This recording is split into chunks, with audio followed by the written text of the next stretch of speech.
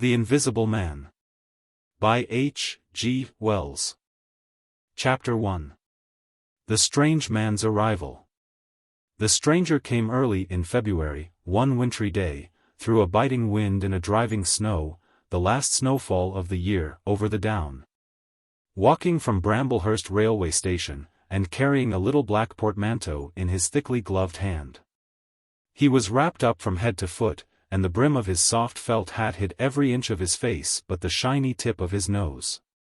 The snow had piled itself against his shoulders and chest, and added a white crest to the burden he carried. He staggered into the coach and horses more dead than alive, and flung his portmanteau down. "A fire," he cried, in the name of human charity. "A room and a fire." He stamped and shook the snow from off himself in the bar, and followed Mrs. Hall into her guest parlor to strike his bargain. And with that much introduction, that and a couple of sovereigns flung upon the table, he took up his quarters in the inn. Mrs. Hall lit the fire and left him there while she went to prepare him a meal with her own hands. A guest to stop at Iping in the winter-time was an unheard-of piece of luck, let alone a guest who was no haggler, and she was resolved to show herself worthy of her good fortune. As soon as the bacon was well under way, and Milly, her lymphatic maid, had been brisked up a bit by a few deftly chosen expressions of contempt, she carried the cloth, plates, and glasses into the parlor and began to lay them with the utmost eclat. Although the fire was burning up briskly, she was surprised to see that her visitor still wore his hat and coat. Standing with his back to her and staring out of the window at the falling snow in the yard. His gloved hands were clasped behind him, and he seemed to be lost in thought. She noticed that the melting snow that still sprinkled his shoulders dripped upon her carpet. "Can I take your hat and coat, sir?" she said, "and give them a good dry in the kitchen?" "No," he said without turning. She was not sure she had heard him, and was about to repeat her question. He turned his head and looked at her over his shoulder. "I prefer to keep them on," he said with emphasis, and she noticed that he wore big blue spectacles with sidelights, and had a bush side whisker over his coat collar that completely hid his cheeks and face. "Very well, sir," she said. "As you like. In a bit the room will be warmer." He made no answer, and had turned his face away from her again, and Mrs. Hall, feeling that her conversational advances were ill-timed, laid the rest of the table things in a quick staccato and whisked out of the room.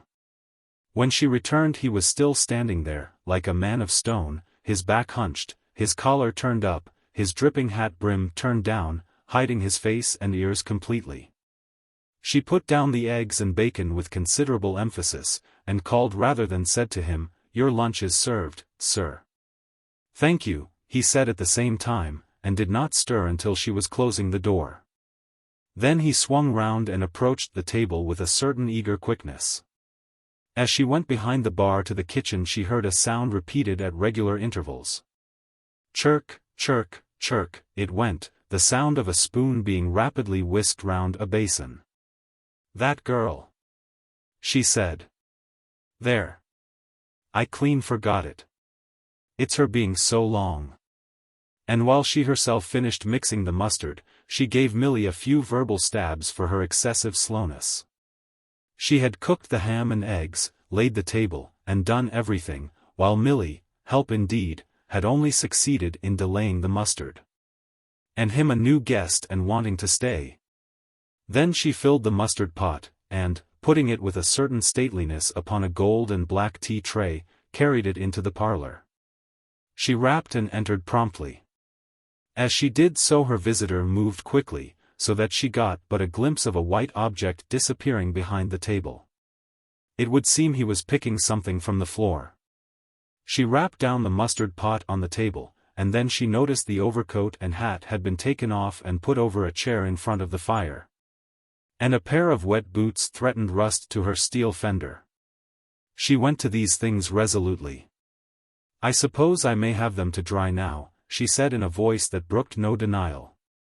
"Leave the hat," said her visitor, in a muffled voice, and turning she saw he had raised his head and was sitting and looking at her. For a moment she stood gaping at him, too surprised to speak. He held a white cloth, it was a serviette he had brought with him, over the lower part of his face, so that his mouth and jaws were completely hidden, and that was the reason of his muffled voice. But it was not that which startled Mrs. Hall. It was the fact that all his forehead above his blue glasses was covered by a white bandage, and that another covered his ears, leaving not a scrap of his face exposed excepting only his peaked nose. It was bright, pink, and shiny just as it had been at first. He wore a dark brown velvet jacket with a high, black, linen-lined collar turned up about his neck. The thick black hair, escaping as it could below and between the cross bandages, projected in curious tails and horns, giving him the strangest appearance conceivable. This muffled and bandaged head was so unlike what she had anticipated, that for a moment she was rigid. He did not remove the serviette, but remained holding it, as she saw now, with a brown-gloved hand, and regarding her with his inscrutable blue glasses. "Leave the hat," he said, speaking very distinctly through the white cloth. Her nerves began to recover from the shock they had received. She placed the hat on the chair again by the fire.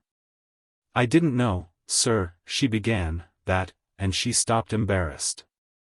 "Thank you," he said drily, glancing from her to the door and then at her again.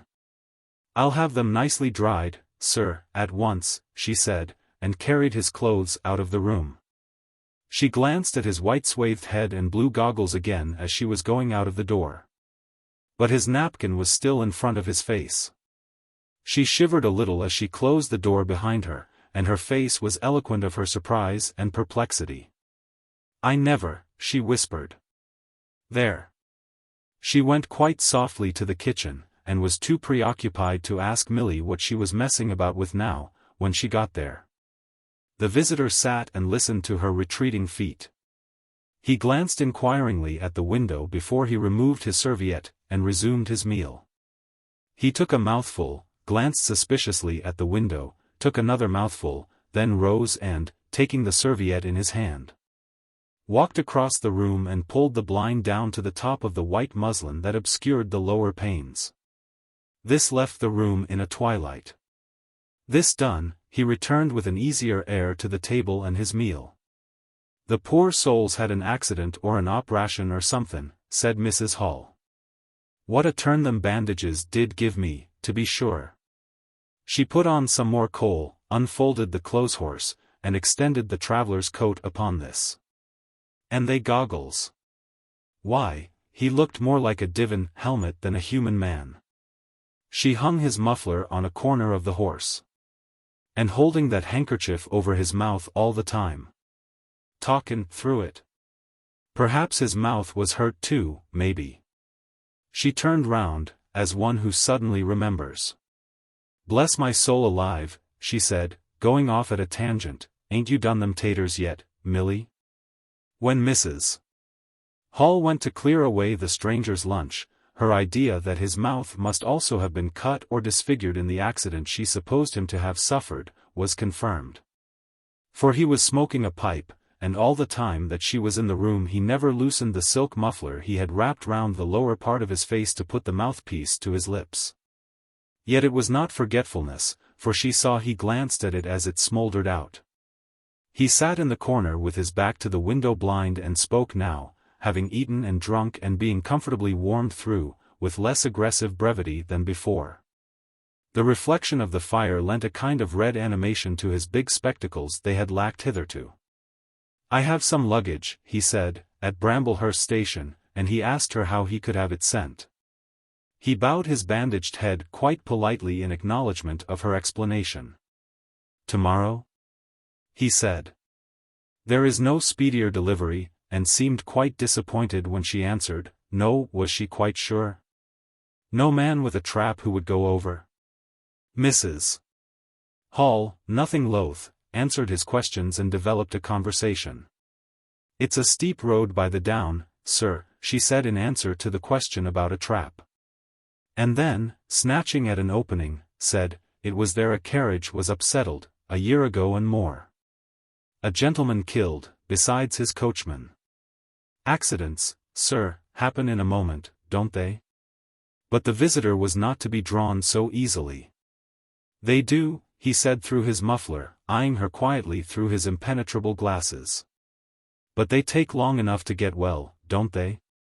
There was my sister's son, Tom, just cut his arm with a scythe, tumbled on it in the hayfield, and, bless me, he was 3 months tied up, sir. You'd hardly believe it. It's regular given me a dread of a scythe, sir." "I can quite understand that," said the visitor. "He was afraid, one time, that he'd have to have an operation. He was that bad, sir." The visitor laughed abruptly, a bark of a laugh that he seemed to bite and kill in his mouth. "Was he?" he said. "He was, sir. And no laughing matter to them as had the doing for him, as I had, my sister being took up with her little one so much. There was bandages to do, sir, and bandages to undo. So that if I may make so bold as to say it, sir." "Will you get me some matches?" said the visitor, quite abruptly. "My pipe is out." Mrs. Hall was pulled up suddenly. It was certainly rude of him, after telling him all she had done. She gasped at him for a moment, and remembered the 2 sovereigns. She went for the matches. "Thanks," he said concisely, as she put them down, and turned his shoulder upon her and stared out of the window again. It was altogether too discouraging. Evidently he was sensitive on the topic of operations and bandages. She did not make so bold as to say, however, after all. But his snubbing way had irritated her, and Milly had a hot time of it that afternoon. The visitor remained in the parlor until 4 o'clock, without giving the ghost of an excuse for an intrusion. For the most part he was quite still during that time. It would seem he sat in the growing darkness smoking in the firelight, perhaps dozing. Once or twice a curious listener might have heard him at the coals, and for the space of 5 minutes he was audible pacing the room. He seemed to be talking to himself. Then the armchair creaked as he sat down again. "How do you find this book? Any thoughts about the book or the author? Any suggestion for improvement? Please take a moment to share your thoughts in a comment. If you like it, share it with your friends who might enjoy it as well. Subscribe to keep in touch. Visit CompleteAudiobooks.com for more quality content." Chapter 2. Mr. Teddy Henfrey's First Impressions. At 4 o'clock, when it was fairly dark and Mrs. Hall was screwing up her courage to go in and ask her visitor if he would take some tea, Teddy Henfrey, the clock jobber, came into the bar. "My sakes, Mrs. Hall," said he, "but this is terrible weather for thin boots." The snow outside was falling faster. Mrs. Hall agreed, and then noticed he had his bag with him. "Now you're here, Mr. Teddy," said she, "I'd be glad if you'd give old clock in the parlor a bit of a look. 'Tis going, and it strikes well and hearty, but the hour hand won't do nothin' but point at 6. And leading the way, she went across to the parlor door and rapped and entered. Her visitor, she saw as she opened the door, was seated in the armchair before the fire, dozing it would seem, with his bandaged head drooping on one side. The only light in the room was the red glow from the fire, which lit his eyes like adverse railway signals, but left his downcast face in darkness, and the scanty vestiges of the day that came in through the open door. Everything was ruddy, shadowy, and indistinct to her, the more so since she had just been lighting the bar lamp, and her eyes were dazzled. But for a second it seemed to her that the man she looked at had an enormous mouth wide open, a vast and incredible mouth that swallowed the whole of the lower portion of his face. It was the sensation of a moment, the white-bound head, the monstrous goggle eyes, and this huge yawn below it. Then he stirred, started up in his chair, put up his hand. She opened the door wide, so that the room was lighter, and she saw him more clearly, with the muffler held up to his face just as she had seen him hold the serviette before. The shadows, she fancied, had tricked her.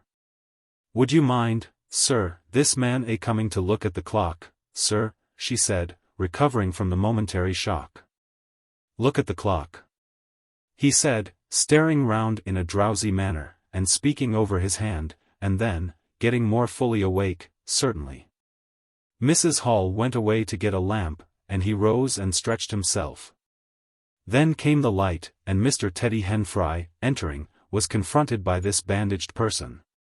He was, he says, taken aback. "Good afternoon," said the stranger, regarding him, as Mr. Henfrey says, with a vivid sense of the dark spectacles, like a lobster. "I hope," said Mr. Henfrey, "that it's no intrusion." "None whatever," said the stranger. "Though, I understand," he said, turning to Mrs. Hall, "that this room is really to be mine for my own private use." "I thought, sir," said Mrs. Hall, "you'd prefer the clock." "Certainly," said the stranger, "certainly, but, as a rule, I like to be alone and undisturbed. But I'm really glad to have the clock seen to," he said, seeing a certain hesitation in Mr. Henfrey's manner. "Very glad." Mr. Henfrey had intended to apologize and withdraw, but this anticipation reassured him. The stranger turned round with his back to the fireplace and put his hands behind his back. "And presently," he said, "when the clock mending is over, I think I should like to have some tea. But not till the clock mending is over." Mrs. Hall was about to leave the room. She made no conversational advances this time, because she did not want to be snubbed in front of Mr. Henfrey, when her visitor asked her if she had made any arrangements about his boxes at Bramblehurst. She told him she had mentioned the matter to the postman, and that the carrier could bring them over on the morrow. "You are certain that is the earliest?" he said. She was certain, with a marked coldness. "I should explain," he added, "what I was really too cold and fatigued to do before, that I am an experimental investigator." "Indeed, sir," said Mrs. Hall, much impressed. "And my baggage contains apparatus and appliances." "Very useful things indeed they are, sir," said Mrs. Hall. "And I'm very naturally anxious to get on with my inquiries." "Of course, sir. My reason for coming to Iping," he proceeded, with a certain deliberation of manner, "was a desire for solitude. I do not wish to be disturbed in my work. In addition to my work, an accident." "I thought as much," said Mrs. Hall to herself. "Necessitates a certain retirement. My eyes are sometimes so weak and painful that I have to shut myself up in the dark for hours together. Lock myself up. Sometimes, now and then. Not at present, certainly. At such times the slightest disturbance, the entry of a stranger into the room, is a source of excruciating annoyance to me. It is well these things should be understood." "Certainly, sir," said Mrs. Hall. "And if I might make so bold as to ask." "That I think, is all," said the stranger, with that quietly irresistible air of finality he could assume at will. Mrs.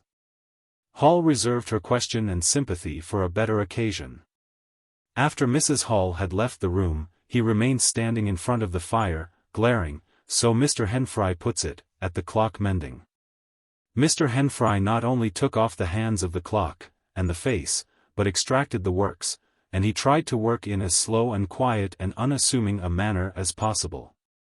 He worked with the lamp close to him, and the green shade threw a brilliant light upon his hands, and upon the frame and wheels, and left the rest of the room shadowy. When he looked up, colored patches swam in his eyes. Being constitutionally of a curious nature, he had removed the works, a quite unnecessary proceeding, with the idea of delaying his departure and perhaps falling into conversation with the stranger. But the stranger stood there, perfectly silent and still. So still, it got on Henfrey's nerves. He felt alone in the room and looked up, and there, grey and dim, was the bandaged head and huge blue lenses staring fixedly, with a mist of green spots drifting in front of them. It was so uncanny to Henfrey that for a minute they remained staring blankly at one another. Then Henfrey looked down again. Very uncomfortable position. One would like to say something. Should he remark that the weather was very cold for the time of year? He looked up as if to take aim with that introductory shot. "The weather," he began. "Why don't you finish and go?" said the rigid figure, evidently in a state of painfully suppressed rage. "All you've got to do is to fix the hour hand on its axle. You're simply humbugging." "Certainly, sir, 1 minute more." I overlooked, and Mr. Henfrey finished and went. But he went feeling excessively annoyed. "Damn it," said Mr. Henfrey to himself, trudging down the village through the thawing snow. "A man must do a clock at times, surely. And again, can't a man look at you, ugly? And yet again, seemingly not. If the police was wanting you, you couldn't be more wropped and bandaged." At Gleason's corner he saw Hall, who had recently married the stranger's hostess at the Coach and Horses, and who now drove the Iping conveyance, when occasional people required it, to Sidderbridge Junction, coming towards him on his return from that place. Hall had evidently been stopping a bit at Sidderbridge, to judge by his driving. "'Ow do, Teddy," he said, passing. "You got a rum un up home," said Teddy. Hall very sociably pulled up. "What's that?" he asked. "Rum-looking customer stopping at the Coach and Horses," said Teddy. "My sakes." And he proceeded to give Hall a vivid description of his grotesque guest. "Looks a bit like a disguise, don't it? I'd like to see a man's face if I had him stopping in my place," said Henfrey. "But women are that trustful, where strangers are concerned. He's took your rooms and he ain't even given a name, Hall." "You don't say so," said Hall, who was a man of sluggish apprehension. "Yes," said Teddy. "By the week. Whatever he is, you can't get rid of him under the week. And he's got a lot of luggage coming tomorrow, so he says. Let's hope it won't be stones in boxes, Hall." He told Hall how his aunt at Hastings had been swindled by a stranger with empty portmanteaus. Altogether he left Hall vaguely suspicious. "Get up, old girl," said Hall. "I suppose I must see about this." Teddy trudged on his way with his mind considerably relieved. Instead of seeing about it, however, Hall on his return was severely rated by his wife on the length of time he had spent in Sidderbridge. And his mild inquiries were answered snappishly and in a manner not to the point. But the seed of suspicion Teddy had sown germinated in the mind of Mr. Hall in spite of these discouragements. "You Vim don't know everything," said Mr. Hall, resolved to ascertain more about the personality of his guest at the earliest possible opportunity. And after the stranger had gone to bed, which he did about 9:30, Mr. Hall went very aggressively into the parlor and looked very hard at his wife's furniture, just to show that the stranger wasn't master there. And scrutinized closely and a little contemptuously a sheet of mathematical computations the stranger had left. When retiring for the night he instructed Mrs. Hall to look very closely at the stranger's luggage when it came next day. "You mind your own business, Hall," said Mrs. Hall, "and I'll mind mine." She was all the more inclined to snap at Hall because the stranger was undoubtedly an unusually strange sort of stranger, and she was by no means assured about him in her own mind. In the middle of the night she woke up dreaming of huge white heads like turnips, that came trailing after her, at the end of interminable necks, and with vast black eyes.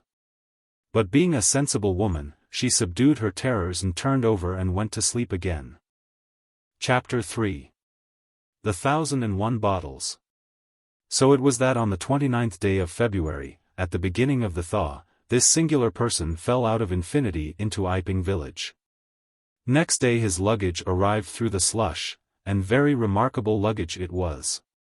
There were a couple of trunks indeed, such as a rational man might need, but in addition there were a box of books, big, fat books, of which some were just in an incomprehensible handwriting, and a dozen or more crates, boxes, and cases, containing objects packed in straw, as it seemed to Hall. Tugging with a casual curiosity at the straw, glass bottles. The stranger, muffled in hat, coat, gloves, and wrapper, came out impatiently to meet Fearonside's cart, while Hall was having a word or so of gossip preparatory to helping bring them in. Out he came, not noticing Fearenside's dog, who was sniffing in a dilettante spirit at Hall's legs. "Come along with those boxes," he said. "I've been waiting long enough." And he came down the steps towards the tail of the cart as if to lay hands on the smaller crate. No sooner had Fearenside's dog caught sight of him, however, than it began to bristle and growl savagely, and when he rushed down the steps it gave an undecided hop. And then sprang straight at his hand.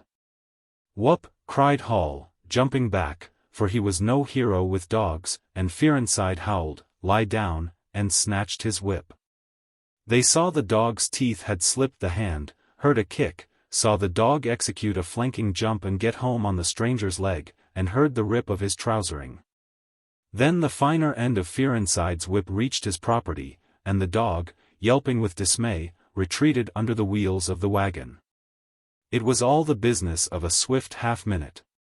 No one spoke, everyone shouted. The stranger glanced swiftly at his torn glove and at his leg, made as if he would stoop to the latter, then turned and rushed swiftly up the steps into the inn. They heard him go headlong across the passage and up the uncarpeted stairs to his bedroom.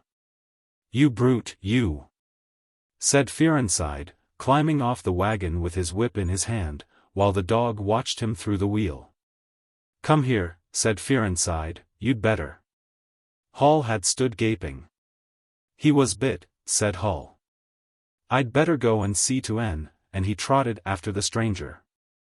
He met Mrs. Hall in the passage. "Carrier's darg," he said, "bit N." He went straight upstairs, and the stranger's door being ajar, he pushed it open and was entering without any ceremony, being of a naturally sympathetic turn of mind. The blind was down and the room dim. He caught a glimpse of a most singular thing, what seemed a handless arm waving towards him, and a face of 3 huge indeterminate spots on white, very like the face of a pale pansy. Then he was struck violently in the chest, hurled back, and the door slammed in his face and locked. It was so rapid that it gave him no time to observe. A waving of indecipherable shapes, a blow, and a concussion. There he stood on the dark little landing, wondering what it might be that he had seen. A couple of minutes after, he rejoined the little group that had formed outside the coach and horses. There was Fearenside telling about it all over again for the second time. There was Mrs. Hall saying his dog didn't have no business to bite her guests. There was Huckster, the general dealer from over the road, interrogative, and Sandy Wadgers from the forge, judicial. Besides women and children, all of them saying fatuities, "Wouldn't let N bite me, I knows, tasn't right have such dargs, wad, bite, N for, then," and so forth. Mr. Hall, staring at them from the steps and listening, found it incredible that he had seen anything so very remarkable happen upstairs. Besides, his vocabulary was altogether too limited to express his impressions. "He don't want no help, he says," he said in answer to his wife's inquiry. "We'd better be talking of his luggage in. He ought to have it cauterized at once," said Mr. Huckster, "especially if it's at all inflamed." "I'd shoot N, that's what I'd do," said a lady in the group. Suddenly the dog began growling again. "Come along," cried an angry voice in the doorway, and there stood the muffled stranger with his collar turned up, and his hat brim bent down. "The sooner you get those things in the better I'll be pleased." It is stated by an anonymous bystander that his trousers and gloves had been changed. "Was you hurt, sir?" said Fearenside. "I'm rare sorry the darg." "Not a bit," said the stranger. "Never broke the skin. Hurry up with those things." He then swore to himself, so Mr. Hall asserts. Directly the first crate was, in accordance with his directions, carried into the parlor, the stranger flung himself upon it with extraordinary eagerness, and began to unpack it, scattering the straw with an utter disregard of Mrs. Hall's carpet. And from it he began to produce bottles, little fat bottles containing powders, small and slender bottles containing colored and white fluids, fluted blue bottles labeled poison. Bottles with round bodies and slender necks, large green glass bottles, large white glass bottles, bottles with glass stoppers and frosted labels, bottles with fine corks, bottles with bungs. Bottles with wooden caps, wine bottles, salad oil bottles, putting them in rows on the chiffonier, on the mantel, on the table under the window, round the floor, on the bookshelf, everywhere. The chemist's shop in Bramblehurst could not boast half so many. Quite a sight it was. Crate after crate yielded bottles, until all 6 were empty and the table high with straw. The only things that came out of these crates besides the bottles were a number of test tubes and a carefully packed balance. And directly the crates were unpacked, the stranger went to the window and set to work, not troubling in the least about the litter of straw, the fire which had gone out, the box of books outside. Nor for the trunks and other luggage that had gone upstairs. When Mrs. Hall took his dinner in to him, he was already so absorbed in his work, pouring little drops out of the bottles into test tubes, that he did not hear her until she had swept away the bulk of the straw and put the tray on the table, with some little emphasis perhaps, seeing the state that the floor was in. Then he half turned his head and immediately turned it away again. But she saw he had removed his glasses. They were beside him on the table, and it seemed to her that his eye sockets were extraordinarily hollow. He put on his spectacles again, and then turned and faced her. She was about to complain of the straw on the floor when he anticipated her. "I wish you wouldn't come in without knocking," he said in the tone of abnormal exasperation that seemed so characteristic of him. "I knocked, but seemingly. Perhaps you did. But in my investigations, my really very urgent and necessary investigations, the slightest disturbance, the jar of a door, I must ask you." "Certainly, sir. You can turn the lock if you're like that, you know. Any time." "A very good idea," said the stranger. "This strair, sir, if I might make so bold as to remark." "Don't. If the straw makes trouble put it down in the bill." And he mumbled at her, words suspiciously like curses. He was so odd, standing there, so aggressive and explosive, bottle in one hand and test tube in the other, that Mrs. Hall was quite alarmed. But she was a resolute woman. "In which case, I should like to know, sir, what you consider." "A shilling, put down a shilling."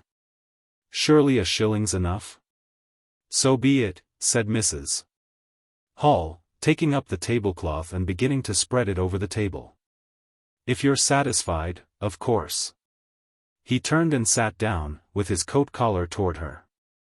All the afternoon he worked with the door locked and, as Mrs. Hall testifies, for the most part in silence. But once there was a concussion and a sound of bottles ringing together as though the table had been hit, and the smash of a bottle flung violently down, and then a rapid pacing athwart the room. Fearing something was the matter, she went to the door and listened, not caring to knock. "I can't go on," he was raving. "I can't go on. 300,000, 400,000. The huge multitude. Cheated.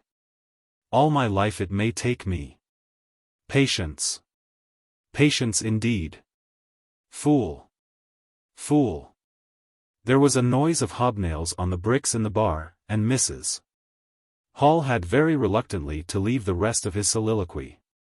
When she returned the room was silent again, save for the faint crepitation of his chair and the occasional clink of a bottle. It was all over, the stranger had resumed work. When she took in his tea she saw broken glass in the corner of the room under the concave mirror, and a golden stain that had been carelessly wiped. She called attention to it. "Put it down in the bill," snapped her visitor. "For God's sake don't worry me. If there's damage done, put it down in the bill," and he went on ticking a list in the exercise book before him. "I'll tell you something," said Fearenside, mysteriously. It was late in the afternoon, and they were in the little beer shop of Iping Hanger. "Well," said Teddy Henfrey. "This chap you're speaking of, what my dog bit. Well, he's black. Leastways, his legs are. I seed through the tear of his trousers and the tear of his glove. You'd have expected a sort of pinky to show, wouldn't you? Well, there wasn't none. Just blackness. I tell you, he's as black as my hat. My sakes, said Henfrey. It's a rummy case altogether. Why, his nose is as pink as paint. That's true, said Fearenside. I knows that. And I tell ee what I'm thinking. That marn's a piebald, Teddy. Black here and white there, in patches. And he's ashamed of it. He's a kind of half-breed, and the colors come off patchy instead of mixing. I've heard of such things before. And it's the common way with horses, as anyone can see. Chapter 4. Mr. Cuss interviews the stranger. I have told the circumstances of the stranger's arrival in Iping with a certain fullness of detail, in order that the curious impression he created may be understood by the reader. But excepting two odd incidents, the circumstances of his stay until the extraordinary day of the club festival may be passed over very cursorily. There were a number of skirmishes with Mrs. Hall on matters of domestic discipline, but in every case until late April, when the first signs of penury began, he overrode her by the easy expedient of an extra payment. Hall did not like him, and whenever he dared he talked of the advisability of getting rid of him. But he showed his dislike chiefly by concealing it ostentatiously, and avoiding his visitor as much as possible. Wait till the summer, said Mrs. Hall sagely, when the artists are beginning to come. Then we'll see. He may be a bit overbearing, but Bill's settled punctual is Bill's settled punctual, whatever you'd like to say. The stranger did not go to church, and indeed made no difference between Sunday and the irreligious days, even in costume. He worked, as Mrs. Hall thought, very fitfully. Some days he would come down early and be continuously busy. On others he would rise late, pace his room, fretting audibly for hours together, smoke, sleep in the armchair by the fire. Communication with the world beyond the village he had none. His temper continued very uncertain. For the most part his manner was that of a man suffering under almost unendurable provocation, and once or twice things were snapped, torn, crushed, or broken in spasmodic gusts of violence. He seemed under a chronic irritation of the greatest intensity. His habit of talking to himself in a low voice grew steadily upon him, but though Mrs. Hall listened conscientiously she could make neither head nor tail of what she heard. He rarely went abroad by daylight, but at twilight he would go out muffled up invisibly, whether the weather were cold or not. And he chose the loneliest paths and those most overshadowed by trees and banks. His goggling spectacles and ghastly bandaged face under the penthouse of his hat, came with a disagreeable suddenness out of the darkness upon one or two home-going laborers, and Teddy Henfrey, tumbling out of the scarlet coat one night, at 9:30, was scared shamefully by the stranger's skull-like head. He was walking hat in hand, lit by the sudden light of the opened-in door. Such children as saw him at nightfall dreamt of bogies, and it seemed doubtful whether he disliked boys more than they disliked him, or the reverse. But there was certainly a vivid enough dislike on either side. It was inevitable that a person of so remarkable an appearance and bearing should form a frequent topic in such a village as Iping. Opinion was greatly divided about his occupation. Mrs. Hall was sensitive on the point. When questioned, she explained very carefully that he was an experimental investigator, going gingerly over the syllables as one who dreads pitfalls. When asked what an experimental investigator was, she would say with a touch of superiority that most educated people knew such things as that, and would thus explain that he discovered things. Her visitor had had an accident, she said, which temporarily discolored his face and hands, and being of a sensitive disposition, he was averse to any public notice of the fact.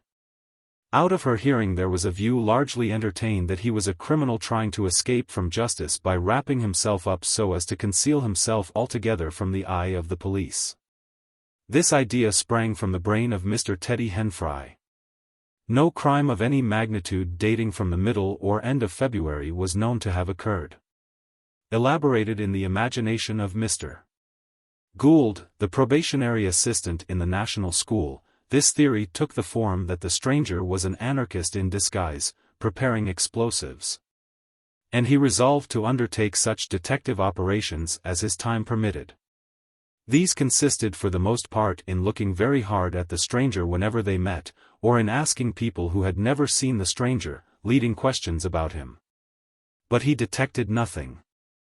Another school of opinion followed Mr. Fearenside, and either accepted the piebald view or some modification of it. As, for instance, Silas Durgan, who was heard to assert that, if he chooses to show and self at fairs he'd make his fortune in no time, and being a bit of a theologian, compared the stranger to the man with the one talent.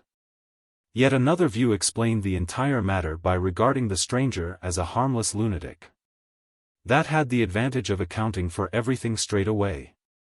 Between these main groups there were waverers and compromisers.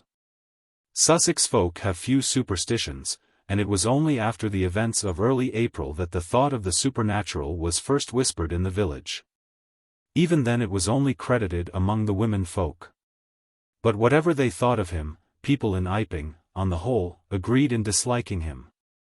His irritability, though it might have been comprehensible to an urban brain worker, was an amazing thing to these quiet Sussex villagers. The frantic gesticulations they surprised now and then, the headlong pace after nightfall that swept him upon them round quiet corners, the inhuman bludgeoning of all tentative advances of curiosity. The taste for twilight that led to the closing of doors, the pulling down of blinds, the extinction of candles and lamps, who could agree with such goings-on? They drew aside as he passed down the village, and when he had gone by, young humorists would up with coat collars and down with hat brims, and go pacing nervously after him in imitation of his occult bearing. There was a song popular at that time called "The Bogey Man." Miss Stachel sang it at the schoolroom concert, in aid of the church lamps, and thereafter whenever one or two of the villagers were gathered together and the stranger appeared. A bar or so of this tune, more or less sharp or flat, was whistled in the midst of them. Also belated little children would call "Bogey Man" after him, and make off tremulously elated. Cuss, the general practitioner, was devoured by curiosity. The bandages excited his professional interest, the report of the 1,001 bottles aroused his jealous regard. All through April and May he coveted an opportunity of talking to the stranger, and at last, towards Whitsuntide, he could stand it no longer, but hit upon the subscription list for a village nurse as an excuse. He was surprised to find that Mr. Hall did not know his guest's name. "He give a name," said Mrs. Hall, an assertion which was quite unfounded, but I didn't rightly hear it. She thought it seemed so silly not to know the man's name. Cuss rapped at the parlor door and entered. There was a fairly audible imprecation from within. "Pardon my intrusion," said Cuss, and then the door closed and cut Mrs. Hall off from the rest of the conversation. She could hear the murmur of voices for the next 10 minutes, then a cry of surprise, a stirring of feet, a chair flung aside, a bark of laughter, quick steps to the door, and Cuss appeared. His face white, his eyes staring over his shoulder. He left the door open behind him, and without looking at her strode across the hall and went down the steps, and she heard his feet hurrying along the road. He carried his hat in his hand. She stood behind the door, looking at the open door of the parlor. Then she heard the stranger laughing quietly, and then his footsteps came across the room. She could not see his face where she stood. The parlor door slammed, and the place was silent again. Cuss went straight up the village to Bunting the vicar. "Am I mad?" Cuss began abruptly, as he entered the shabby little study. "Do I look like an insane person?" "What's happened?" said the vicar, putting the ammonite on the loose sheets of his forthcoming sermon. "That chap at the inn." "Well?" "Give me something to drink," said Cuss, and he sat down. When his nerves had been steadied by a glass of cheap sherry, the only drink the good vicar had available, he told him of the interview he had just had. "Went in," he gasped, and began to demand a subscription for that nurse fund. "He'd stuck his hands in his pockets as I came in, and he sat down lumpily in his chair. Sniffed.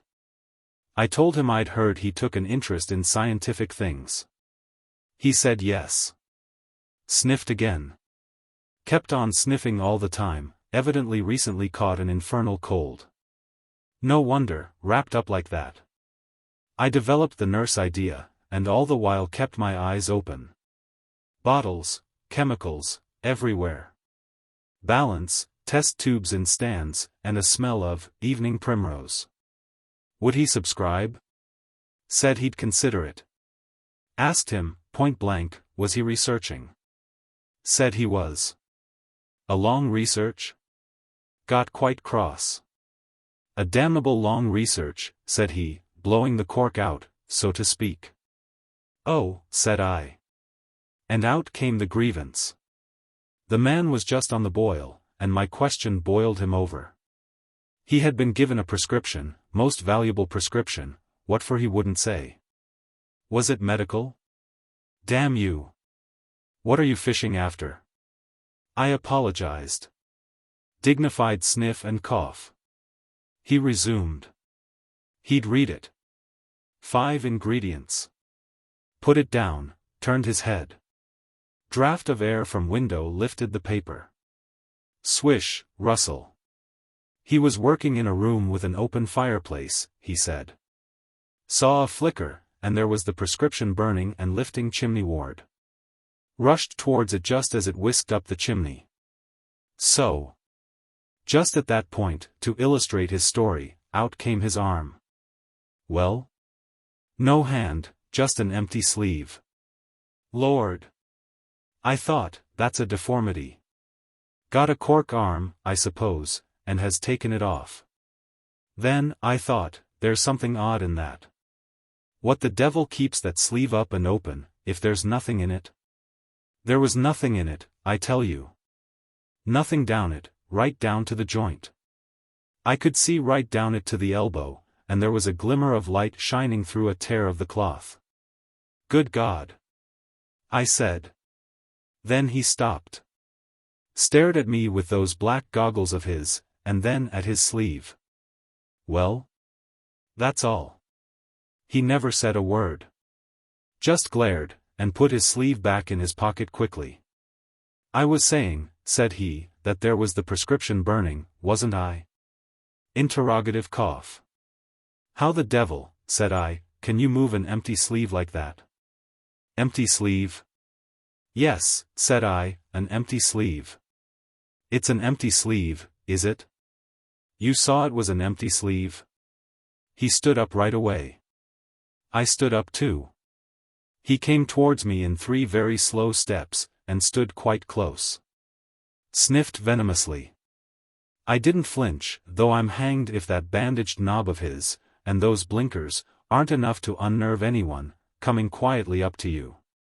You said it was an empty sleeve, he said. Certainly, I said.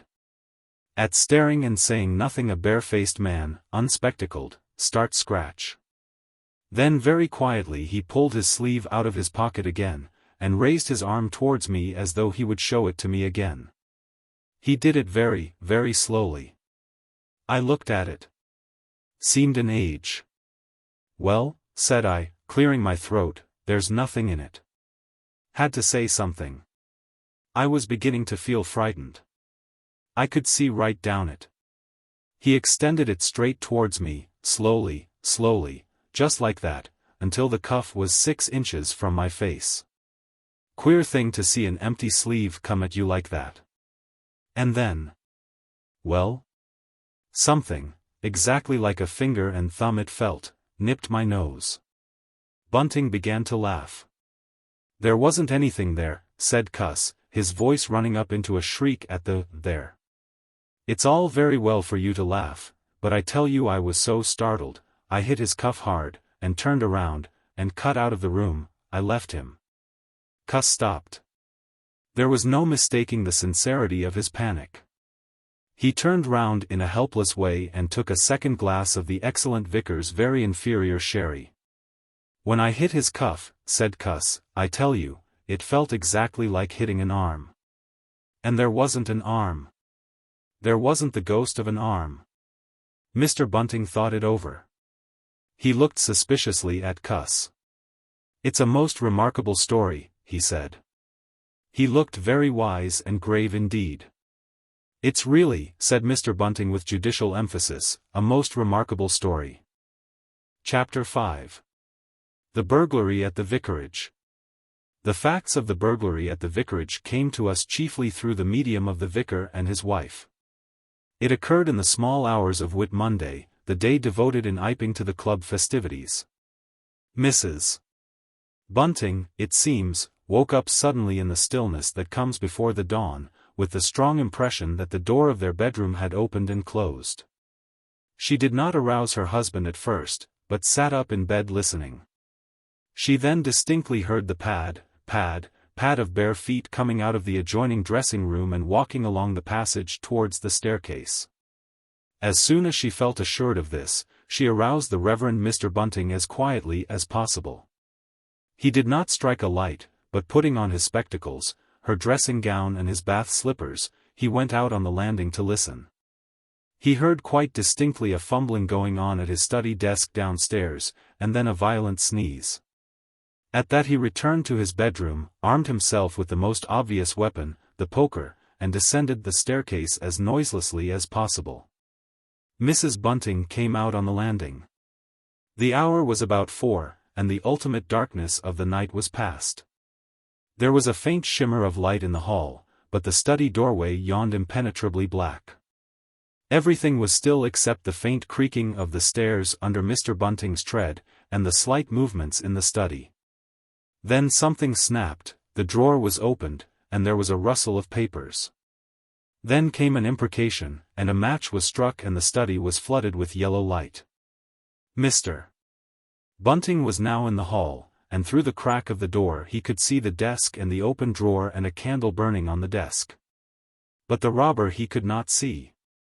He stood there in the hall undecided what to do, and Mrs. Bunting, her face white and intent, crept slowly downstairs after him.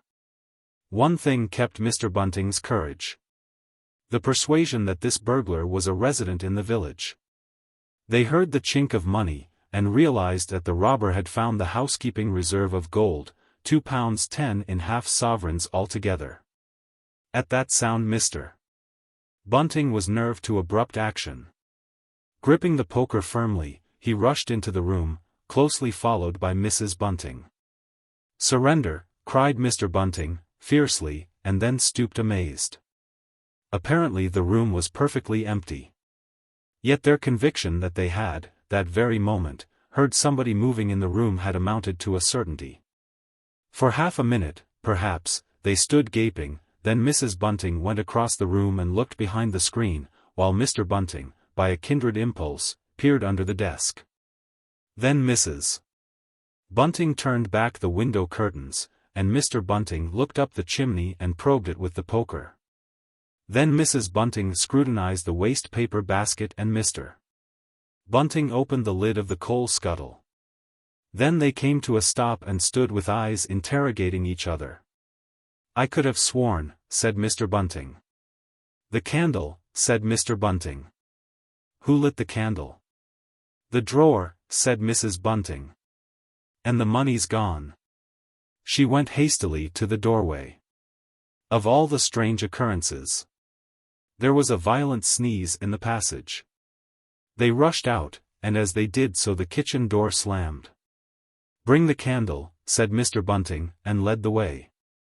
They both heard a sound of bolts being hastily shot back. As he opened the kitchen door he saw through the scullery that the back door was just opening, and the faint light of early dawn displayed the dark masses of the garden beyond. He is certain that nothing went out of the door. It opened, stood open for a moment, and then closed with a slam. As it did so, the candle Mrs. Bunting was carrying from the study flickered and flared. It was a minute or more before they entered the kitchen. The place was empty. They refastened the back door, examined the kitchen, pantry, and scullery thoroughly, and at last went down into the cellar. There was not a soul to be found in the house, search as they would. Daylight found the vicar and his wife, a quaintly costumed little couple, still marveling about on their own ground floor by the unnecessary light of a guttering candle. Chapter 6. The Furniture That Went Mad. Now it happened that in the early hours of Whit Monday, before Milly was hunted out for the day, Mr. Hall and Mrs. Hall both rose and went noiselessly down into the cellar. Their business there was of a private nature, and had something to do with the specific gravity of their beer. They had hardly entered the cellar when Mrs. Hall found she had forgotten to bring down a bottle of sarsaparilla from their joint room. As she was the expert and principal operator in this affair, Hall very properly went upstairs for it. On the landing he was surprised to see that the stranger's door was ajar. He went on into his own room and found the bottle as he had been directed. But returning with the bottle, he noticed that the bolts of the front door had been shot back, that the door was in fact simply on the latch. And with a flash of inspiration he connected this with the stranger's room upstairs and the suggestions of Mr. Teddy Henfrey. He distinctly remembered holding the candle while Mrs. Hall shot these bolts overnight. At the sight he stopped, gaping, then with the bottle still in his hand went upstairs again. He rapped at the stranger's door. There was no answer. He rapped again. Then pushed the door wide open and entered. It was as he expected. The bed, the room also, was empty. And what was stranger, even to his heavy intelligence, on the bedroom chair and along the rail of the bed were scattered the garments, the only garments so far as he knew. And the bandages of their guest. His big slouch hat even was cocked jauntily over the bedpost. As Hall stood there he heard his wife's voice coming out of the depth of the cellar, with that rapid telescoping of the syllables and interrogative cocking up of the final words to a high note, by which the West Sussex villager is wont to indicate a brisk impatience. "George! You gart wat a wand?" At that he turned and hurried down to her. "Janny," he said, over the rail of the cellar steps, "'tas the truth what Henfrey says. 'E's not in U's room, 'e ain't. And the front door's unbolted." At first Mrs. Hall did not understand, and as soon as she did she resolved to see the empty room for herself. Hall, still holding the bottle, went first. "If 'e ain't there," he said, "is close are. And what's 'e doin' ithout is close, then? 'Tas a most curious business." As they came up the cellar steps they both, it was afterwards ascertained, fancied they heard the front door open and shut, but seeing it closed and nothing there, neither said a word to the other about it at the time. Mrs. Hall passed her husband in the passage and ran on first upstairs. Someone sneezed on the staircase. Hall, following 6 steps behind, thought that he heard her sneeze. She, going on first, was under the impression that Hall was sneezing. She flung open the door and stood regarding the room. "Of all the curious," she said. She heard a sniff close behind her head as it seemed, and turning, was surprised to see Hall a dozen feet off on the topmost stair. But in another moment he was beside her. She bent forward and put her hand on the pillow and then under the clothes. "Cold," she said. "He's been up this hour or more." As she did so, a most extraordinary thing happened. The bedclothes gathered themselves together, leapt up suddenly into a sort of peak, and then jumped headlong over the bottom rail. It was exactly as if a hand had clutched them in the center and flung them aside. Immediately after, the stranger's hat hopped off the bedpost, described a whirling flight in the air through the better part of a circle, and then dashed straight at Mrs. Hall's face. Then as swiftly came the sponge from the washstand. And then the chair, flinging the stranger's coat and trousers carelessly aside, and laughing drilly in a voice singularly like the stranger's, turned itself up with its 4 legs at Mrs. Hall, seemed to take aim at her for a moment, and charged at her. She screamed and turned, and then the chair legs came gently but firmly against her back and impelled her and Hall out of the room. The door slammed violently and was locked. The chair and bed seemed to be executing a dance of triumph for a moment, and then abruptly everything was still. Mrs. Hall was left almost in a fainting condition in Mr. Hall's arms on the landing. It was with the greatest difficulty that Mr.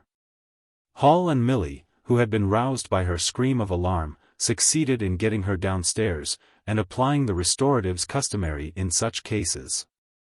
"Tas spirits," said Mrs. Hall. "I know, tas spirits.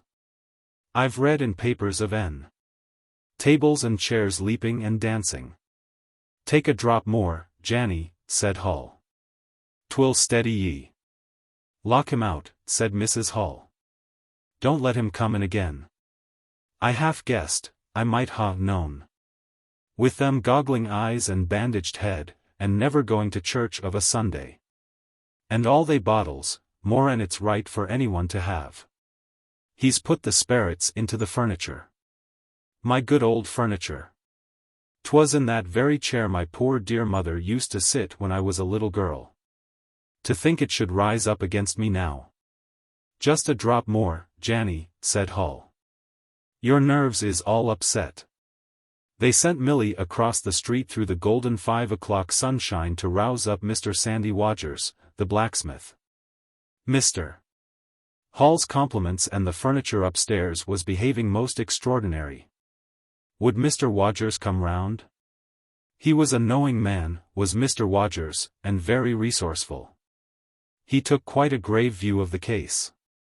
Armed if that ain't witchcraft, was the view of Mr. Sandy Wadgers. You warn't horseshoes for such gentry as he. He came round greatly concerned. They wanted him to lead the way upstairs to the room, but he didn't seem to be in any hurry. He preferred to talk in the passage. Over the way Huckster's apprentice came out and began taking down the shutters of the tobacco window. He was called over to join the discussion. Mr. Huckster naturally followed over in the course of a few minutes. The Anglo-Saxon genius for parliamentary government asserted itself. There was a great deal of talk and no decisive action. "Let's have the facts first," insisted Mr. Sandy Wadgers. "Let's be sure we'd be acting perfectly right in bustin' that there door open. A door on bust is always open to bustin', but ye can't unbust a door once you've busted in." And suddenly and most wonderfully the door of the room upstairs opened of its own accord, and as they looked up in amazement, they saw descending the stairs the muffled figure of the stranger, staring more blackly and blankly than ever with those unreasonably large blue glass eyes of his. He came down stiffly and slowly, staring all the time. He walked across the passage staring, then stopped. "Look there," he said, and their eyes followed the direction of his gloved finger and saw a bottle of sarsaparilla hard by the cellar door. Then he entered the parlor, and suddenly, swiftly, viciously, slammed the door in their faces. Not a word was spoken until the last echoes of the slam had died away. They stared at one another. "Well, if that don't lick everything," said Mr. Wadgers, and left the alternative unsaid. "I'd go in and ask en about it," said Wadgers, to Mr. Hall. "I'd demand an explanation." It took some time to bring the landlady's husband up to that pitch. At last he rapped, opened the door, and got as far as, "Excuse me." "Go to the devil," said the stranger in a tremendous voice, "and shut that door after you." So that brief interview terminated. Chapter 7. The Unveiling of the Stranger. The stranger went into the little parlor of the Coach and Horses about 5:30 in the morning, and there he remained until near midday, the blinds down, the door shut, and none, after Hall's repulse, venturing near him. All that time he must have fasted. Thrice he rang his bell, the third time furiously and continuously, but no one answered him. Him and his "go to the devil," indeed, said Mrs. Hall. Presently came an imperfect rumor of the burglary at the Vicarage, and two were put together. Hall, assisted by Wadgers, went off to find Mr. Shuckleforth, the magistrate, and take his advice. No one ventured upstairs. How the stranger occupied himself is unknown. Now and then he would stride violently up and down, and twice came an outburst of curses, a tearing of paper, and a violent smashing of bottles. The little group of scared but curious people increased. Mrs. Huckster came over. Some gay young fellows resplendent in black ready-made jackets and pique paper ties, for it was Whit Monday, joined the group with confused interrogations. Young Archie Harker distinguished himself by going up the yard and trying to peep under the window blinds. He could see nothing, but gave reason for supposing that he did, and others of the Iping youth presently joined him. It was the finest of all possible Whit Mondays, and down the village street stood a row of nearly a dozen booths, a shooting gallery. And on the grass by the forge were 3 yellow and chocolate wagons and some picturesque strangers of both sexes putting up a coconut shy. The gentlemen wore blue jerseys, the ladies white aprons and quite fashionable hats with heavy plumes. Wadger, of the Purple Fawn, and Mr. Jaggers, the cobbler, who also sold old second-hand ordinary bicycles, were stretching a string of Union Jacks and Royal Ensigns, which had originally celebrated the first Victorian Jubilee, across the road. And inside, in the artificial darkness of the parlor, into which only one thin jet of sunlight penetrated, the stranger, hungry we must suppose, and fearful, hidden in his uncomfortable hot wrappings, poured through his dark glasses upon his paper or chinked his dirty little bottles, and occasionally swore savagely at the boys, audible if invisible, outside the windows. In the corner by the fireplace lay the fragments of half a dozen smashed bottles, and a pungent twang of chlorine tainted the air. So much we know from what was heard at the time and from what was subsequently seen in the room. About noon he suddenly opened his parlor door and stood glaring fixedly at the 3 or 4 people in the bar. "Mrs. Hall," he said. Somebody went sheepishly and called for Mrs. Hall. Mrs. Hall appeared after an interval, a little short of breath, but all the fiercer for that. Hall was still out. She had deliberated over this scene, and she came holding a little tray with an unsettled bill upon it. "Is it your bill you're wanting, sir?" she said. "Why wasn't my breakfast laid? Why haven't you prepared my meals and answered my bell? Do you think I live without eating? Why isn't my bill paid?" said Mrs. Hall. "That's what I want to know. I told you 3 days ago I was awaiting a remittance. I told you 2 days ago I wasn't going to await no remittances. You can't grumble if your breakfast waits a bit, if my bill's been waiting these 5 days, can you?" The stranger swore briefly but vividly. "Nar, from the bar. And I'd thank you kindly, sir, if you'd keep your swearing to yourself, sir," said Mrs. Hall. The stranger stood looking more like an angry diving helmet than ever. It was universally felt in the bar that Mrs. Hall had the better of him. His next words showed as much. "Look here, my good woman," he began. "Don't good woman me," said Mrs. Hall. "I've told you my remittance hasn't come." "Remittance indeed," said Mrs. Hall. "Still, I dare say in my pocket. You told me 3 days ago that you hadn't anything but a sovereign's worth of silver upon you. Well, I've found some more. Oh lo, from the bar." "I wonder where you found it," said Mrs. Hall. That seemed to annoy the stranger very much. He stamped his foot. "What do you mean?" he said. "That I wonder where you found it," said Mrs. Hall. "And before I take any bills or get any breakfasts, or do any such things whatsoever, you got to tell me 1 or 2 things I don't understand, and what nobody don't understand. And what everybody is very anxious to understand. I want to know what you been doing to my chair upstairs, and I want to know how 'tis your room was empty, and how you got in again. Them as stops in this house comes in by the doors, that's the rule of the house, and that you didn't do, and what I want to know is how you did come in.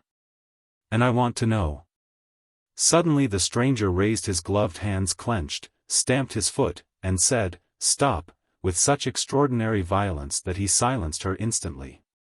"You don't understand," he said, "who I am or what I am. I'll show you. By heaven, I'll show you." Then he put his open palm over his face and withdrew it. The center of his face became a black cavity. "Here," he said. He stepped forward and handed Mrs. Hall something which she, staring at his metamorphosed face, accepted automatically. Then, when she saw what it was, she screamed loudly, dropped it, and staggered back. The nose, it was the stranger's nose.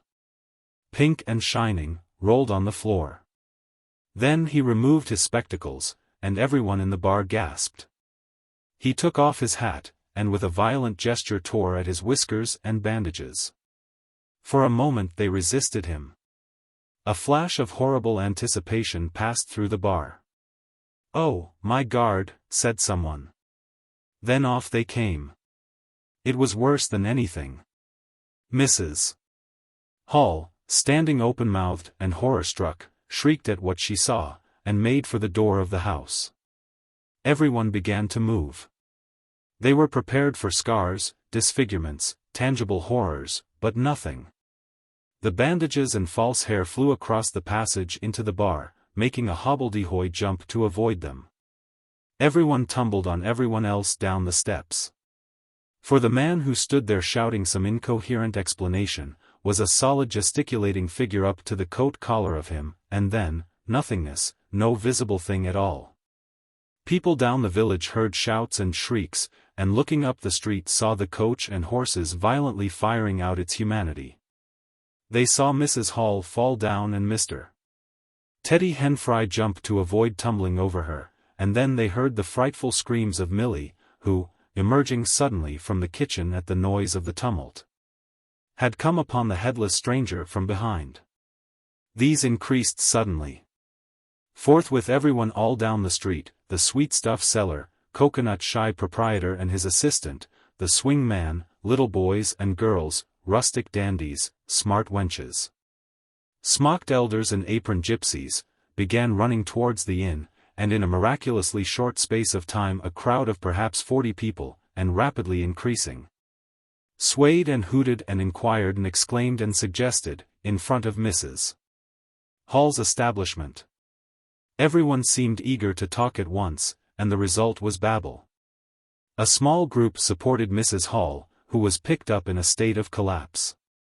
There was a conference, and the incredible evidence of a vociferous eyewitness. "Oh bogey! What's he been doin', then? Ain't hurt the girl, as he run at en with a knife, I believe." "No, Ed, I tell ye.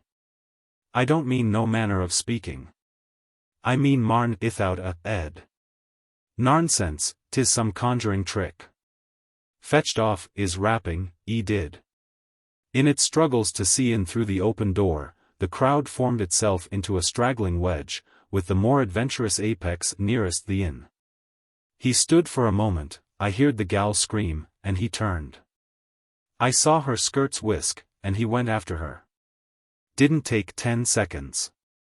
Back he comes with a knife in his hand and a loaf. Stood just as if he was staring. Not a moment ago. Went in that there door. I tell ye, ain't gart no, Ed at all. You just missed en. There was a disturbance behind, and the speaker stopped to step aside for a little procession that was marching very resolutely towards the house, first Mr. Hall, very red and determined, then Mr. Bobby Jaffers, the village constable, and then the wary Mr. Wadgers. They had come now armed with a warrant. People shouted conflicting information of the recent circumstances. "Ed or no Ed," said Jaffers, "I got to rest en, and rest en I will." Mr. Hall marched up the steps, marched straight to the door of the parlor and flung it open. "Constable," he said, "do your duty." Jaffers marched in. Hall next, Wadgers last. They saw in the dim light the headless figure facing them, with a gnawed crust of bread in one gloved hand and a chunk of cheese in the other. "That's him," said Hall. "What the devil's this?" came in a tone of angry expostulation from above the collar of the figure. "You're a damned rum customer, mister," said Mr. Jaffers. "But, Ed or no Ed, the warrant says body, and duty's duty." "Keep off," said the figure, starting back. Abruptly he whipped down the bread and cheese, and Mr. Hall just grasped the knife on the table in time to save it. Off came the stranger's left glove and was slapped in Jaffers' face. In another moment Jaffers, cutting short some statement concerning a warrant, had gripped him by the handless wrist and caught his invisible throat. He got a sounding kick on the shin that made him shout, but he kept his grip. Hall sent the knife sliding along the table to Wadgers, who acted as goalkeeper for the offensive, so to speak, and then stepped forward as Jaffers and the stranger swayed and staggered towards him, clutching and hitting in. A chair stood in the way, and went aside with a crash as they came down together. "Get the feet," said Jaffers between his teeth. Mr. Hall, endeavoring to act on instructions, received a sounding kick in the ribs that disposed of him for a moment, and Mr. Wadgers, seeing the decapitated stranger had rolled over and got the upper side of Jaffers, retreated towards the door, knife in hand, and so collided with Mr. Huckster and the Sitterbridge carter coming to the rescue of law and order. At the same moment down came 3 or 4 bottles from the chiffonier and shot a web of pungency into the air of the room. "I'll surrender," cried the stranger, though he had Jaffers down, and in another moment he stood up panting, a strange figure. Headless and handless, for he had pulled off his right glove now as well as his left. "It's no good," he said, as if sobbing for breath. It was the strangest thing in the world to hear that voice coming as if out of empty space, but the Sussex peasants are perhaps the most matter-of-fact people under the sun. Jaffers got up also and produced a pair of handcuffs. Then he stared. "I say," said Jaffers, brought up short by a dim realization of the incongruity of the whole business, "darn it. Can't use 'em as I can see." The stranger ran his arm down his waistcoat, and as if by a miracle the buttons to which his empty sleeve pointed became undone. Then he said something about his shin, and stooped down. He seemed to be fumbling with his shoes and socks.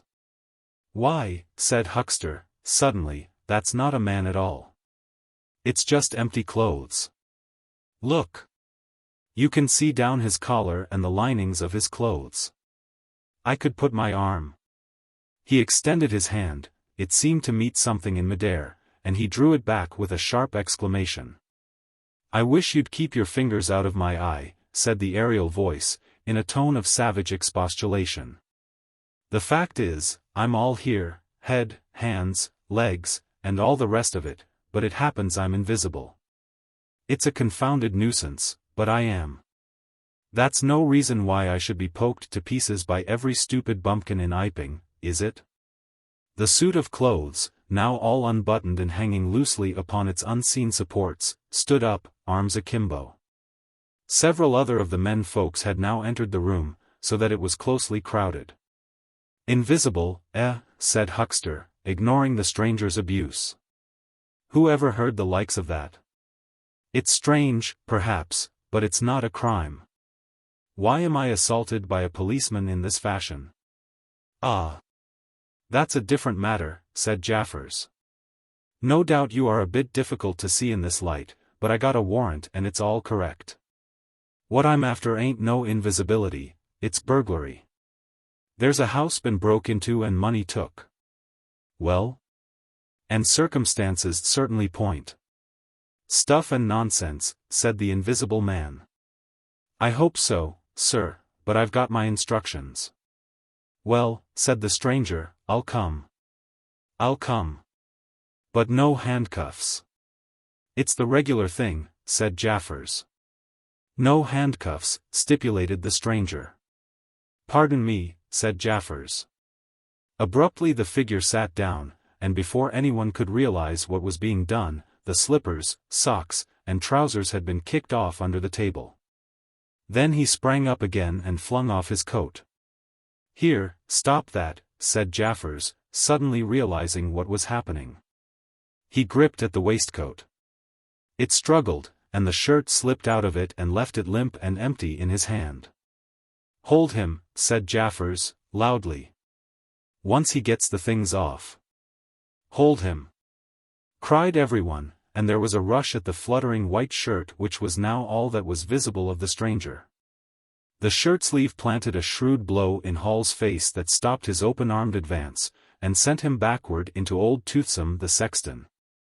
And in another moment the garment was lifted up and became convulsed and vacantly flapping about the arms, even as a shirt that is being thrust over a man's head.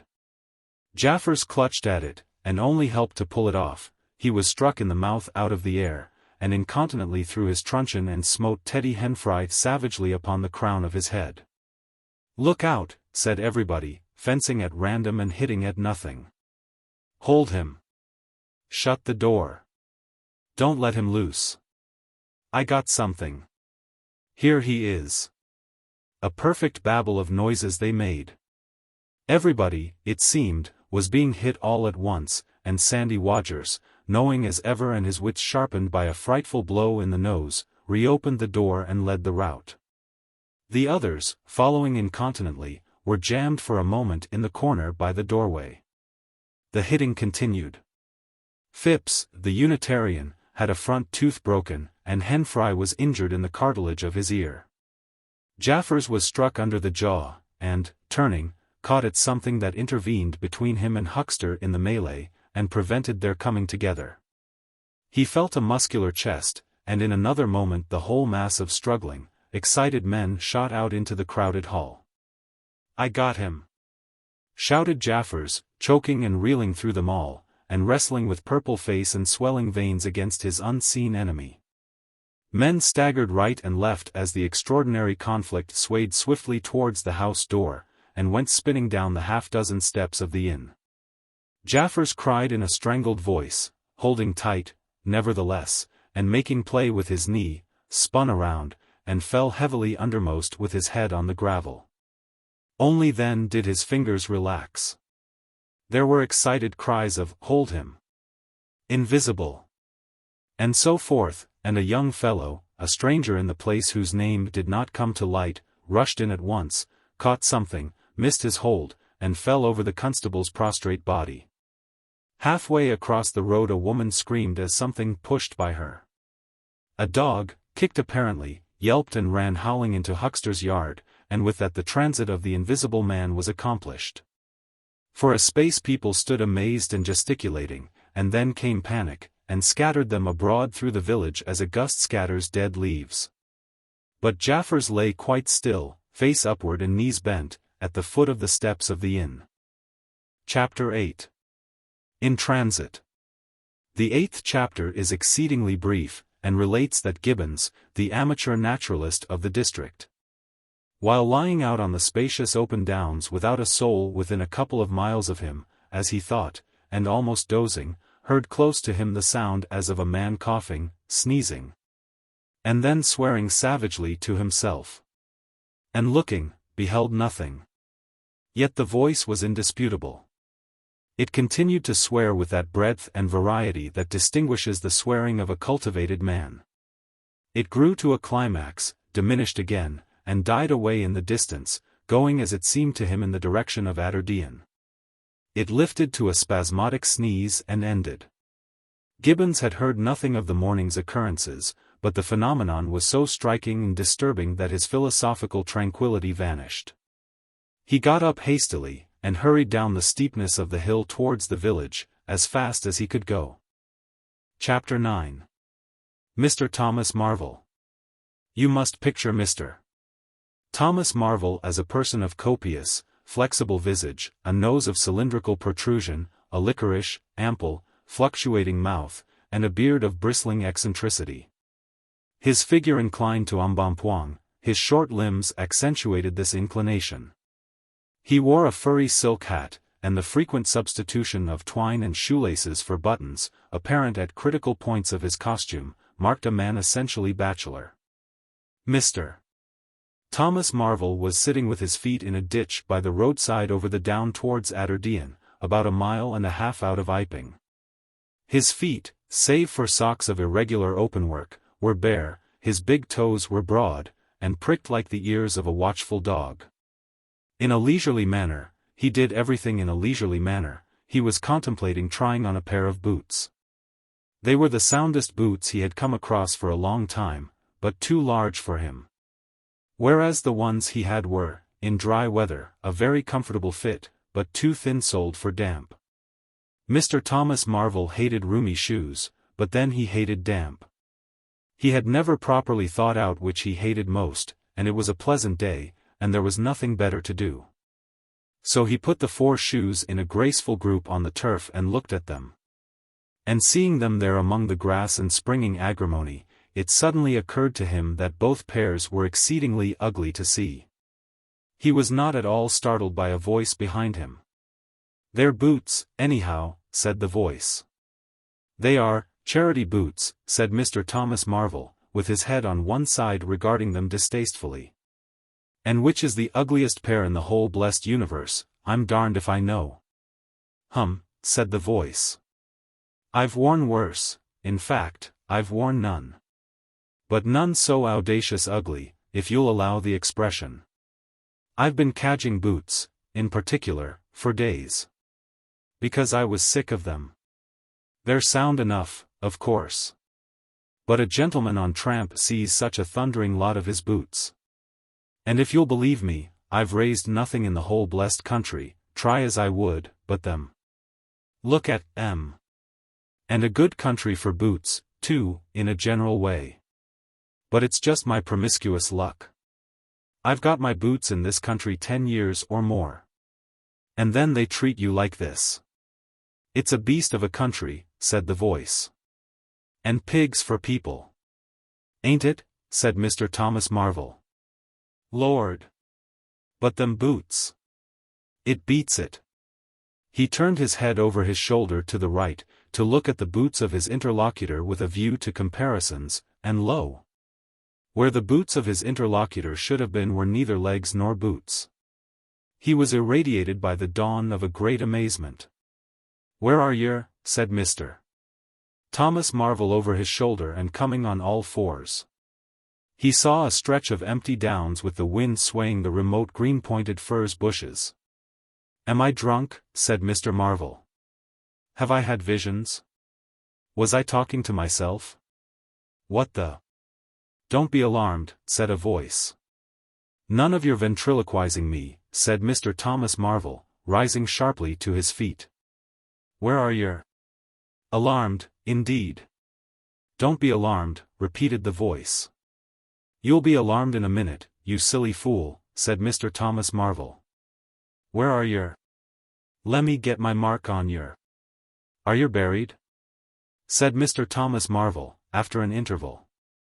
There was no answer. Mr. Thomas Marvel stood bootless and amazed, his jacket nearly thrown off. "Peewit," said a peewit, very remote.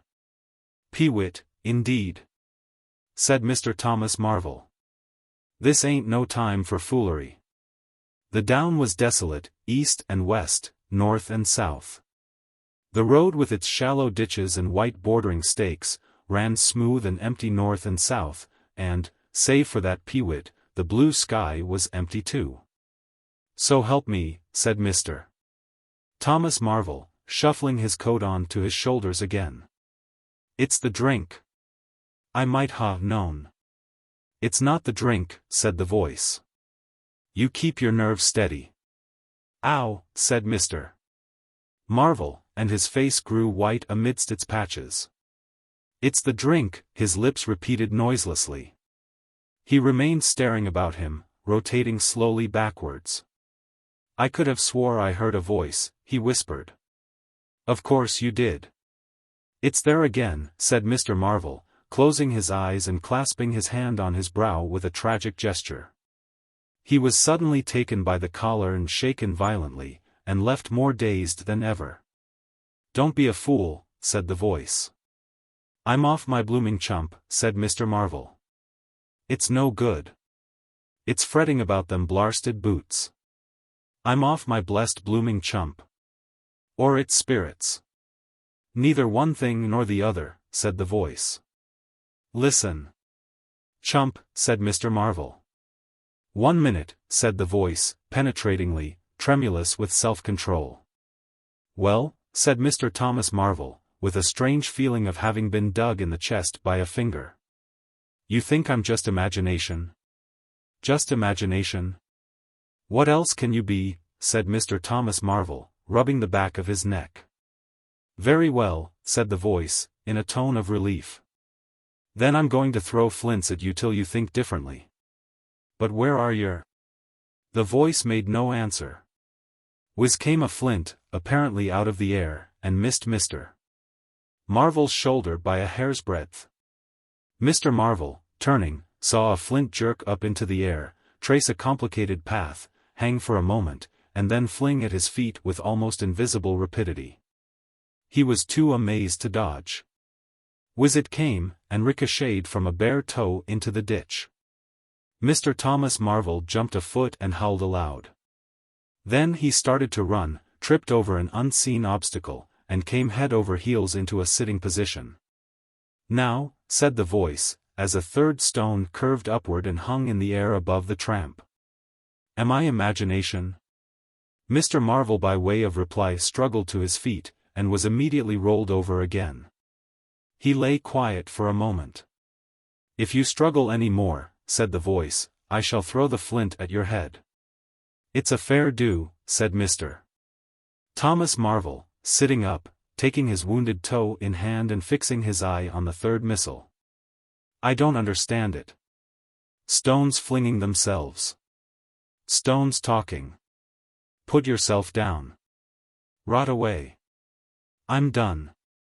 The third flint fell. "It's very simple," said the voice. "I'm an invisible man." "Tell us something I don't know," said Mr. Marvel, gasping with pain. "Where you've hid, how you do it, I don't know. I'm beat." "That's all," said the voice. "I'm invisible.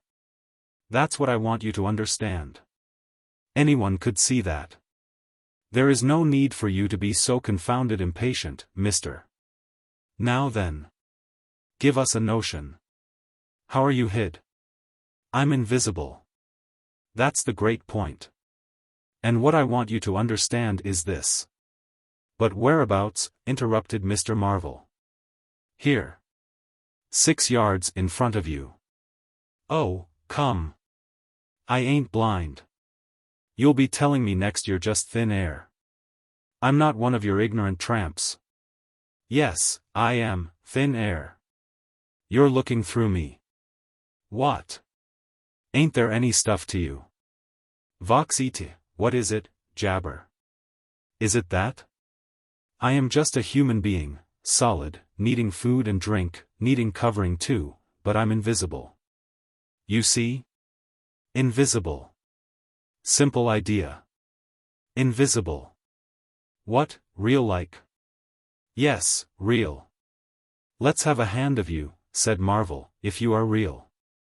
It won't be so darn out of the way like, then, Lord," he said, "how you made me jump, gripping me like that." He felt the hand that had closed round his wrist with his disengaged fingers, and his fingers went timorously up the arm, patted a muscular chest, and explored a bearded face. Marvel's face was astonishment. "I'm dashed," he said. "If this don't beat cockfighting. Most remarkable, and there I can see a rabbit clean through you, 'arf a mile away. Not a bit of you visible, except—" He scrutinized the apparently empty space keenly. "You haven't been eatin' bread and cheese?" he asked, holding the invisible arm. "You're quite right, and it's not quite assimilated into the system." "Ah," said Mr. Marvel. "Sort of ghostly, though. Of course, all this isn't half so wonderful as you think." "It's quite wonderful enough for my modest wants," said Mr. Thomas Marvel. "How'd yer manage it? How the deuce is it done?" "It's too long a story. And besides, I tell you, the whole business fairly beats me," said Mr. Marvel. "What I want to say at present is this: I need help. I have come to that. I came upon you suddenly. I was wandering, mad with rage, naked, impotent. I could have murdered. And I saw you." "Lord," said Mr. Marvel. "I came up behind you, hesitated, went on." Mr. Marvel's expression was eloquent. Then stopped. "Here," I said, "is an outcast like myself. This is the man for me. So I turned back and came to you, you. Anne." "Lord," said Mr. Marvel. But I'm all in a tizzy. May I ask, how is it? And what you may be requiring in the way of help, Invisible? I want you to help me get clothes, and shelter, and then, with other things. I've left them long enough. If you won't, well. But you will, must. Look here, said Mr. Marvel. I'm too flabbergasted. Don't knock me about any more. And leave me go. I must get steady a bit. And you've pretty near broken my toe. It's all so unreasonable. Empty downs, empty sky. Nothing visible for miles except the bosom of nature. And then comes a voice. A voice out of heaven. And stones. And a fist, Lord. Pull yourself together, said the voice, for you have to do the job I've chosen for you. Mr. Marvel blew out his cheeks, and his eyes were round. I've chosen you, said the voice. You are the only man except some of those fools down there, who knows there is such a thing as an invisible man. You have to be my helper. Help me, and I will do great things for you. An invisible man is a man of power. He stopped for a moment to sneeze violently. But if you betray me, he said, if you fail to do as I direct you, he paused and tapped Mr. Marvel's shoulder smartly. Mr. Marvel gave a yelp of terror at the touch. I don't want to betray you, said Mr. Marvel, edging away from the direction of the fingers. Don't you go away thinking that, whatever you do. All I want to do is to help you, just tell me what I got to do. Lord. Whatever you want done, that I'm most willing to do. Chapter 10. Mr. Marvel's visit to Iping. After the first gusty panic had spent itself, Iping became argumentative.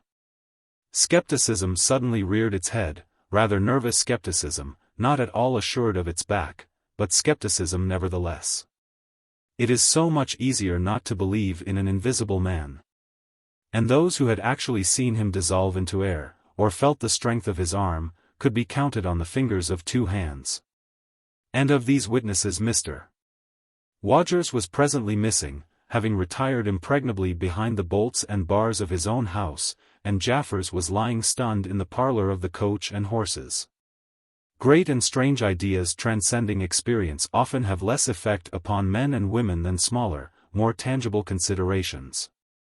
Iping was gay with bunting, and everybody was in gala dress. Whit Monday had been looked forward to for a month or more. By the afternoon even those who believed in the unseen were beginning to resume their little amusements in a tentative fashion, on the supposition that he had quite gone away. And with the skeptics he was already a jest. But people, skeptics and believers alike, were remarkably sociable all that day. Haysman's Meadow was gay with a tent, in which Mrs. Bunting and other ladies were preparing tea, while, without, the Sunday school children ran races and played games under the noisy guidance of the curate and the Misses Cuss and Sackbut. No doubt there was a slight uneasiness in the air, but people for the most part had the sense to conceal whatever imaginative qualms they experienced. On the village green an inclined string, down which, clinging the while to a pulley-swung handle, one could be hurled violently against a sack at the other end, came in for considerable favor among the adolescents, as also did the swings and the coconut shies. There was also promenading, and the steam organ attached to a small roundabout filled the air with a pungent flavor of oil and with equally pungent music. Members of the club, who had attended church in the morning, were splendid in badges of pink and green. And some of the gayer-minded had also adorned their bowler hats with brilliant-colored favors of ribbon. Old Fletcher, whose conceptions of holiday-making were severe, was visible through the jasmine about his window or through the open door, whichever way you chose to look. Poised delicately on a plank supported on two chairs, and whitewashing the ceiling of his front room. About 4 o'clock a stranger entered the village from the direction of the Downs. He was a short, stout person in an extraordinarily shabby top hat, and he appeared to be very much out of breath. His cheeks were alternately limp and tightly puffed. His mottled face was apprehensive, and he moved with a sort of reluctant alacrity. He turned the corner of the church, and directed his way to the coach and horses. Among others old Fletcher remembers seeing him. And indeed the old gentleman was so struck by his peculiar agitation that he inadvertently allowed a quantity of whitewash to run down the brush into the sleeve of his coat while regarding him. This stranger, to the perceptions of the proprietor of the Coconut Shy, appeared to be talking to himself, and Mr. Huckster remarked the same thing. He stopped at the foot of the coach and horses' steps, and, according to Mr. Huckster, appeared to undergo a severe internal struggle before he could induce himself to enter the house. Finally he marched up the steps, and was seen by Mr. Huckster to turn to the left and open the door of the parlor. Mr. Huckster heard voices from within the room and from the bar apprising the man of his error. "That room's private," said Hall, and the stranger shut the door clumsily and went into the bar. In the course of a few minutes he reappeared, wiping his lips with the back of his hand with an air of quiet satisfaction that somehow impressed Mr. Huckster as assumed. He stood looking about him for some moments, and then Mr. Huckster saw him walk in an oddly furtive manner towards the gates of the yard, upon which the parlor window opened. The stranger, after some hesitation, leant against one of the gateposts, produced a short clay pipe, and prepared to fill it. His fingers trembled while doing so. He lit it clumsily, and folding his arms began to smoke in a languid attitude, an attitude which his occasional glances up the yard altogether belied. All this Mr. Huckster saw over the canisters of the tobacco window, and the singularity of the man's behavior prompted him to maintain his observation. Presently the stranger stood up abruptly and put his pipe in his pocket. Then he vanished into the yard. Forthwith Mr. Huckster, conceiving he was witness of some petty larceny, leapt round his counter and ran out into the road to intercept the thief. As he did so, Mr. Marvel reappeared, his hat askew, a big bundle in a blue tablecloth in one hand, and 3 books tied together, as it proved afterwards with the vicar's braces, in the other. Directly he saw Huckster he gave a sort of gasp, and turning sharply to the left, began to run. "Stop, thief!" cried Huckster, and set off after him. Mr. Huckster's sensations were vivid but brief. He saw the man just before him and spurting briskly for the church corner and the hill road. He saw the village flags and festivities beyond, and a face or so turned towards him. He bawled, "Stop!" again. He had hardly gone 10 strides before his shin was caught in some mysterious fashion, and he was no longer running, but flying with inconceivable rapidity through the air. He saw the ground suddenly close to his face. The world seemed to splash into a million whirling specks of light, and subsequent proceedings interested him no more. Chapter 11. In the coach and horses. Now in order clearly to understand what had happened in the inn, it is necessary to go back to the moment when Mr. Marvel first came into view of Mr. Huckster's window. At that precise moment Mr. Cuss and Mr. Bunting were in the parlor. They were seriously investigating the strange occurrences of the morning, and were, with Mr. Hall's permission, making a thorough examination of the invisible man's belongings. Jaffers had partially recovered from his fall and had gone home in the charge of his sympathetic friends. The stranger's scattered garments had been removed by Mrs. Hall and the room tidied up. And on the table under the window where the stranger had been wont to work, Cuss had hit almost at once on 3 big books in manuscript labeled Diary. "Diary," said Cuss, putting the 3 books on the table. "Now, at any rate, we shall learn something." The vicar stood with his hands on the table. "Diary," repeated Cuss, sitting down, putting 2 volumes to support the 3rd, and opening it. No name on the flyleaf. Bother, cipher. And figures." The vicar came round to look over his shoulder. Cuss turned the pages over with a face suddenly disappointed. Dear me.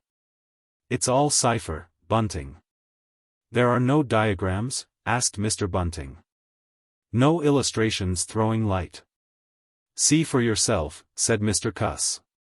"Some of it's mathematical and some of it's Russian or some such language, to judge by the letters, and some of it's Greek.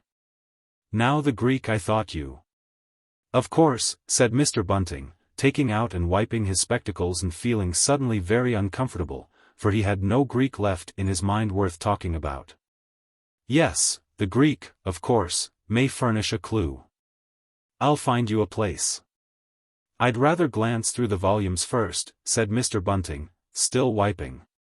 A general impression first, Cuss, and then, you know, we can go looking for clues. He coughed, put on his glasses, arranged them fastidiously, coughed again, and wished something would happen to avert the seemingly inevitable exposure. Then he took the volume Cuss handed him in a leisurely manner. And then something did happen. The door opened suddenly. Both gentlemen started violently, looked round, and were relieved to see a sporadically rosy face beneath a furry silk hat. Tap, asked the face, and stood staring. No, said both gentlemen at once. Over the other side, my man, said Mr. Bunting. And, please shut that door, said Mr. Cuss, irritably. All right, said the intruder, as it seemed in a low voice curiously different from the huskiness of its first inquiry. Right you are, said the intruder in the former voice.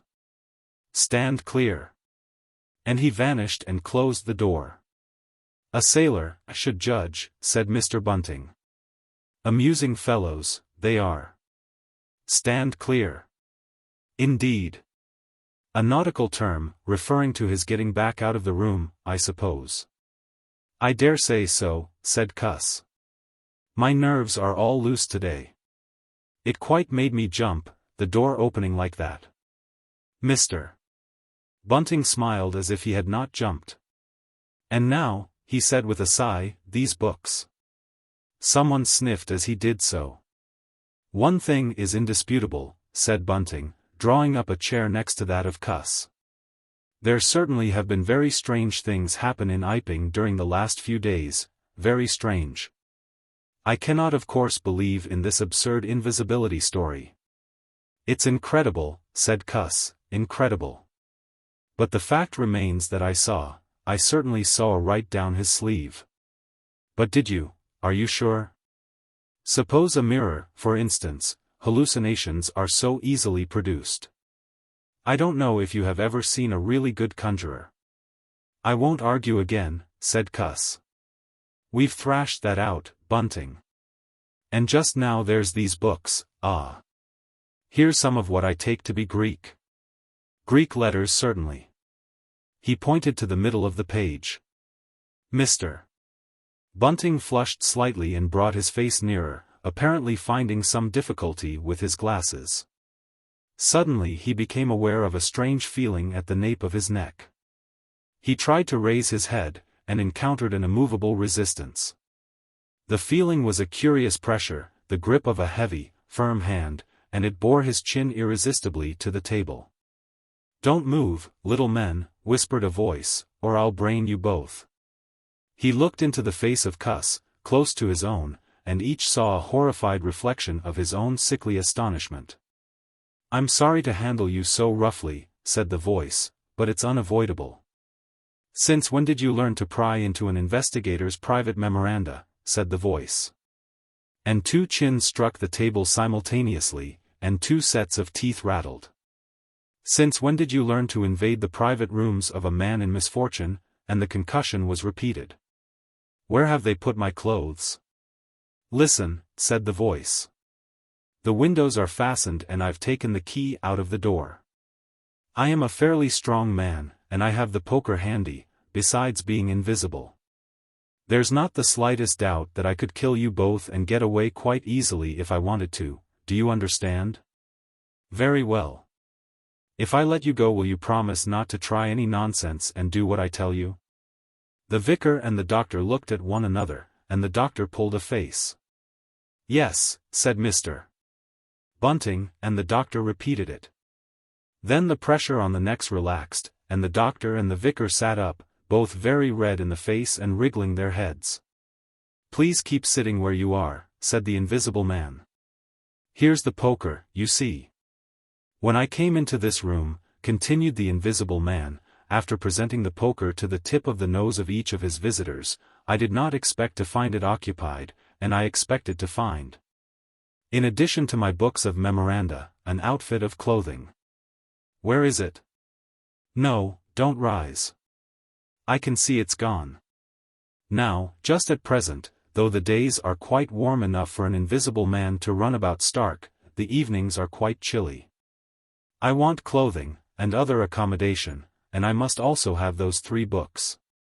Chapter 12. The Invisible Man loses his temper. It is unavoidable that at this point the narrative should break off again, for a certain very painful reason that will presently be apparent. While these things were going on in the parlor, and while Mr. Huckster was watching Mr. Marvel smoking his pipe against the gate, not a dozen yards away were Mr. Hall and Teddy Henfrey discussing in a state of cloudy puzzlement the one Iping topic. Suddenly there came a violent thud against the door of the parlor, a sharp cry, and then, silence. "Hullo," said Teddy Henfrey. "Hullo," from the tap. Mr. Hall took things in slowly but surely. "That ain't right," he said, and came round from behind the bar towards the parlor door. He and Teddy approached the door together, with intent faces. Their eyes considered. "Summat wrong," said Hall, and Henfrey nodded agreement. Whiffs of an unpleasant chemical odor met them, and there was a muffled sound of conversation, very rapid and subdued. "You all right Thursday?" asked Hall, rapping. The muttered conversation ceased abruptly, for a moment's silence, then the conversation was resumed, in hissing whispers, then a sharp cry of "No! No, you don't!" There came a sudden motion and the oversetting of a chair, a brief struggle. Silence again. "What the deuce?" exclaimed Henfrey, sotto voce. "You all right Thursday?" asked Mr. Hall, sharply, again. The vicar's voice answered with a curious jerking intonation, "Quite rewrite." "Please don't interrupt." "Odd," said Mr. Henfrey. "Odd," said Mr. Hall. "Says, don't interrupt," said Henfrey. "I heard en," said Hall. "And a sniff," said Henfrey. They remained listening. The conversation was rapid and subdued. "I can't," said Mr. Bunting, his voice rising, "I tell you, sir, I will not." "What was that?" asked Henfrey. "Says he why, Art," said Hall. "Warn't speaking to us, was he?" "Disgraceful," said Mr. Bunting, within. "Disgraceful," said Mr. Henfrey. "I heard it, distinct." "Who's that speaking now?" asked Henfrey. "Mr. Cuss, I suppose," said Hall. "Can you hear anything?" Silence. The sounds within indistinct and perplexing. "Sounds like throwing the tablecloth about," said Hall. Mrs. Hall appeared behind the bar. Hall made gestures of silence and invitation. This aroused Mrs. Hall's wifely opposition. "What you're listenin' there for, Hall?" she asked. "Ain't you nothin' better to do, busy day like this?" Hall tried to convey everything by grimaces and dumb show, but Mrs. Hall was obdurate. She raised her voice. So Hall and Henfrey, rather crestfallen, tiptoed back to the bar, gesticulating to explain to her. At first she refused to see anything in what they had heard at all.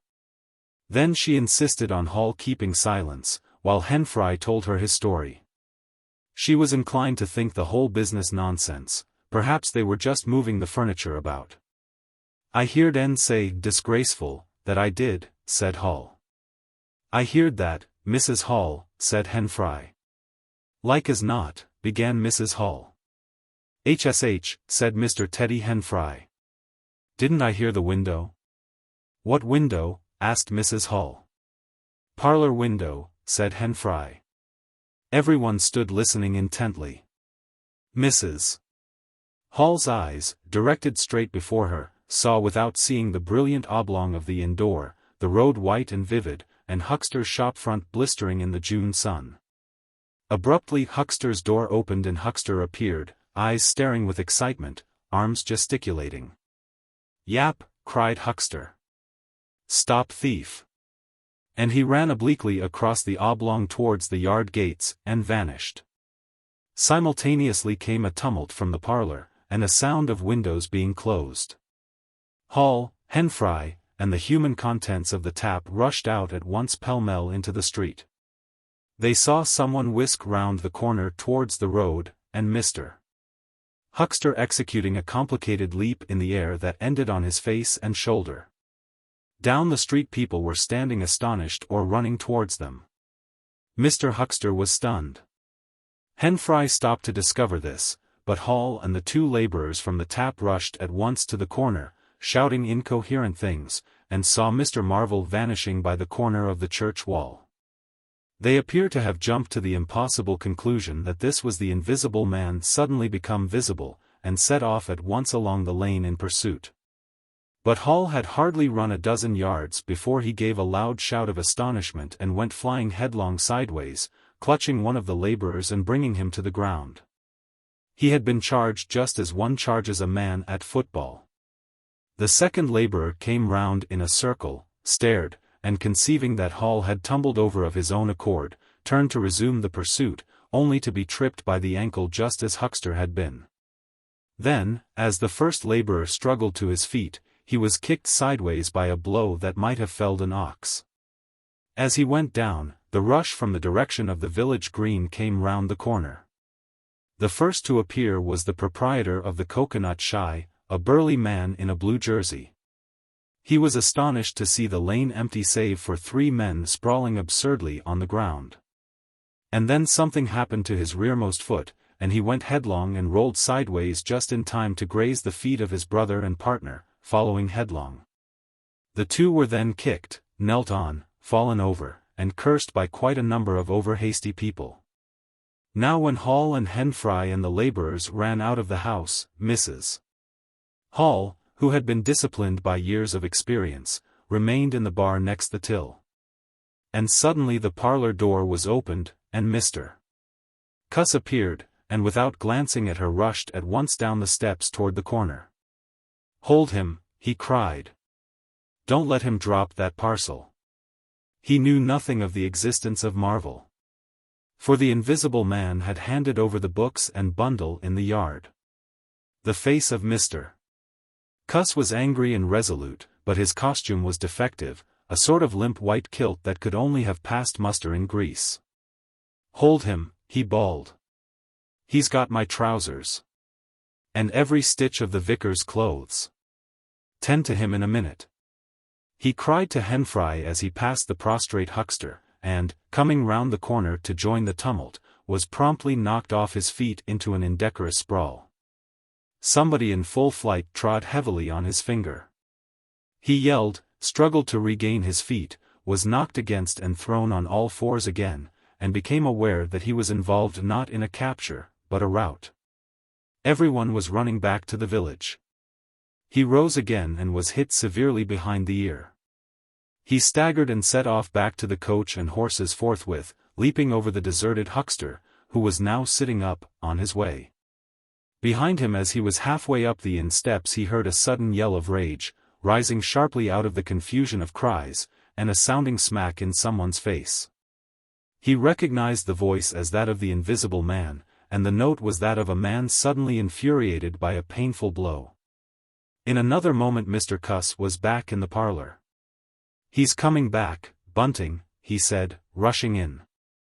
"Save yourself." Mr. Bunting was standing in the window engaged in an attempt to clothe himself in the hearthrug and a West Surrey Gazette. "Who's coming?" he said, so startled that his costume narrowly escaped disintegration. "Invisible man," said Cuss, and rushed on to the window. "We'd better clear out from here. He's fighting mad." Mad. In another moment he was out in the yard. "Good heavens," said Mr. Bunting, hesitating between two horrible alternatives. He heard a frightful struggle in the passage of the inn, and his decision was made. He clambered out of the window, adjusted his costume hastily, and fled up the village as fast as his fat little legs would carry him. From the moment when the invisible man screamed with rage and Mr. Bunting made his memorable flight up the village, it became impossible to give a consecutive account of affairs in Iping. Possibly the invisible man's original intention was simply to cover Marvel's retreat with the clothes and books. But his temper, at no time very good, seems to have gone completely at some chance blow, and forthwith he set to smiting and overthrowing, for the mere satisfaction of hurting. You must figure the street full of running figures, of doors slamming and fights for hiding places. You must figure the tumult suddenly striking on the unstable equilibrium of old Fletcher's planks and 2 chairs, with cataclysmic results. You must figure an appalled couple caught dismally in a swing. And then the whole tumultuous rush has passed and the Iping street with its gauds and flags is deserted save for the still raging unseen, and littered with coconuts, overthrown canvas screens, and the scattered stock in trade of a sweetstuff stall. Everywhere there is a sound of closing shutters and shoving bolts, and the only visible humanity is an occasional flitting eye under a raised eyebrow in the corner of a window pane. The invisible man amused himself for a little while by breaking all the windows in the coach and horses, and then he thrust a street lamp through the parlor window of Mrs. Gribble. It must have been who cut the telegraph wire to Adderdean just beyond Higgins' cottage on the Adderdean road. And after that, as his peculiar qualities allowed, he passed out of human perceptions altogether, and he was neither heard, seen, nor felt in Iping any more. He vanished absolutely. But it was the best part of 2 hours before any human being ventured out again into the desolation of Iping Street. Chapter 13. Mr. Marvel discusses his resignation. When the dusk was gathering and Iping was just beginning to peep timorously forth again upon the shattered wreckage of its bank holiday, a short, thick-set man in a shabby silk hat was marching painfully through the twilight behind the beechwoods on the road to Bramblehurst. He carried 3 books bound together by some sort of ornamental elastic ligature, and a bundle wrapped in a blue tablecloth. His rubicund face expressed consternation and fatigue. He appeared to be in a spasmodic sort of hurry. He was accompanied by a voice other than his own, and ever and again he winced under the touch of unseen hands. "If you give me the slip again," said the voice, "if you attempt to give me the slip again." "Lord," said Mr. Marvel. "That shoulder's a mass of bruises as it is." "On my honor," said the voice, "I will kill you." "I didn't try to give you the slip," said Marvel, in a voice that was not far remote from tears. "I swear I didn't. I didn't know the blessed turning, that was all." "How the devil was I to know the blessed turning? As it is, I've been knocked about." "You'll get knocked about a great deal more if you don't mind," said the voice, and Mr. Marvel abruptly became silent. He blew out his cheeks, and his eyes were eloquent of despair. "It's bad enough to let these floundering yokels explode my little secret, without your cutting off with my books. It's lucky for some of them they cut and ran when they did. Here am I. No one knew I was invisible. And now what am I to do?" "What am I to do?" asked Marvel, sotto voce. "It's all about. It will be in the papers. Everybody will be looking for me, everyone on their guard." The voice broke off into vivid curses and ceased. The despair of Mr. Marvel's face deepened, and his pace slackened. "Go on," said the voice. Mr. Marvel's face assumed a grayish tint between the ruddier patches. "Don't drop those books, stupid," said the voice, sharply, overtaking him. "The fact is," said the voice, "I shall have to make use of you. You're a poor tool, but I must." "I'm a miserable tool," said Marvel. "You are," said the voice. "I'm the worst possible tool you could have," said Marvel. "I'm not strong," he said after a discouraging silence. "I'm not over-strong," he repeated. "No? And my heart's weak. That little business, I pulled it through, of course, but bless you. I could have dropped. Well? I haven't the nerve and strength for the sort of thing you want. I'll stimulate you. I wish you wouldn't. I wouldn't like to mess up your plans, you know. But I might, out of sheer funk and misery. You'd better not, said the voice, with quiet emphasis. I wish I was dead, said Marvel. It ain't justice, he said, you must admit. It seems to me I've a perfect right. Get on, said the voice. Mr. Marvel mended his pace, and for a time they went in silence again. It's devilish hard, said Mr. Marvel. This was quite ineffectual. He tried another tack. What do I make by it? He began again in a tone of unendurable wrong. Oh! Shut up, said the voice, with sudden amazing vigor. I'll see to you all right. You do what you're told. You'll do it all right. You're a fool and all that, but you'll do. I tell you, sir, I'm not the man for it. Respectfully, but it is so. If you don't shut up I shall twist your wrist again, said the invisible man. I want to think. Presently 2 oblongs of yellow light appeared through the trees, and the square tower of a church loomed through the gloaming. I shall keep my hand on your shoulder, said the voice, all through the village. Go straight through and try no foolery. It will be the worse for you if you do. I know that, sighed Mr. Marvel, I know all that. The unhappy-looking figure in the obsolete silk hat passed up the street of the little village with his burdens, and vanished into the gathering darkness beyond the lights of the windows. Chapter 14. At Port Stowe. 10 o'clock the next morning found Mr. Marvel, unshaven, dirty, and travel-stained, sitting with the books beside him and his hands deep in his pockets, looking very weary, nervous, and uncomfortable. And inflating his cheeks at infrequent intervals, on the bench outside a little inn on the outskirts of Port Stowe. Beside him were the books, but now they were tied with string. The bundle had been abandoned in the pine woods beyond Bramblehurst, in accordance with a change in the plans of the Invisible Man. Mr.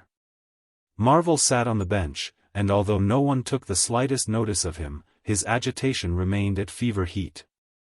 His hands would go ever and again to his various pockets with a curious nervous fumbling. When he had been sitting for the best part of an hour, however, an elderly mariner, carrying a newspaper, came out of the inn and sat down beside him. Pleasant day, said the mariner. Mr. Marvel glanced about him with something very like terror. Very, he said. Just seasonable weather for the time of year, said the mariner, taking no denial. Quite, said Mr. Marvel. The mariner produced a toothpick, and, saving his regard, was engrossed thereby for some minutes. His eyes meanwhile were at liberty to examine Mr. Marvel's dusty figure, and the books beside him. As he had approached Mr. Marvel he had heard a sound like the dropping of coins into a pocket. He was struck by the contrast of Mr. Marvel's appearance with this suggestion of opulence. Thence his mind wandered back again to a topic that had taken a curiously firm hold of his imagination. Books, he said suddenly, noisily finishing with the toothpick. Mr. Marvel started and looked at them. Oh, yes, he said. Yes, they're books. There's some extraordinary things in books, said the mariner. I believe you, said Mr. Marvel. And some extraordinary things out of them, said the mariner. True likewise, said Mr. Marvel. He eyed his interlocutor, and then glanced about him. There's some extraordinary things in newspapers, for example, said the mariner. There are. In this newspaper, said the mariner. Ah, said Mr. Marvel. There's a story, said the mariner, fixing Mr. Marvel with an eye that was firm and deliberate. There's a story about an invisible man, for instance. Mr. Marvel pulled his mouth askew and scratched his cheek and felt his ears glowing.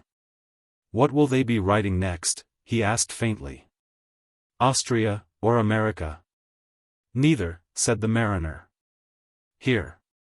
Lord, said Mr. Marvel, starting. When I say here, said the mariner, to Mr. Marvel's intense relief, I don't of course mean here in this place, I mean hereabouts. An invisible man, said Mr. Marvel. And what's he been up to?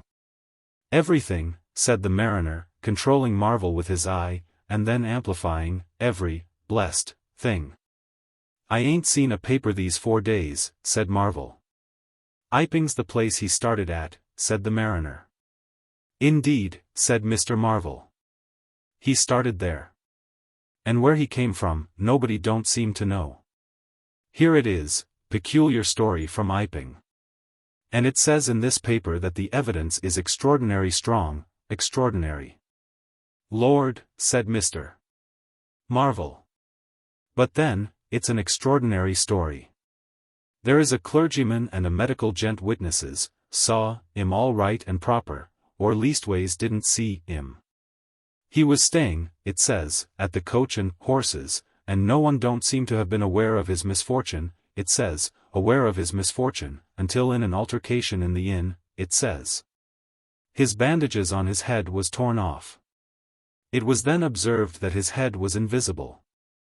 Attempts were at once made to secure him, but casting off his garments, it says, he succeeded in escaping, but not until after a desperate struggle, in which he had inflicted serious injuries. It says, on our worthy and able constable, Mr. J. A. Jaffers. Pretty straight story, eh? Names and everything. Lord, said Mr. Marvel, looking nervously about him, trying to count the money in his pockets by his unaided sense of touch, and full of a strange and novel idea. It sounds most astonishing. Don't it? Extraordinary, I call it. Never heard tell of invisible men before, I haven't, but nowadays one hears such a lot of extraordinary things, that all he did? Asked Marvel, trying to seem at his ease. It's enough, ain't it? Said the mariner. Didn't go back by any chance? Asked Marvel. Just escaped and that's all. All, said the mariner. Why? Ain't it enough? Quite enough, said Marvel. I should think it was enough, said the mariner. I should think it was enough. He didn't have any pals, it don't say he had any pals, does it? Asked Mr. Marvel, anxious. Ain't one of a sort enough for you? Asked the mariner. No, thank heaven, as one might say, he didn't. He nodded his head slowly. It makes me regular uncomfortable, the bare thought of that chap running about the country. He is at present at large, and from certain evidence it is supposed that he has took, I suppose they mean, the road to Port Stowe. You see we're right in it. None of your American wonders, this time. And just think of the things he might do. Where'd you be, if he took a drop over and above, and had a fancy to go for you? Suppose he wants to rob, who can prevent him? He can trespass, he can burgle, he could walk through a cordon of policemen as easy as me, or you could give the slip to a blind man. Easier. For these here blind chaps here uncommon sharp, I'm told. And wherever there was liquor he fancied. He's got a tremendous advantage, certainly, said Mr. Marvel. And, well. You're right, said the mariner. He has. All this time Mr. Marvel had been glancing about him intently, listening for faint footfalls, trying to detect imperceptible movements. He seemed on the point of some great resolution. He coughed behind his hand. He looked about him again, listened, bent towards the mariner, and lowered his voice. The fact of it is, I happen to know just a thing or two about this invisible man. From private sources. Oh, said the mariner, interested. You? Yes, said Mr. Marvel. Me. Indeed, said the mariner. And may I ask? You'll be astonished, said Mr. Marvel behind his hand. It's tremendous. Indeed, said the mariner. The fact is, began Mr. Marvel eagerly in a confidential undertone. Suddenly his expression changed marvelously. Ow, he said. He rose stiffly in his seat. His face was eloquent of physical suffering. Wow, he said. What's up? Said the mariner, concerned. Toothache, said Mr. Marvel, and put his hand to his ear. He caught hold of his books. "I must be getting on, I think," he said. He edged in a curious way along the seat away from his interlocutor. "But you was just going to tell me about this here invisible man," protested the mariner. Mr. Marvel seemed to consult with himself. "Hoax," said a voice. "It's a hoax," said Mr. Marvel. "But it's in the paper," said the mariner. "Hoax all the same," said Marvel. "I know the chap that started the lie. There ain't no invisible man whatsoever, blimey. But how about this paper? D'you mean to say?" "Not a word of it," said Marvel, stoutly. The mariner stared, paper in hand. Mr. Marvel jerkily faced about. "Wait a bit," said the mariner, rising and speaking slowly, "d'you mean to say?" "I do," said Mr. Marvel. "Then why did you let me go on and tell you all this blarsted stuff, then? What do yer mean by letting a man make a fool of himself like that for?" Mr. Marvel blew out his cheeks. The mariner was suddenly very red indeed. He clenched his hands. "I been talking here this 10 minutes, he said. "And you little pot-bellied, leathery-faced son of an old boot, couldn't have the elementary manners." "Don't you come bandying words with me," said Mr. Marvel. "Bandying words? I'm a jolly good mind." "Come up," said a voice, and Mr. Marvel was suddenly whirled about and started marching off in a curious spasmodic manner. "You'd better move on," said the mariner. "Who's moving on?" said Mr. Marvel. He was receding obliquely with a curious hurrying gait, with occasional violent jerks forward. Some way along the road he began a muttered monologue, protests and recriminations. "Silly devil," said the mariner, legs wide apart, elbows akimbo, watching the receding figure. "I'll show you, you silly ass, hoaxing me. It's here, on the paper." Mr. Marvel retorted incoherently and, receding, was hidden by a bend in the road, but the mariner still stood magnificent in the midst of the way, until the approach of a butcher's cart dislodged him. Then he turned himself towards Port Stowe. "Full of extraordinary asses," he said softly to himself. "Just to take me down a bit, that was his silly game, it's on the paper." And there was another extraordinary thing he was presently to hear, that had happened quite close to him. And that was a vision of a fistful of money, no less, traveling without visible agency, along by the wall at the corner of St. Michael's Lane. A brother mariner had seen this wonderful sight that very morning. He had snatched at the money forthwith and had been knocked headlong, and when he had got to his feet the butterfly money had vanished. Our mariner was in the mood to believe anything, he declared, but that was a bit too stiff. Afterwards, however, he began to think things over. The story of the flying money was true. And all about that neighborhood, even from the august London and Country Banking Company. From the tills of shops and inns, doors standing that sunny weather entirely open, money had been quietly and dexterously making off that day in handfuls and rouleaus. Floating quietly along by walls and shady places, dodging quickly from the approaching eyes of men. And it had, though no man had traced it, invariably ended its mysterious flight in the pocket of that agitated gentleman in the obsolete silk hat, sitting outside the little inn on the outskirts of Port Stowe. It was 10 days after, and indeed only when the Burdock story was already old, that the mariner collated these facts and began to understand how near he had been to the wonderful invisible man. Chapter 15. The Man Who Was Running. In the early evening time Dr. Kemp was sitting in his study in the Belvedere on the hill overlooking Burdock. It was a pleasant little room, with 3 windows, north, west, and south, and bookshelves covered with books and scientific publications, and a broad writing table, and, under the north window, a microscope, glass slips, minute instruments, some cultures, and scattered bottles of reagents.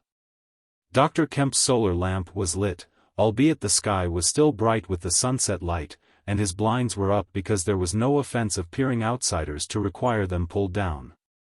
Dr.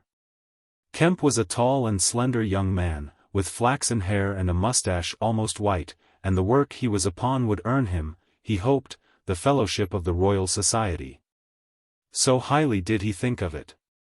And his eye, presently wandering from his work, caught the sunset blazing at the back of the hill that is over against his own.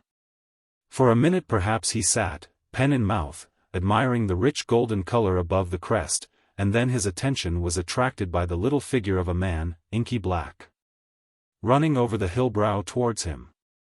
He was a shortish little man, and he wore a high hat, and he was running so fast that his legs verily twinkled.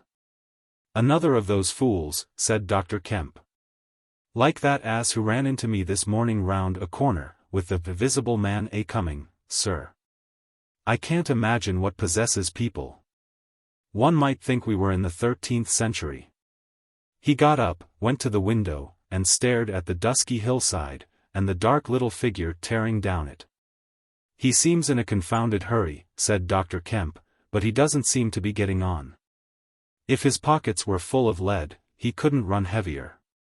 "Spurted, sir," said Dr. Kemp. In another moment the higher of the villas that had clambered up the hill from Burdock had occulted the running figure.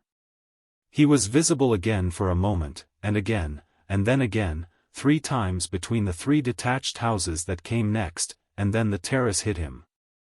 "Asses," said Dr. Kemp, swinging round on his heel and walking back to his writing table.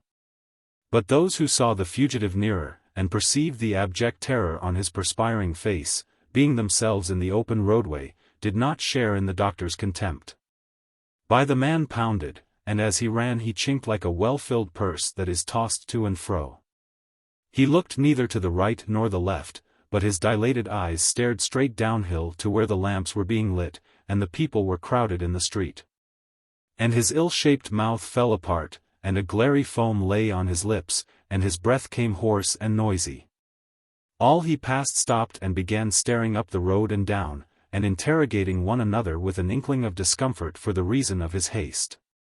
And then presently, far up the hill, a dog playing in the road yelped and ran under a gate, and as they still wondered something, a wind, a pad, pad, pad, a sound like a panting breathing, rushed by. People screamed. People sprang off the pavement, it passed in shouts, it passed by instinct down the hill. They were shouting in the street before Marvel was halfway there. They were bolting into houses and slamming the doors behind them, with the news. He heard it and made one last desperate spurt. Fear came striding by, rushed ahead of him, and in a moment had seized the town. The Invisible Man is coming. The Invisible Man. Chapter 16. In the Jolly Cricketers. The Jolly Cricketers is just at the bottom of the hill, where the tramlines begin. The barman leant his fat red arms on the counter and talked of horses with an anemic cabman, while a black-bearded man in grey snapped up biscuit and cheese, drank Burton, and conversed in American with a policeman off duty. "What's the shouting about?" said the anemic cabman, going off at a tangent, trying to see up the hill over the dirty yellow blind in the low window of the inn. Somebody ran by outside. "Fire, perhaps," said the barman. Footsteps approached, running heavily, the door was pushed open violently, and Marvel, weeping and dishevelled, his hat gone, the neck of his coat torn open, rushed in, made a convulsive turn, and attempted to shut the door. It was held half open by a strap. "Coming," he bawled, his voice shrieking with terror. "He's coming. The Visible Man. After me. For God's sake. Elp. Elp. Elp." "Shut the doors," said the policeman. "Who's coming? What's the row?" He went to the door, released the strap, and it slammed. The American closed the other door. "Lemme go inside," said Marvel, staggering and weeping, but still clutching the books. "Lemme go inside. Lock me in, somewhere. I tell you he's after me. I give him the slip. He said he'd kill me and he will." "You're safe," said the man with the black beard. "The door's shut. What's it all about?"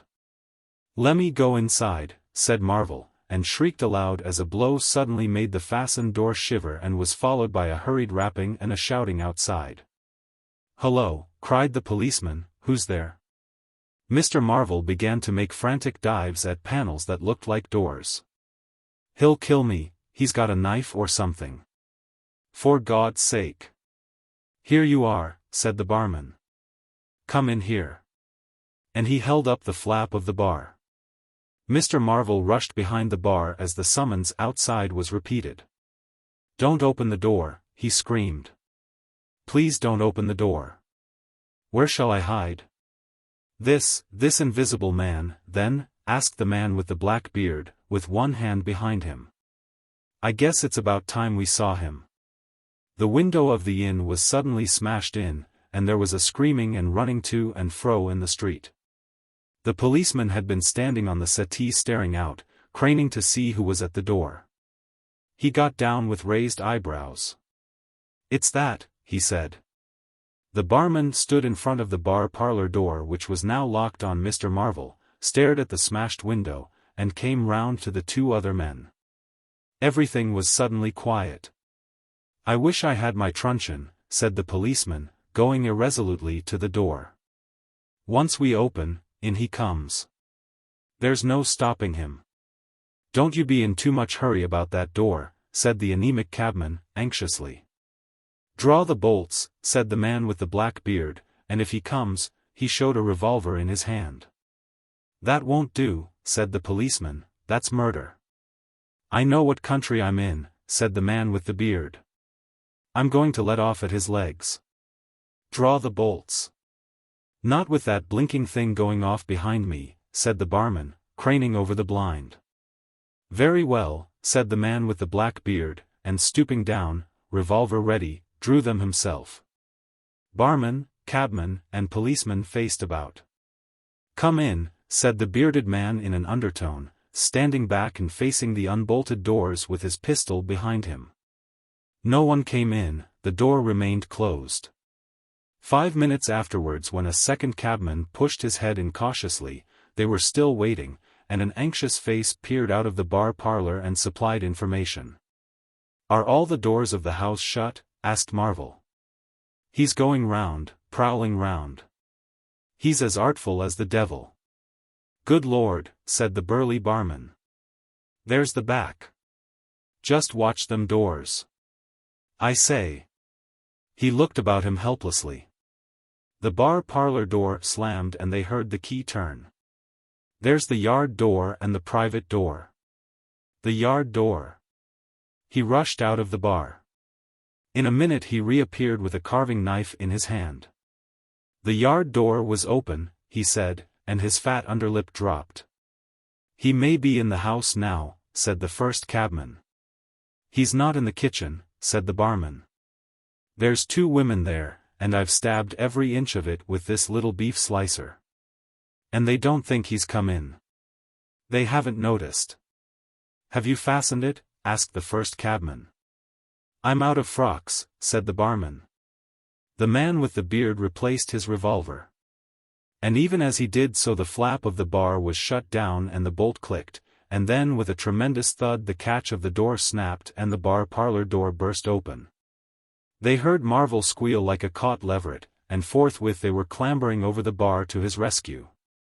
The bearded man's revolver cracked and the looking-glass at the back of the parlor starred and came smashing and tinkling down. As the barman entered the room he saw Marvel, curiously crumpled up and struggling against the door that led to the yard and kitchen. The door flew open while the barman hesitated, and Marvel was dragged into the kitchen. There was a scream and a clatter of pans. Marvel, head down, and lugging back obstinately, was forced to the kitchen door, and the bolts were drawn. Then the policeman, who had been trying to pass the barman, rushed in, followed by one of the cabmen, gripped the wrist of the invisible hand that collared Marvel. Was hit in the face and went reeling back. The door opened, and Marvel made a frantic effort to obtain a lodgment behind it. Then the cabman collared something. "I got him," said the cabman. The barman's red hands came clawing at the unseen. "Here he is," said the barman.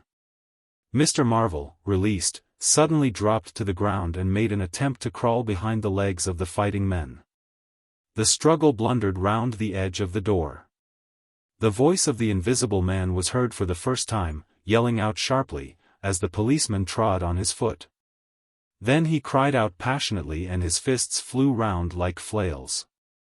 The cabman suddenly hooped and doubled up, kicked under the diaphragm.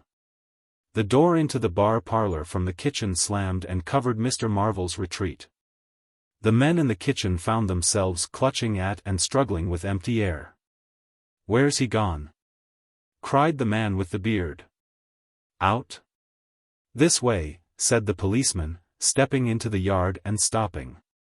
A piece of tile whizzed by his head and smashed among the crockery on the kitchen table. "I'll show him," shouted the man with the black beard, and suddenly a steel barrel shone over the policeman's shoulder. And 5 bullets had followed one another into the twilight whence the missile had come. As he fired, the man with the beard moved his hand in a horizontal curve, so that his shots radiated out into the narrow yard like spokes from a wheel. A silence followed. "5 cartridges," said the man with the black beard. "That's the best of all. 4 aces and a joker. Get a lantern, someone, and come and feel about for his body." Chapter 17. Dr. Kemp's Visitor. Dr. Kemp had continued writing in his study until the shots aroused him. Crack, crack, crack, they came one after the other. "Hello," said Dr.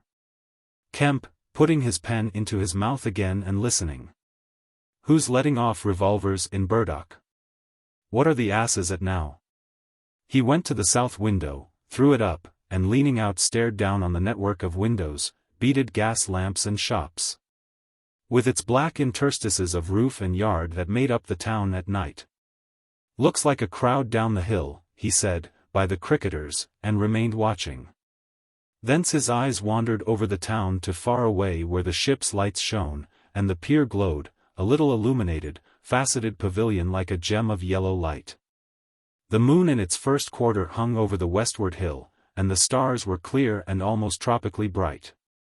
After 5 minutes, during which his mind had traveled into a remote speculation of social conditions of the future, and lost itself at last over the time dimension, Dr. Kemp roused himself with a sigh, pulled down the window again, and returned to his writing desk. It must have been about an hour after this that the front door bell rang. He had been writing slackly, and with intervals of abstraction, since the shots. He sat listening. He heard the servant answer the door, and waited for her feet on the staircase, but she did not come. "Wonder what that was," said Dr. Kemp. He tried to resume his work, failed, got up, went downstairs from his study to the landing, rang, and called over the balustrade to the housemaid as she appeared in the hall below. "Was that a letter?" he asked.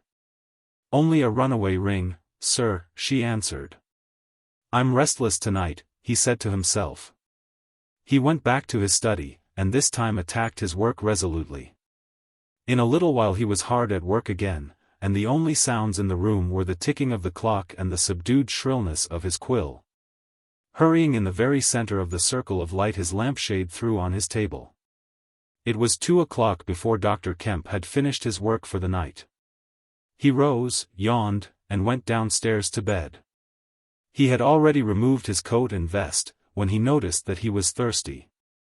He took a candle and went down to the dining room in search of a siphon and whiskey. Dr. Kemp's scientific pursuits have made him a very observant man, and as he recrossed the hall, he noticed a dark spot on the linoleum near the mat at the foot of the stairs. He went on upstairs, and then it suddenly occurred to him to ask himself what the spot on the linoleum might be. Apparently some subconscious element was at work. At any rate, he turned with his burden, went back to the hall, put down the siphon and whiskey, and bending down, touched the spot. Without any great surprise he found it had the stickiness and color of drying blood.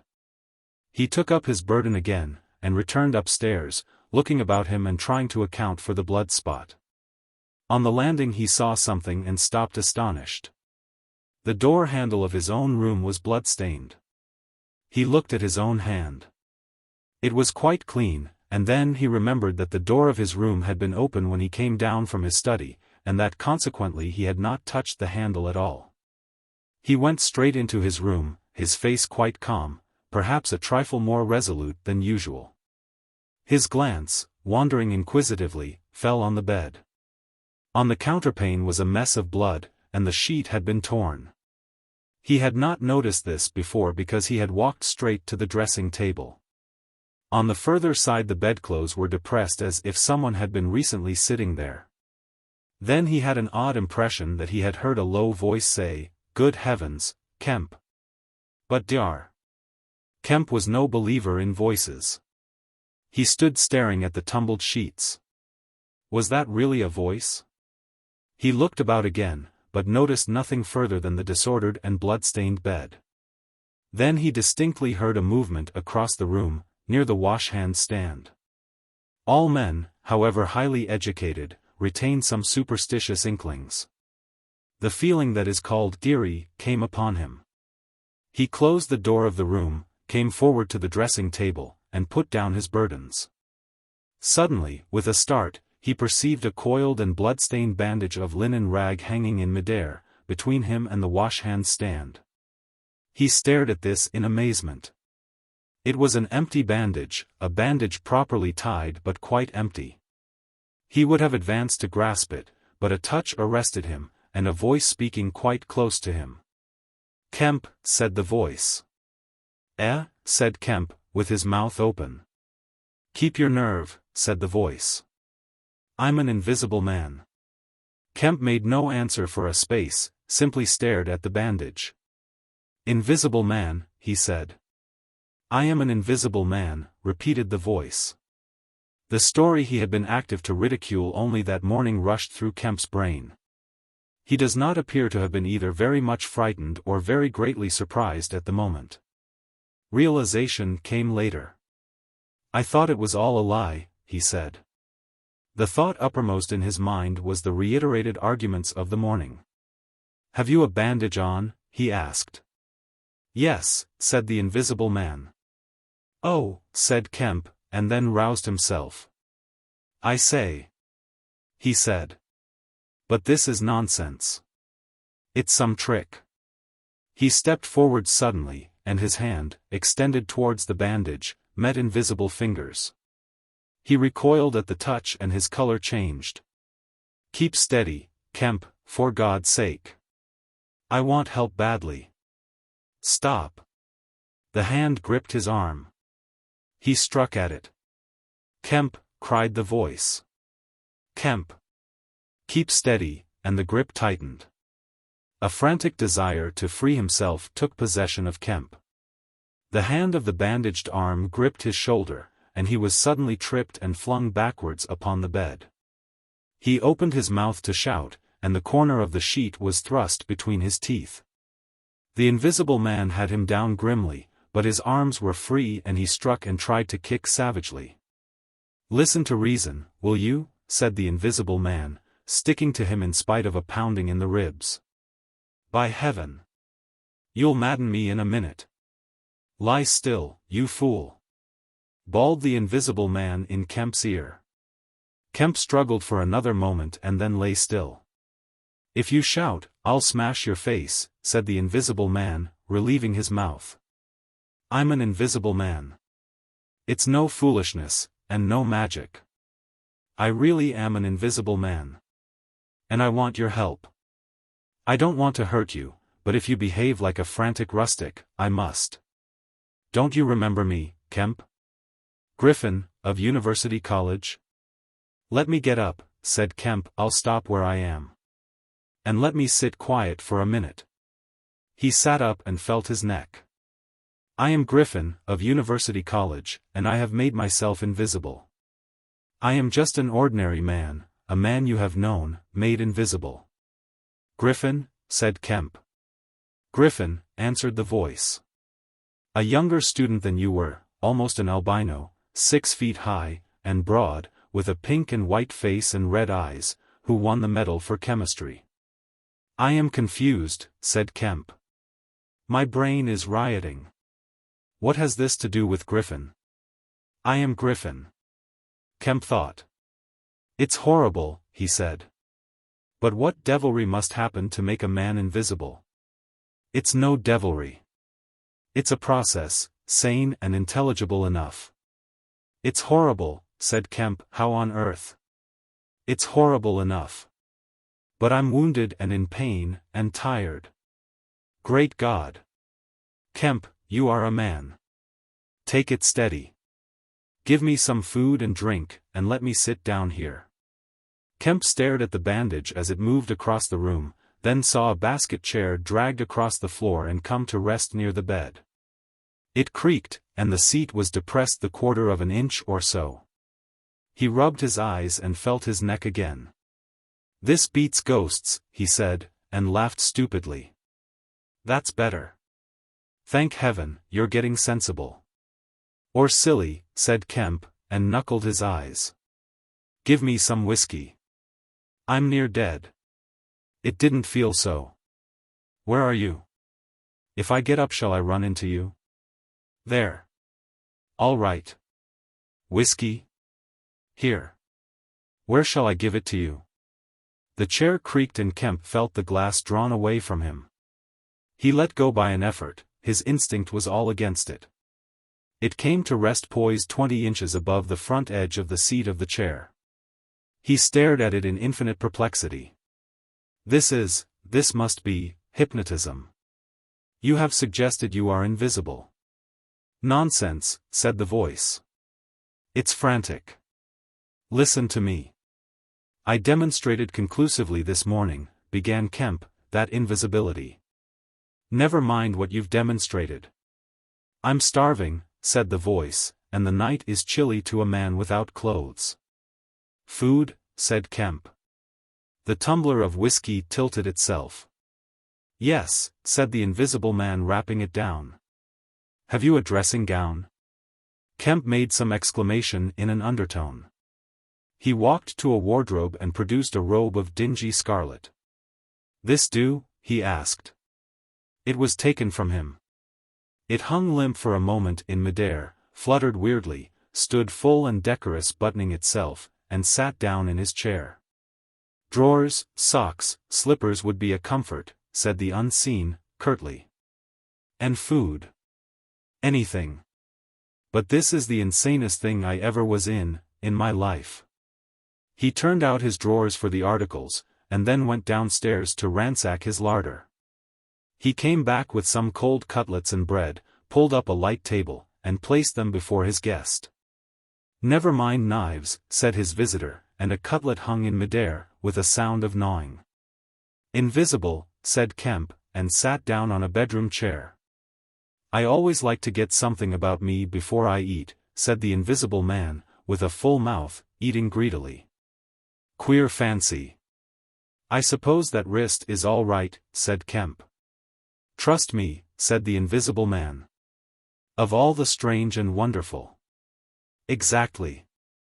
But it's odd I should blunder into your house to get my bandaging. My first stroke of luck. Anyhow, I meant to sleep in this house tonight. You must stand that. It's a filthy nuisance, my blood showing, isn't it? Quite a clot over there. Gets visible as it coagulates, I see. It's only the living tissue I've changed, and only for as long as I'm alive. I've been in the house 3 hours. But how's it done? Began Kemp, in a tone of exasperation. Confound it. The whole business, it's unreasonable from beginning to end. Quite reasonable, said the invisible man. Perfectly reasonable. He reached over and secured the whiskey bottle. Kemp stared at the devouring dressing gown. A ray of candlelight penetrating a torn patch in the right shoulder, made a triangle of light under the left ribs. What were the shots? He asked. How did the shooting begin? There was a real fool of a man, a sort of confederate of mine, curse him, who tried to steal my money. Has done so. Is he invisible too? No. Well? Can't I have some more to eat before I tell you all that? I'm hungry, in pain. And you want me to tell stories. Kemp got up. You didn't do any shooting? He asked. Not me, said his visitor. Some fool I'd never seen fired at random. A lot of them got scared. They all got scared at me. Curse them, I say, I want more to eat than this, Kemp. I'll see what there is to eat downstairs, said Kemp. Not much, I'm afraid. After he had done eating, and he made a heavy meal, the Invisible Man demanded a cigar. He bit the end savagely before Kemp could find a knife, and cursed when the outer leaf loosened. It was strange to see him smoking. His mouth, and throat, pharynx and nares, became visible as a sort of whirling smoke cast. This blessed gift of smoking, he said, and puffed vigorously. I'm lucky to have fallen upon you, Kemp. You must help me. Fancy tumbling on you just now. I'm in a devilish scrape. I've been mad, I think. The things I have been through. But we will do things yet. Let me tell you. He helped himself to more whiskey and soda. Kemp got up, looked about him, and fetched a glass from his spare room. It's wild, but I suppose I may drink. You haven't changed much, Kemp, these dozen years. You fair men don't. Cool and methodical, after the first collapse. I must tell you. We will work together. But how was it all done? Said Kemp, and how did you get like this? For God's sake, let me smoke in peace for a little while. And then I will begin to tell you. But the story was not told that night. The Invisible Man's wrist was growing painful, he was feverish, exhausted, and his mind came round to brood upon his chase down the hill and the struggle about the inn. He spoke in fragments of marvel, he smoked faster, his voice grew angry. Kemp tried to gather what he could. He was afraid of me, I could see that he was afraid of me, said the Invisible Man many times over. He meant to give me the slip, he was always casting about. What a fool I was. The cur. I should have killed him. Where did you get the money? Asked Kemp, abruptly. The Invisible Man was silent for a space. I can't tell you tonight, he said. He groaned suddenly and leant forward, supporting his invisible head on invisible hands. Kemp, he said, I've had no sleep for near 3 days, except a couple of dozes of an hour or so. I must sleep soon. Well, have my room, have this room. But how can I sleep? If I sleep, he will get away. Ugh! What does it matter? What's the shot wound? Asked Kemp, abruptly. Nothing, scratch and blood. Oh, God! How I want sleep. Why not? The Invisible Man appeared to be regarding Kemp. Because I've a particular objection to being caught by my fellow men, he said slowly. Kemp started. Fool that I am, said the Invisible Man, striking the table smartly. I've put the idea into your head. Chapter 18. The Invisible Man sleeps. Exhausted and wounded as the Invisible Man was, he refused to accept Kemp's word that his freedom should be respected. He examined the 2 windows of the bedroom, drew up the blinds and opened the sashes, to confirm Kemp's statement that a retreat by them would be possible. Outside the night was very quiet and still, and the new moon was setting over the down. Then he examined the keys of the bedroom and the 2 dressing-room doors, to satisfy himself that these also could be made an assurance of freedom. Finally he expressed himself satisfied. He stood on the hearth-rug and Kemp heard the sound of a yawn. I'm sorry, said the Invisible Man, if I cannot tell you all that I have done tonight. But I am worn out. It's grotesque, no doubt. It's horrible. But believe me, Kemp, in spite of your arguments of this morning, it is quite a possible thing. I have made a discovery. I meant to keep it to myself. I can't. I must have a partner. And you. We can do such things. But tomorrow. Now, Kemp, I feel as though I must sleep or perish. Kemp stood in the middle of the room staring at the headless garment. I suppose I must leave you, he said. It's Incredible. 3 things happening like this, overturning all my preconceptions, would make me insane. But it's real. Is there anything more that I can get you? Only bid me good night, said Griffin. Good night, said Kemp, and shook an invisible hand. He walked sideways to the door. Suddenly the dressing gown walked quickly towards him. Understand me, said the dressing gown. No attempts to hamper me, or capture me. Or. Kemp's face changed a little. I thought I gave you my word, he said. Kemp closed the door softly behind him, and the key was turned upon him forthwith. Then, as he stood with an expression of passive amazement on his face, the rapid feet came to the door of the dressing room and that too was locked. Kemp slapped his brow with his hand. Am I dreaming? Has the world gone mad, or have I? He laughed, and put his hand to the locked door. Barred out of my own bedroom, by a flagrant absurdity, he said. He walked to the head of the staircase, turned, and stared at the locked doors. It's fact, he said. He put his fingers to his slightly bruised neck. Undeniable fact. But. He shook his head hopelessly, turned, and went downstairs. He lit the dining room lamp, got out a cigar, and began pacing the room, ejaculating. Now and then he would argue with himself. Invisible, he said. Is there such a thing as an invisible animal? In the sea, yes. Thousands, millions. All the larvae, all the little nauplii and tornarius, all the microscopic things, the jellyfish. In the sea there are more things invisible than visible. I never thought of that before. And in the ponds too. All those little pond life things, specks of colorless translucent jelly. But in air? No. It can't be. But after all, why not? If a man was made of glass he would still be visible. His meditation became profound. The bulk of 3 cigars had passed into the invisible or diffused as a white ash over the carpet before he spoke again. Then it was merely an exclamation. He turned aside, walked out of the room, and went into his little consulting room and lit the gas there. It was a little room, because Dr. Kemp did not live by practice, and in it were the day's newspapers.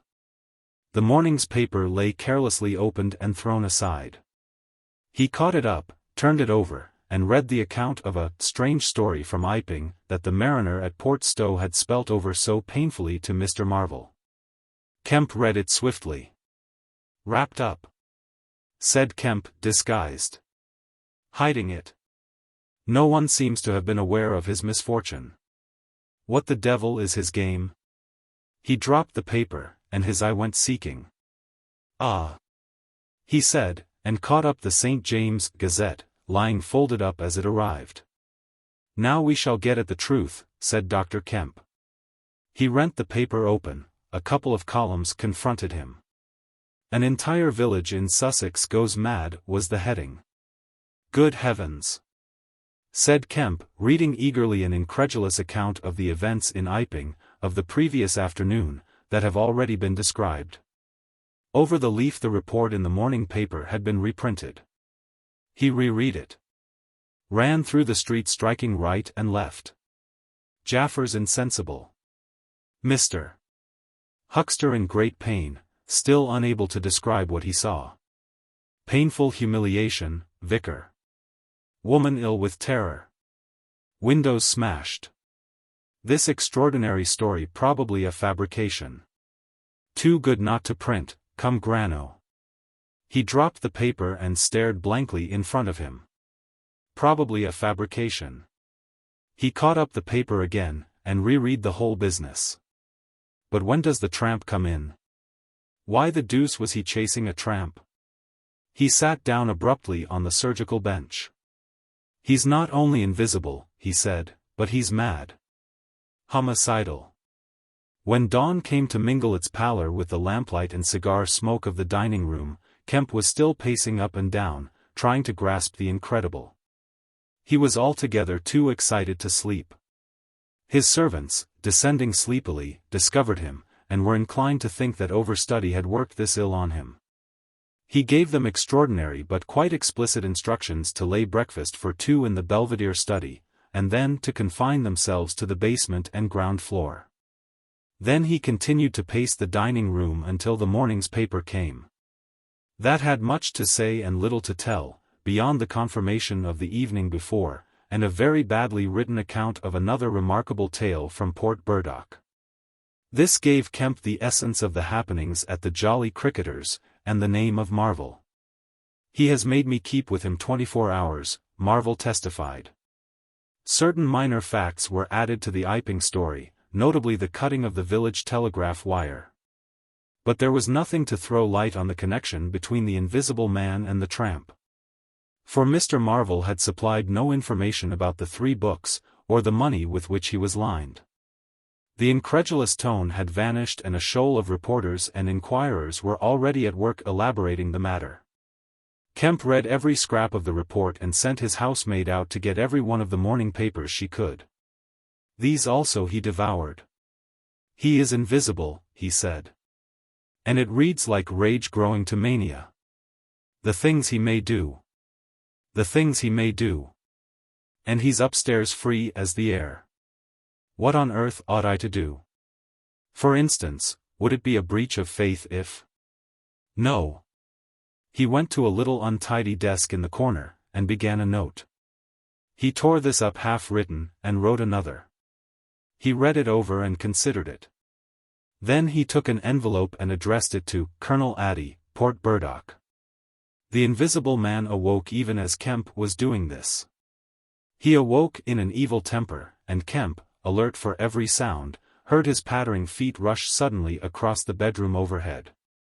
Then a chair was flung over and the wash-hand stand tumbler smashed. Kemp hurried upstairs and rapped eagerly. Chapter 19.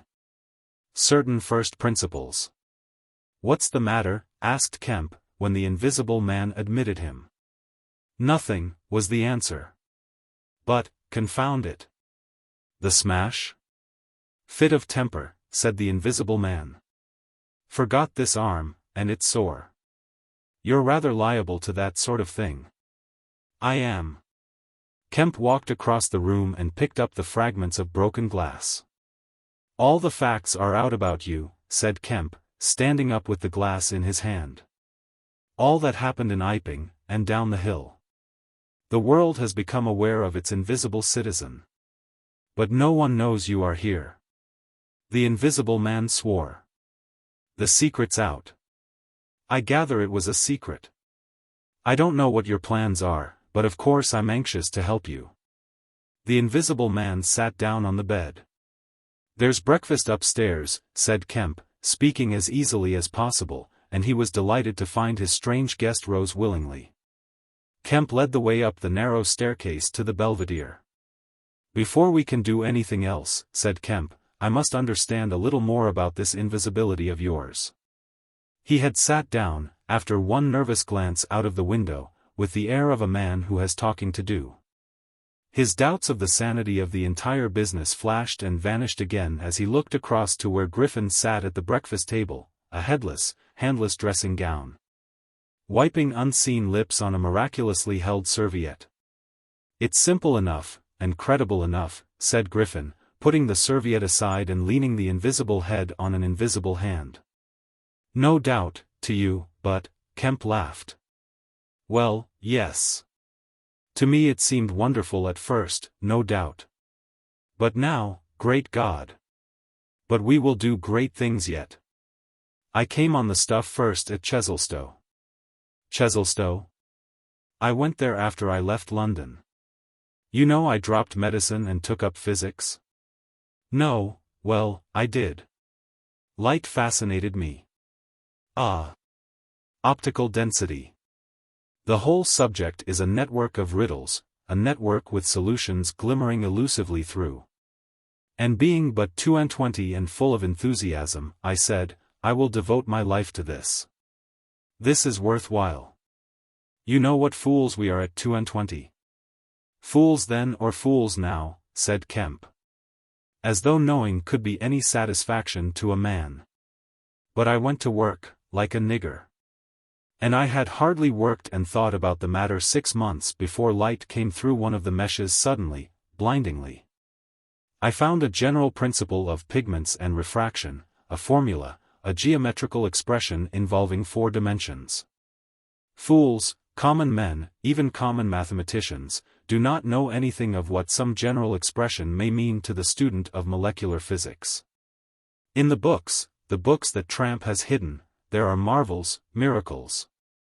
But this was not a method, it was an idea, that might lead to a method by which it would be possible, without changing any other property of matter, except, in some instances colors, to lower the refractive index of a substance, solid or liquid, to that of air, so far as all practical purposes are concerned. Phew, said Kemp, that's odd. But still I don't see quite.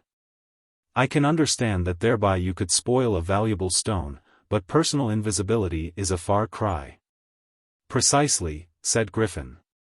But consider, visibility depends on the action of the visible bodies on light. Either a body absorbs light, or it reflects or refracts it, or does all these things. If it neither reflects nor refracts nor absorbs light, it cannot of itself be visible. You see an opaque red box, for instance, because the color absorbs some of the light and reflects the rest, all the red part of the light, to you. If it did not absorb any particular part of the light, but reflected it all, then it would be a shining white box. Silver. A diamond box would neither absorb much of the light nor reflect much from the general surface, but just here and there where the surfaces were favorable the light would be reflected and refracted. So that you would get a brilliant appearance of flashing reflections and translucencies, a sort of skeleton of light. A glass box would not be so brilliant, nor so clearly visible, as a diamond box, because there would be less refraction and reflection. See that? From certain points of view you would see quite clearly through it. Some kinds of glass would be more visible than others, a box of flint glass would be brighter than a box of ordinary window glass. A box of very thin common glass would be hard to see in a bad light, because it would absorb hardly any light and refract and reflect very little. And if you put a sheet of common white glass in water, still more if you put it in some denser liquid than water, it would vanish almost altogether. Because light passing from water to glass is only slightly refracted or reflected or indeed affected in any way. It is almost as invisible as a jet of coal gas or hydrogen is in air. And for precisely the same reason. Yes, said Kemp, that is pretty plain sailing. And here is another fact you will know to be true. If a sheet of glass is smashed, Kemp, and beaten into a powder, it becomes much more visible while it is in the air. It becomes at last an opaque white powder. This is because the powdering multiplies the surfaces of the glass at which refraction and reflection occur. In the sheet of glass there are only 2 surfaces, in the powder the light is reflected or refracted by each grain it passes through, and very little gets right through the powder. But if the white powdered glass is put into water, it forthwith vanishes. The powdered glass and water have much the same refractive index. That is, the light undergoes very little refraction or reflection in passing from one to the other. You make the glass invisible by putting it into a liquid of nearly the same refractive index. A transparent thing becomes invisible if it is put in any medium of almost the same refractive index. And if you will consider only a second, you will see also that the powder of glass might be made to vanish in air, if its refractive index could be made the same as that of air. For then there would be no refraction or reflection as the light passed from glass to air. Yes, yes, said Kemp, but a man's not powdered glass. No, said Griffin. He's more transparent. Nonsense. That from a doctor. How one forgets.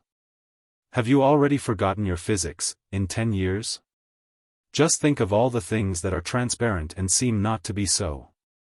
Paper, for instance, is made up of transparent fibers, and it is white and opaque only for the same reason that a powder of glass is white and opaque. Oil white paper, Fill up the interstices between the particles with oil so that there is no longer refraction or reflection except at the surfaces, and it becomes as transparent as glass. And not only paper, but cotton fiber, linen fiber, wool fiber, woody fiber, and bone, kemp, flesh, kemp, hair, kemp, nails and nerves, kemp. In fact, the whole fabric of a man except the red of his blood and the black pigment of hair, are all made up of transparent, colorless tissue. So little suffices to make us visible one to the other. For the most part the fibers of a living creature are no more opaque than water. Great heavens, cried Kemp, of course, of course. I was thinking only last night of the sea larvae and all jellyfish. Now you have me. And all that I knew and had in mind a year after I left London, 6 years ago. But I kept it to myself. I had to do my work under frightful disadvantages. Oliver, my professor, was a scientific bounder, a journalist by instinct, a thief of ideas, he was always prying. And you know the knavish system of the scientific world. I simply would not publish, and let him share my credit. I went on working. I got nearer and nearer making my formula into an experiment, a reality. I told no living soul, because I meant to flash my work upon the world with crushing effect and become famous at a blow. I took up the question of pigments to fill up certain gaps.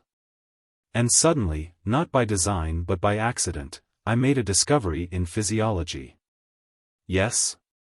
You know the red coloring matter of blood. It can be made white, colorless, and remain with all the functions it has now. Kemp gave a cry of incredulous amazement.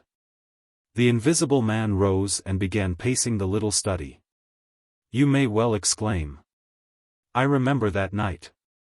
It was late at night, in the daytime one was bothered with the gaping, silly students, and I worked then sometimes till dawn. It came suddenly, splendid and complete in my mind.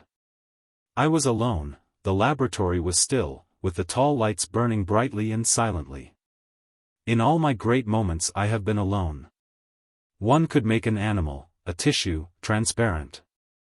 One could make it invisible. All except the pigments, I could be invisible. I said, suddenly realizing what it meant to be an albino with such knowledge. It was overwhelming. I left the filtering I was doing, and went and stared out of the great window at the stars. I could be invisible. I repeated. To do such a thing would be to transcend magic. And I beheld, unclouded by doubt, a magnificent vision of all that invisibility might mean to a man, the mystery, the power, the freedom. Drawbacks I saw none. You have only to think. And I, a shabby, poverty-struck, hemmed-in demonstrator, teaching fools in a provincial college, might suddenly become this. I ask you, Kemp, if you. Anyone, I tell you, would have flung himself upon that research. And I worked 3 years, and every mountain of difficulty I toiled over showed another from its summit. The infinite details. And the exasperation. A professor, a provincial professor, always prying. When are you going to publish this work of yours, was his everlasting question. And the students, the cramped means. 3 years I had of it. And after 3 years of secrecy and exasperation, I found that to complete it was impossible, impossible. How? Asked Kemp. Money, said the Invisible Man, and went again to stare out of the window. He turned around abruptly. I robbed the old man, robbed my father. The money was not his, and he shot himself. Chapter 20. At the house in Great Portland Street. For a moment Kemp sat in silence, staring at the back of the headless figure at the window. Then he started, struck by a thought, rose, took the Invisible Man's arm, and turned him away from the outlook. You are tired, he said, and while I sit, you walk about. Have my chair. He placed himself between Griffin and the nearest window. For a space Griffin sat silent, and then he resumed abruptly. I had left the Chesilstowe cottage already, he said, when that happened. It was last December. I had taken a room in London, a large unfurnished room in a big ill-managed lodging house in a slum near Great Portland Street. The room was soon full of the appliances I had bought with his money. The work was going on steadily, successfully, drawing near an end. I was like a man emerging from a thicket, and suddenly coming on some unmeaning tragedy. I went to bury him. My mind was still on this research, and I did not lift a finger to save his character. I remember the funeral, the cheap hearse, the scant ceremony, the windy frost-bitten hillside, and the old college friend of his who read the service over him, a shabby, black, bent old man with a sniveling cold. I remember walking back to the empty house, through the place that had once been a village and was now patched and tinkered by the jerry builders into the ugly likeness of a town. Every way the roads ran out at last into the desecrated fields and ended in rubble heaps and rank wet weeds. I remember myself as a gaunt black figure, going along the slippery, shiny pavement, and the strange sense of detachment I felt from the squalid respectability, the sordid commercialism of the place. I did not feel a bit sorry for my father. He seemed to me to be the victim of his own foolish sentimentality. The current cant required my attendance at his funeral, but it was really not my affair. But going along the high street, my old life came back to me for a space, for I met the girl I had known 10 years since. Our eyes met. Something moved me to turn back and talk to her. She was a very ordinary person. It was all like a dream, that visit to the old places. I did not feel then that I was lonely, that I had come out from the world into a desolate place. I appreciated my loss of sympathy, but I put it down to the general inanity of things. Re-entering my room seemed like the recovery of reality. There were the things I knew and loved. There stood the apparatus, the experiments arranged and waiting. And now there was scarcely a difficulty left, beyond the planning of details. I will tell you, Kemp, sooner or later, all the complicated processes. We need not go into that now. For the most part, saving certain gaps I chose to remember, they are written in cipher in those books that Tramp has hidden. We must hunt him down. We must get those books again. But the essential phase was to place the transparent object whose refractive index was to be lowered between two radiating centers of a sort of ethereal vibration, of which I will tell you more fully later. No, not those Röntgen vibrations. I don't know that these others of mine have been described. Yet they are obvious enough. I needed 2 little dynamos, and these I worked with a cheap gas engine. My first experiment was with a bit of white wool fabric. It was the strangest thing in the world to see it in the flicker of the flashes soft and white, and then to watch it fade like a wreath of smoke and vanish. I could scarcely believe I had done it. I put my hand into the emptiness, and there was the thing as solid as ever.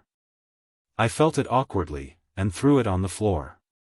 I had a little trouble finding it again. And then came a curious experience. I heard a meow behind me, and turning, saw a lean white cat, very dirty, on the cistern cover outside the window. A thought came into my head. "Everything ready for you," I said, and went to the window, opened it, and called softly. She came in, purring. The poor beast was starving, and I gave her some milk. All my food was in a cupboard in the corner of the room.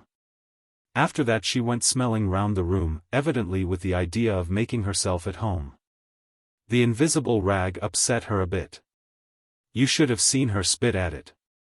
But I made her comfortable on the pillow of my truckle bed. And I gave her butter to get her to wash. And you processed her? I processed her. But giving drugs to a cat is no joke, Kemp.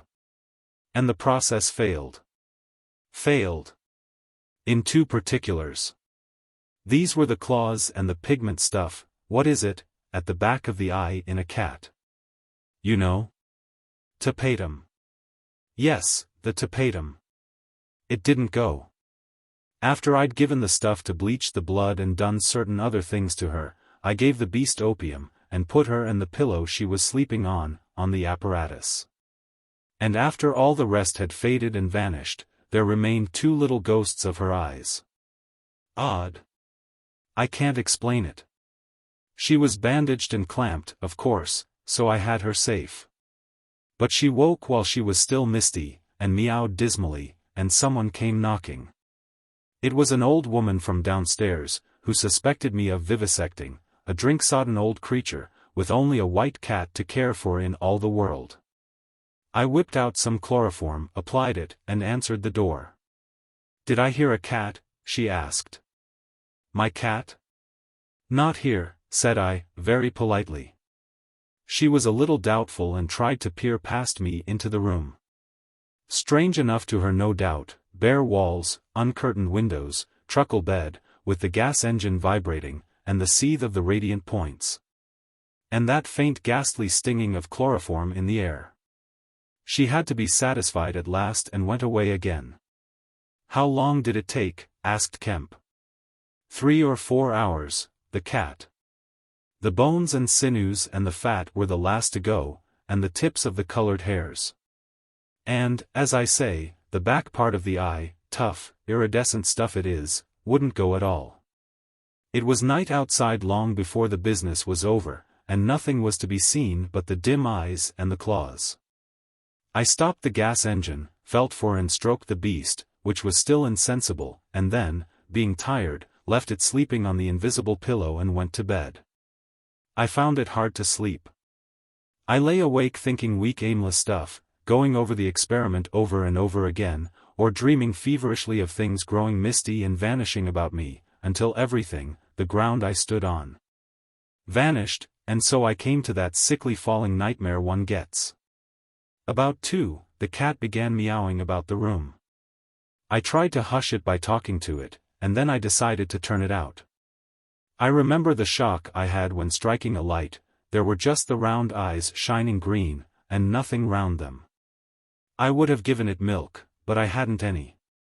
It wouldn't be quiet, it just sat down and meowed at the door. I tried to catch it, with an idea of putting it out of the window, but it wouldn't be caught, it vanished. Then it began meowing in different parts of the room. At last I opened the window and made a bustle. I suppose it went out at last. I never saw any more of it. Then, heaven knows why, I fell thinking of my father's funeral again, and the dismal windy hillside, until the day had come. I found sleeping was hopeless, and, locking my door after me, wandered out into the morning streets. "You don't mean to say there's an invisible cat at large," said Kemp. "If it hasn't been killed," said the invisible man. "Why not?" "Why not?" said Kemp. "I didn't mean to interrupt." "It's very probably been killed," said the invisible man. "It was alive 4 days after, I know, and down a grating in Great Titchfield Street, because I saw a crowd round the place, trying to see whence the meowing came." He was silent for the best part of a minute. Then he resumed abruptly. "I remember that morning before the change very vividly.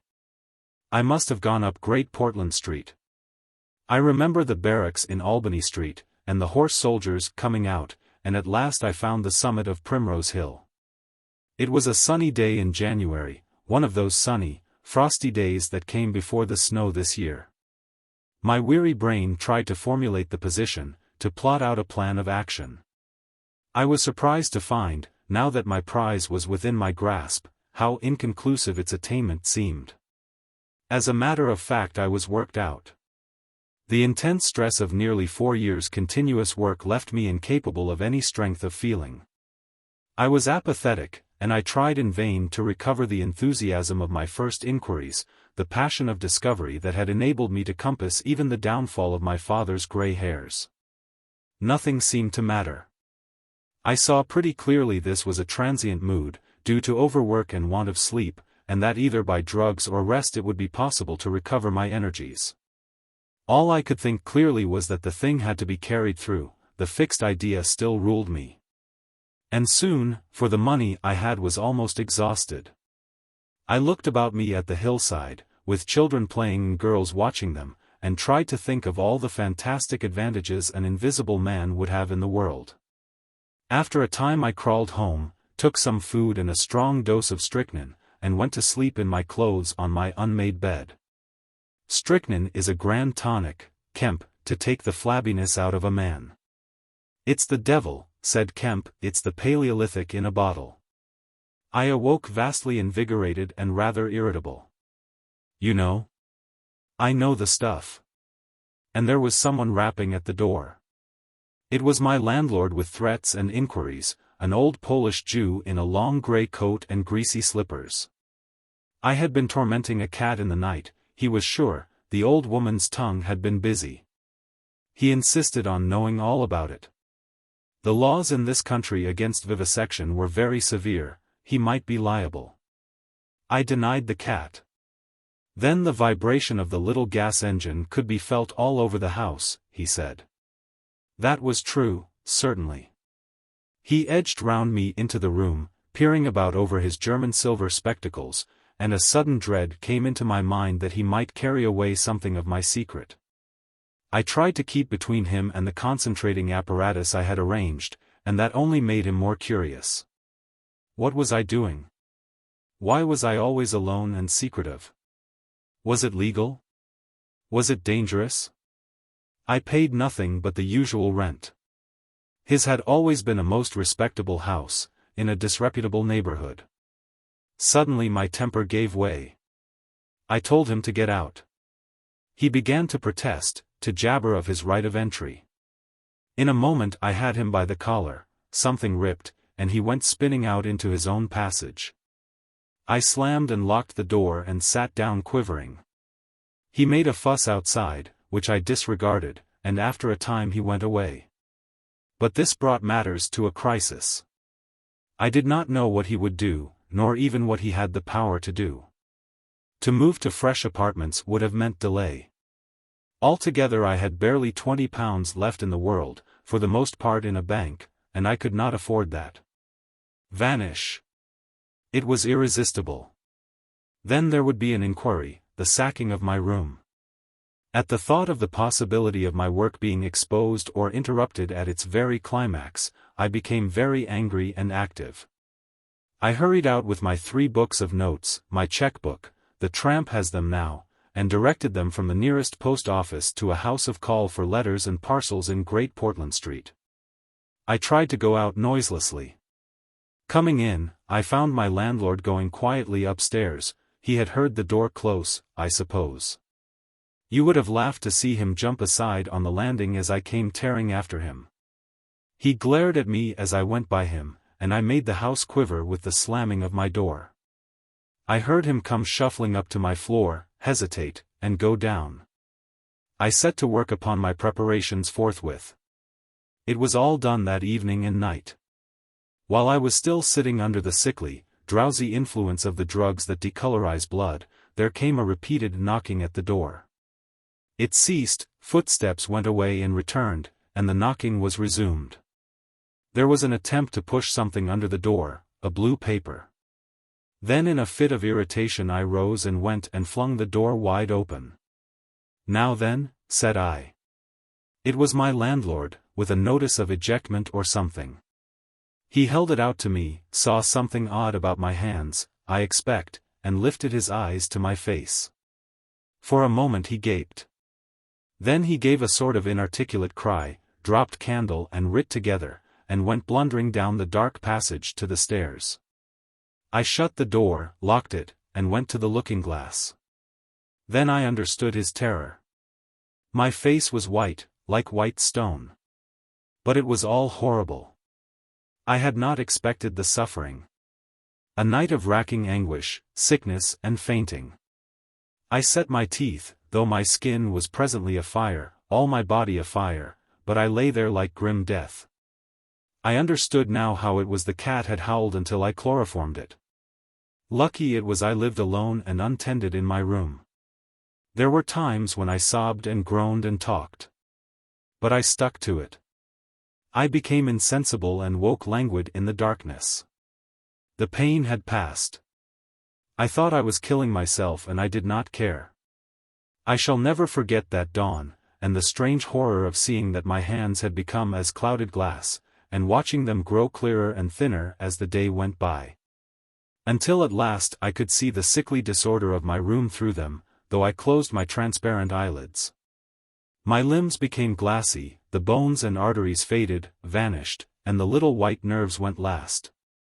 I gritted my teeth and stayed there to the end. At last only the dead tips of the fingernails remained, pallid and white, and the brown stain of some acid upon my fingers. I struggled up. At first I was as incapable as a swathed infant, stepping with limbs I could not see. I was weak and very hungry. I went and stared at nothing in my shaving glass, at nothing save where an attenuated pigment still remained behind the retina of my eyes, fainter than mist. I had to hang on to the table and press my forehead against the glass. It was only by a frantic effort of will that I dragged myself back to the apparatus and completed the process. I slept during the forenoon, pulling the sheet over my eyes to shut out the light, and about midday I was awakened again by a knocking. My strength had returned. I sat up and listened and heard a whispering. I sprang to my feet and as noiselessly as possible began to detach the connections of my apparatus, and to distribute it about the room, so as to destroy the suggestions of its arrangement. Presently the knocking was renewed and voices called, first my landlord's, and then 2 others. To gain time I answered them. The invisible rag and pillow came to hand and I opened the window and pitched them out onto the cistern cover. As the window opened, a heavy crash came at the door. Someone had charged it with the idea of smashing the lock. But the stout bolts I had screwed up some days before stopped him. That startled me, made me angry. I began to tremble and do things hurriedly. I tossed together some loose paper, straw, packing paper and so forth, in the middle of the room, and turned on the gas. Heavy blows began to rain upon the door. I could not find the matches. I beat my hands on the wall with rage. I turned down the gas again, stepped out of the window on the cistern cover, very softly lowered the sash, and sat down, secure and invisible, but quivering with anger, to watch events. They split a panel, I saw, and in another moment they had broken away the staples of the bolts and stood in the open doorway. It was the landlord and his 2 stepsons, sturdy young men of 3 or 4 and 20. Behind them fluttered the old hag of a woman from downstairs. You may imagine their astonishment to find the room empty. One of the younger men rushed to the window at once, flung it up and stared out. His staring eyes and thick-lipped bearded face came a foot from my face. I was half-minded to hit his silly countenance, but I arrested my doubled fist. He stared right through me. So did the others as they joined him. The old man went and peered under the bed, and then they all made a rush for the cupboard. They had to argue about it at length in Yiddish and Cockney English. They concluded I had not answered them, that their imagination had deceived them. A feeling of extraordinary elation took the place of my anger as I sat outside the window and watched these 4 people, for the old lady came in, glancing suspiciously about her like a cat, trying to understand the riddle of my behavior. The old man, so far as I could understand his patois, agreed with the old lady that I was a vivisectionist. The sons protested in garbled English that I was an electrician, and appealed to the dynamos and radiators. They were all nervous about my arrival, although I found subsequently that they had bolted the front door. The old lady peered into the cupboard and under the bed, and one of the young men pushed up the register and stared up the chimney. One of my fellow lodgers, a costermonger who shared the opposite room with a butcher, appeared on the landing, and he was called in and told incoherent things. It occurred to me that the radiators, if they fell into the hands of some acute well-educated person, would give me away too much, and watching my opportunity, I came into the room and tilted one of the little dynamos off its fellow on which it was standing, and smashed both apparatus. Then, while they were trying to explain the smash, I dodged out of the room and went softly downstairs. I went into one of the sitting rooms and waited until they came down, still speculating and argumentative, all a little disappointed at finding no horrors, and all a little puzzled how they stood legally towards me. Then I slipped up again with a box of matches, fired my heap of paper and rubbish, put the chairs and bedding thereby, led the gas to the affair, by means of an india-rubber tube, and waving a farewell to the room left it for the last time. "You fired the house," exclaimed Kemp. "Fired the house." It was the only way to cover my trail, and no doubt it was insured. I slipped the bolts of the front door quietly and went out into the street. I was invisible, and I was only just beginning to realize the extraordinary advantage my invisibility gave me. My head was already teeming with plans of all the wild and wonderful things I had now impunity to do. Chapter 21. In Oxford Street. In going downstairs the first time I found an unexpected difficulty because I could not see my feet.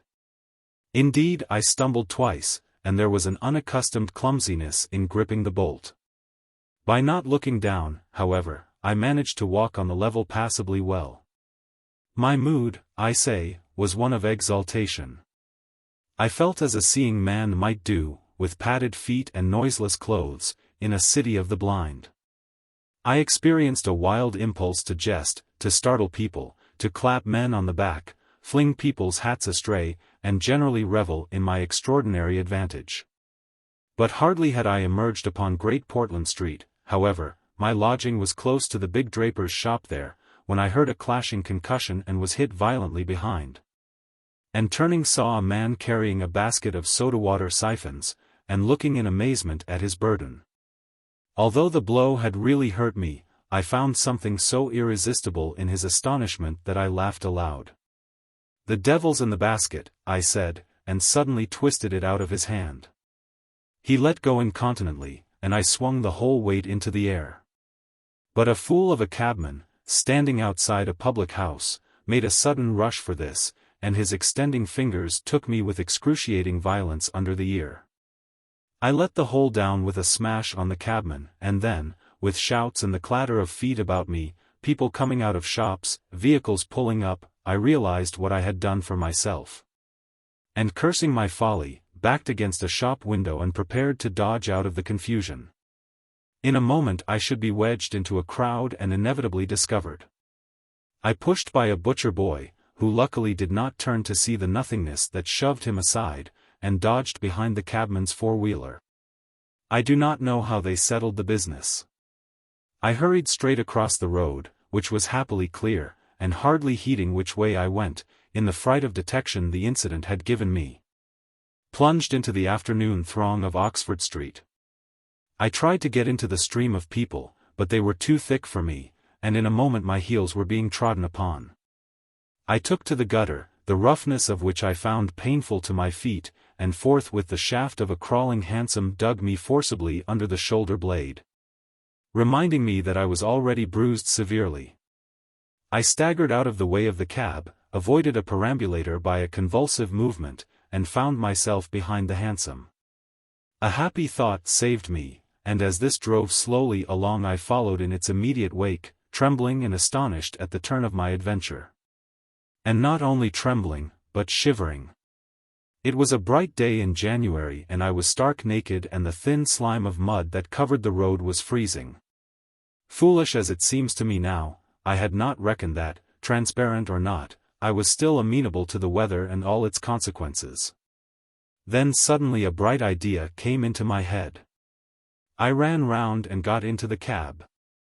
And so, shivering, scared, and sniffing with the first intimations of a cold, and with the bruises in the small of my back growing upon my attention, I drove slowly along Oxford Street and past Tottenham Court Road. My mood was as different from that in which I had sallied forth 10 minutes ago as it is possible to imagine. This invisibility indeed. The one thought that possessed me was, how was I to get out of the scrape I was in? We crawled past Moody's, and there a tall woman with 5 or 6 yellow-labeled books hailed my cab, and I sprang out just in time to escape her, shaving a railway van narrowly in my flight. I made off up the roadway to Bloomsbury Square, intending to strike north past the museum and so get into the quiet district. I was now cruelly chilled, and the strangeness of my situation so unnerved me that I whimpered as I ran. At the northward corner of the square a little white dog ran out of the Pharmaceutical Society's offices, and incontinently made for me, nose down. I had never realized it before, but the nose is to the mind of a dog what the eye is to the mind of a seeing man. Dogs perceive the scent of a man moving as men perceive his vision. This brute began barking and leaping, showing, as it seemed to me, only too plainly that he was aware of me. I crossed Great Russell Street, glancing over my shoulder as I did so, and went some way along Montague Street before I realized what I was running towards. Then I became aware of a blare of music, and looking along the street saw a number of people advancing out of Russell Square, red shirts, and the banner of the Salvation Army to the fore.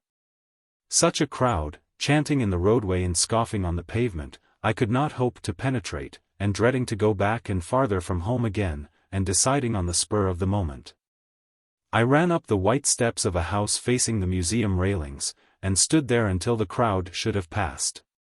Happily the dog stopped at the noise of the band too, hesitated, and turned tail, running back to Bloomsbury Square again. On came the band, bawling with unconscious irony some hymn about, "When shall we see his face?" and it seemed an interminable time to me before the tide of the crowd washed along the pavement by me. Thud, thud, thud, came the drum with a vibrating resonance, and for the moment I did not notice two urchins stopping at the railings by me. "See, said one. "See what?" said the other. "Why, them footmarks, bare. Like what you makes in mud." I looked down and saw the youngsters had stopped and were gaping at the muddy footmarks I had left behind me up the newly whitened steps. The passing people elbowed and jostled them, but their confounded intelligence was arrested. Thud, thud, thud, when, thud, shall we see, thud, his face, thud, thud. "There's a barefoot man gone up them steps, or I don't know nothing," said one. "And he ain't never come down again. And his foot was bleeding." The thick of the crowd had already passed. "Looky there, Ted," quoth the younger of the detectives, with the sharpness of surprise in his voice, and pointed straight to my feet. I looked down and saw at once the dim suggestion of their outline sketched in splashes of mud. For a moment I was paralyzed. "Why, that's rum," said the elder. "Dashed rum. It's just like the ghost of a foot, ain't it?" He hesitated and advanced with outstretched hand. A man pulled up short to see what he was catching, and then a girl. In another moment he would have touched me. Then I saw what to do. I made a step, the boy started back with an exclamation, and with a rapid movement I swung myself over into the portico of the next house. But the smaller boy was sharp-eyed enough to follow the movement, and before I was well down the steps and upon the pavement, he had recovered from his momentary astonishment and was shouting out that the feet had gone over the wall. They rushed round and saw my new footmarks flash into being on the lower step and upon the pavement. "What's up?" asked someone. "Feet. Look. Feet running." Everybody in the road, except my three pursuers, was pouring along after the Salvation Army, and this blow not only impeded me but them. There was an eddy of surprise and interrogation. At the cost of bowling over one young fellow I got through, and in another moment I was rushing headlong round the circuit of Russell Square, with 6 or 7 astonished people following my footmarks. There was no time for explanation, or else the whole host would have been after me. Twice I doubled round corners, thrice I crossed the road and came back upon my tracks, and then, as my feet grew hot and dry, the damp impressions began to fade. At last I had a breathing space and rubbed my feet clean with my hands, and so got away altogether. The last I saw of the chase was a little group of a dozen people perhaps, studying with infinite perplexity a slowly drying footprint that had resulted from a puddle in Tavistock Square. A footprint as isolated and incomprehensible to them as Crusoe's solitary discovery. This running warmed me to a certain extent, and I went on with a better courage through the maze of less frequented roads that runs hereabouts. My back had now become very stiff and sore, my tonsils were painful from the cabman's fingers, and the skin of my neck had been scratched by his nails. My feet hurt exceedingly and I was lame from a little cut on one foot. I saw in time a blind man approaching me, and fled limping, for I feared his subtle intuitions. Once or twice accidental collisions occurred and I left people amazed, with unaccountable curses ringing in their ears. Then came something silent and quiet against my face, and across the square fell a thin veil of slowly falling flakes of snow. I had caught a cold, and do as I would I could not avoid an occasional sneeze. And every dog that came in sight, with its pointing nose and curious sniffing, was a terror to me. Then came men and boys running, first one and then others, and shouting as they ran. It was a fire. They ran in the direction of my lodging, and looking back down a street I saw a mass of black smoke streaming up above the roofs and telephone wires. It was my lodging burning. My clothes, my apparatus, all my resources indeed, except my checkbook and the 3 volumes of memoranda that awaited me in Great Portland Street, were there. Burning.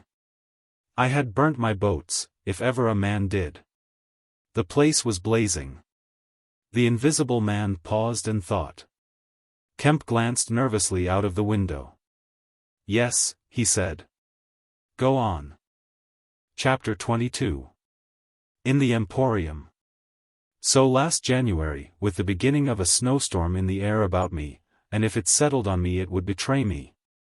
Weary, cold, painful, inexpressibly wretched, and still but half convinced of my invisible quality, I began this new life to which I am committed.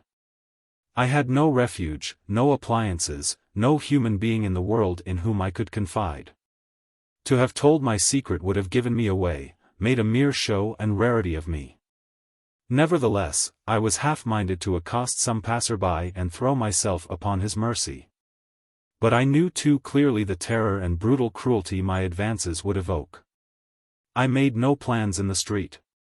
My sole object was to get shelter from the snow, to get myself covered and warm, then I might hope to plan. But even to me, an invisible man, the rows of London houses stood latched, barred, and bolted impregnably. Only one thing could I see clearly before me, the cold exposure and misery of the snowstorm and the night. And then I had a brilliant idea. I turned down one of the roads leading from Gower Street to Tottenham Court Road, and found myself outside Omnium's, the big establishment where everything is to be bought, you know the place, meat, grocery, linen, furniture, clothing, oil paintings even, a huge meandering collection of shops rather than a shop. I had thought I should find the doors open, but they were closed, and as I stood in the wide entrance a carriage stopped outside. And a man in uniform, you know the kind of personage with Omnium on his cap, flung open the door. I contrived to enter. And walking down the shop, it was a department where they were selling ribbons and gloves and stockings and that kind of thing, came to a more spacious region devoted to picnic baskets and wicker furniture. I did not feel safe there, however. People were going to and fro, and I prowled restlessly about until I came upon a huge section in an upper floor containing multitudes of bedsteads, and over these I clambered. And found a resting place at last among a huge pile of folded flock mattresses. The place was already lit up and agreeably warm, and I decided to remain where I was, keeping a cautious eye on the 2 or 3 sets of shopmen and customers who were meandering through the place. Until closing time came. Then I should be able, I thought, to rob the place for food and clothing, and disguised, prowl through it and examine its resources, perhaps sleep on some of the bedding. That seemed an acceptable plan. My idea was to procure clothing to make myself a muffled but acceptable figure, to get money, and then to recover my books and parcels where they awaited me. Take a lodging somewhere and elaborate plans for the complete realization of the advantages my invisibility gave me, as I still imagined, over my fellow men. Closing time arrived quickly enough. It could not have been more than an hour after I took up my position on the mattresses before I noticed the blinds of the windows being drawn, and customers being marched doorward. And then a number of brisk young men began with remarkable alacrity to tidy up the goods that remained disturbed. I left my lair as the crowds diminished, and prowled cautiously out into the less desolate parts of the shop. I was really surprised to observe how rapidly the young men and women whipped away the goods displayed for sale during the day. All the boxes of goods, the hanging fabrics, the festoons of lace, the boxes of sweets in the grocery section, the displays of this and that, were being whipped down, folded up, slapped into tidy receptacles, and everything that could not be taken down and put away had sheets of some coarse stuff like sacking flung over them. Finally all the chairs were turned up onto the counters, leaving the floor clear. Directly each of these young people had done, he or she made promptly for the door with such an expression of animation as I have rarely observed in a shop assistant before. Then came a lot of youngsters scattering sawdust and carrying pails and brooms. I had to dodge to get out of the way, and as it was, my ankle got stung with the sawdust. For some time, wandering through the swathed and darkened departments, I could hear the brooms at work. And at last, a good hour or more after the shop had been closed, came a noise of locking doors. Silence came upon the place, and I found myself wandering through the vast and intricate shops, galleries, showrooms of the place, alone. It was very still. In one place I remember passing near one of the Tottenham Court Road entrances and listening to the tapping of boot heels of the passers-by. My first visit was to the place where I had seen stockings and gloves for sale. It was dark, and I had the devil of a hunt after matches, which I found at last in the drawer of the little cash desk. Then I had to get a candle. I had to tear down wrappings and ransack a number of boxes and drawers, but at last I managed to turn out what I sought. The box label called them lambswool pants, and lambswool vests. Then socks, a thick comforter, and then I went to the clothing place and got trousers, a lounge jacket, an overcoat and a slouch hat, a clerical sort of hat with the brim turned down. I began to feel a human being again, and my next thought was food. Upstairs was a refreshment department, and there I got cold meat. There was coffee still in the urn, and I lit the gas and warmed it up again, and altogether I did not do badly.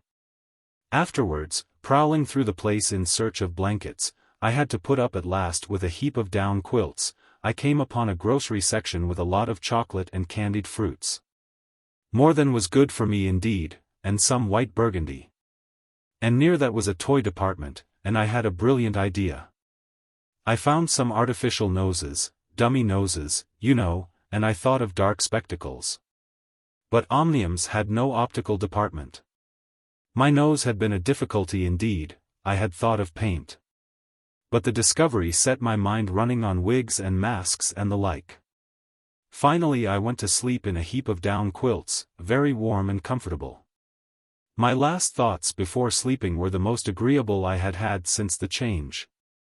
I was in a state of physical serenity, and that was reflected in my mind.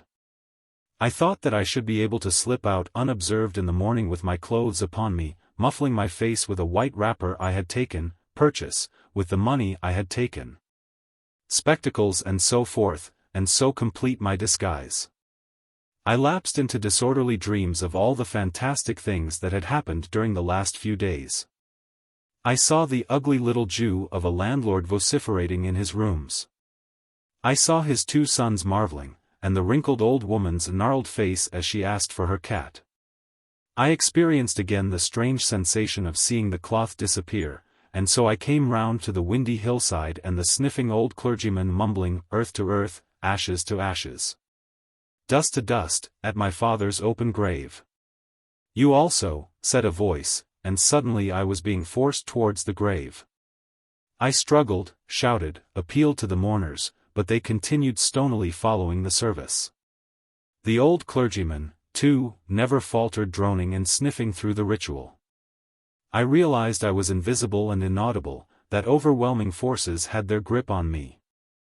I struggled in vain, I was forced over the brink, the coffin rang hollow as I fell upon it, and the gravel came flying after me in spadefuls. Nobody heeded me, nobody was aware of me. I made convulsive struggles and awoke.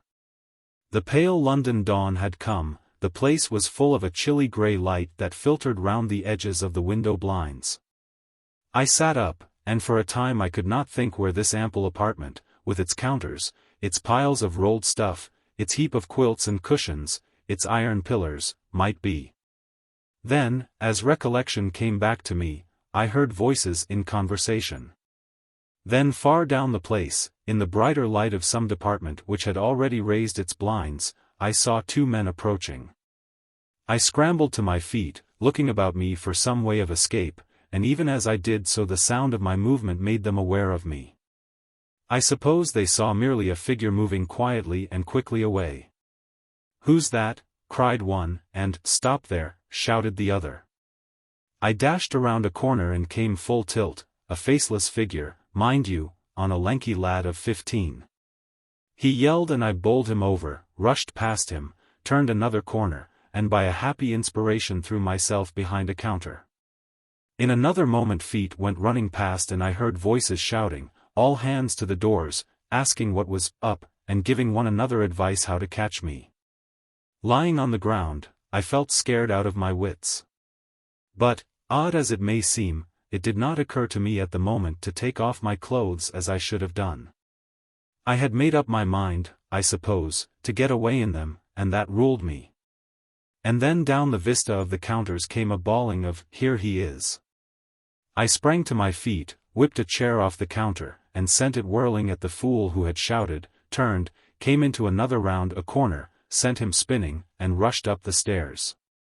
He kept his footing, gave a view hello, and came up the staircase hot after me. Up the staircase were piled a multitude of those bright-colored pot things. What are they? "Art pots," suggested Kemp. "That's it. Art pots." Well, I turned at the top step and swung round, plucked one out of a pile and smashed it on his silly head as he came at me. The whole pile of pots went headlong, and I heard shouting and footsteps running from all parts. I made a mad rush for the refreshment place, and there was a man in white like a man cook, who took up the chase. I made one last desperate turn and found myself among lamps and ironmongery. I went behind the counter of this, and waited for my cook, and as he bolted in at the head of the chase, I doubled him up with a lamp. Down he went, and I crouched down behind the counter and began whipping off my clothes as fast as I could. Coat, jacket, trousers, shoes were all right, but a lambswool vest fits a man like a skin. I heard more men coming. My cook was lying quiet on the other side of the counter, stunned or scared speechless, and I had to make another dash for it, like a rabbit hunted out of a woodpile. "This way, policeman!" I heard someone shouting. I found myself in my bedstead storeroom again, and at the end of a wilderness of wardrobes. I rushed among them, went flat, got rid of my vest after infinite wriggling, and stood a free man again, panting and scared, as the policeman and 3 of the shopmen came round the corner. They made a rush for the vest and pants, and collared the trousers. "He's dropping his plunder," said one of the young men. "He must be somewhere here." But they did not find me all the same. I stood watching them hunt for me for a time, and cursing my ill luck in losing the clothes. Then I went into the refreshment room, drank a little milk I found there, and sat down by the fire to consider my position. In a little while 2 assistants came in and began to talk over the business very excitedly and like the fools they were. I heard a magnified account of my depredations, and other speculations as to my whereabouts. Then I fell to scheming again. The insurmountable difficulty of the place, especially now it was alarmed, was to get any plunder out of it. I went down into the warehouse to see if there was any chance of packing and addressing a parcel, but I could not understand the system of checking. About 11 o'clock, the snow having thawed as it fell, and the day being finer and a little warmer than the previous one, I decided that the emporium was hopeless, and went out again. Exasperated at my want of success, with only the vaguest plans of action in my mind. Chapter 23. In Drury Lane. "But you begin now to realize," said the invisible man, "the full disadvantage of my condition. I had no shelter, no covering. To get clothing was to forego all my advantage, to make myself a strange and terrible thing. I was fasting. For to eat, to fill myself with unassimilated matter, would be to become grotesquely visible again." "I never thought of that," said Kemp. "Nor had I. And the snow had warned me of other dangers. I could not go abroad in snow, it would settle on me and expose me. Rain, too, would make me a watery outline, a glistening surface of a man, a bubble. And fog, I should be like a fainter bubble in a fog, a surface, a greasy glimmer of humanity. Moreover, as I went abroad, in the London air, I gathered dirt about my ankles, floating smuts and dust upon my skin. I did not know how long it would be before I should become visible from that cause also. But I saw clearly it could not be for long. Not in London at any rate. I went into the slums towards Great Portland Street, and found myself at the end of the street in which I had lodged. I did not go that way, because of the crowd halfway down it opposite to the still smoking ruins of the house I had fired. My most immediate problem was to get clothing. What to do with my face puzzled me. Then I saw in one of those little miscellaneous shops, news, sweets, toys, stationery, belated Christmas tomfoolery, and so forth, an array of masks and noses. I realized that problem was solved. In a flash I saw my course. I turned about, no longer aimless, and went, circuitously in order to avoid the busy ways, towards the back streets north of the Strand. For I remembered, though not very distinctly where, that some theatrical costumiers had shops in that district. The day was cold, with a nipping wind down the northward running streets. I walked fast to avoid being overtaken. Every crossing was a danger, every passenger a thing to watch alertly. One man, as I was about to pass him at the top of Bedford Street, turned upon me abruptly and came into me, sending me into the road and almost under the wheel of a passing hansom. The verdict of the cab rank was that he had had some sort of stroke. I was so unnerved by this encounter that I went into Covent Garden Market and sat down for some time in a quiet corner by a stall of violets, panting and trembling. I found I had caught a fresh cold, and had to turn out after a time lest my sneezes should attract attention. At last I reached the object of my quest, a dirty, fly-blown little shop in a byway near Drury Lane, with a window full of tinsel robes, sham jewels, wigs, slippers, dominoes and theatrical photographs. The shop was old-fashioned and low and dark, and the house rose above it for 4 stories, dark and dismal. I peered through the window and, seeing no one within, entered. The opening of the door set a clanking bell ringing. I left it open, and walked round a bare costume stand, into a corner behind a cheval glass. For a minute or so no one came. Then I heard heavy feet striding across a room, and a man appeared down the shop. My plans were now perfectly definite. I proposed to make my way into the house, secrete myself upstairs, watch my opportunity, and when everything was quiet, rummage out a wig, mask, spectacles, and costume, and go into the world. Perhaps a grotesque but still a credible figure. And incidentally of course I could rob the house of any available money. The man who had just entered the shop was a short, slight, hunched, beetle-browed man, with long arms and very short bandy legs. Apparently I had interrupted a meal. He stared about the shop with an expression of expectation. This gave way to surprise, and then to anger, as he saw the shop empty. "Damn the boys," he said. He went to stare up and down the street. He came in again in a minute, kicked the door to with his foot spitefully, and went muttering back to the house door. I came forward to follow him, and at the noise of my movement he stopped dead. I did so too, startled by his quickness of ear. He slammed the house door in my face. I stood hesitating. Suddenly I heard his quick footsteps returning, and the door reopened. He stood looking about the shop like one who was still not satisfied. Then, murmuring to himself, he examined the back of the counter and peered behind some fixtures. Then he stood doubtful. He had left the house door open and I slipped into the inner room. It was a queer little room, poorly furnished and with a number of big masks in the corner.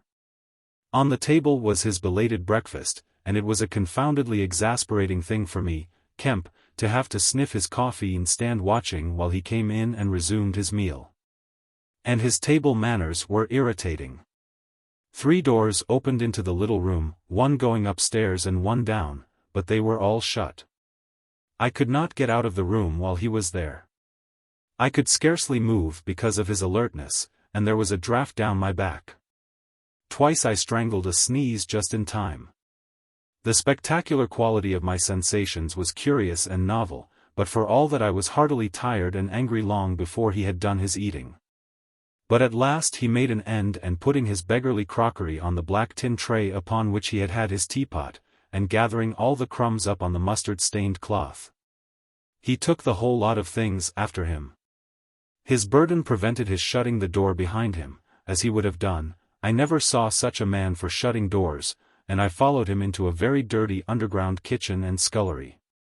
I had the pleasure of seeing him begin to wash up, and then, finding no good in keeping down there, and the brick floor being cold on my feet, I returned upstairs and sat in his chair by the fire.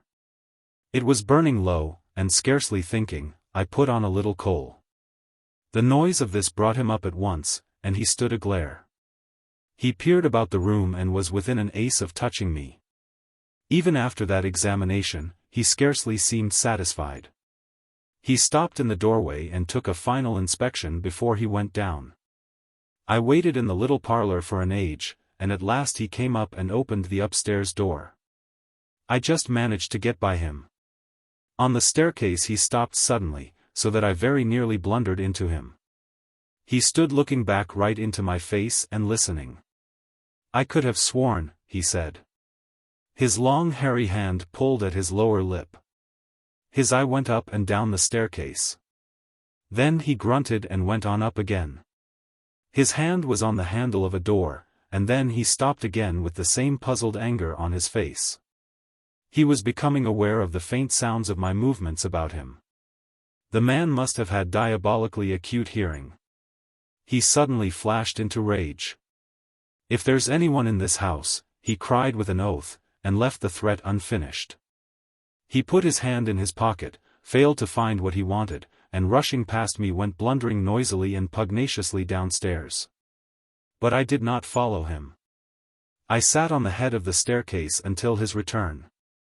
Presently he came up again, still muttering.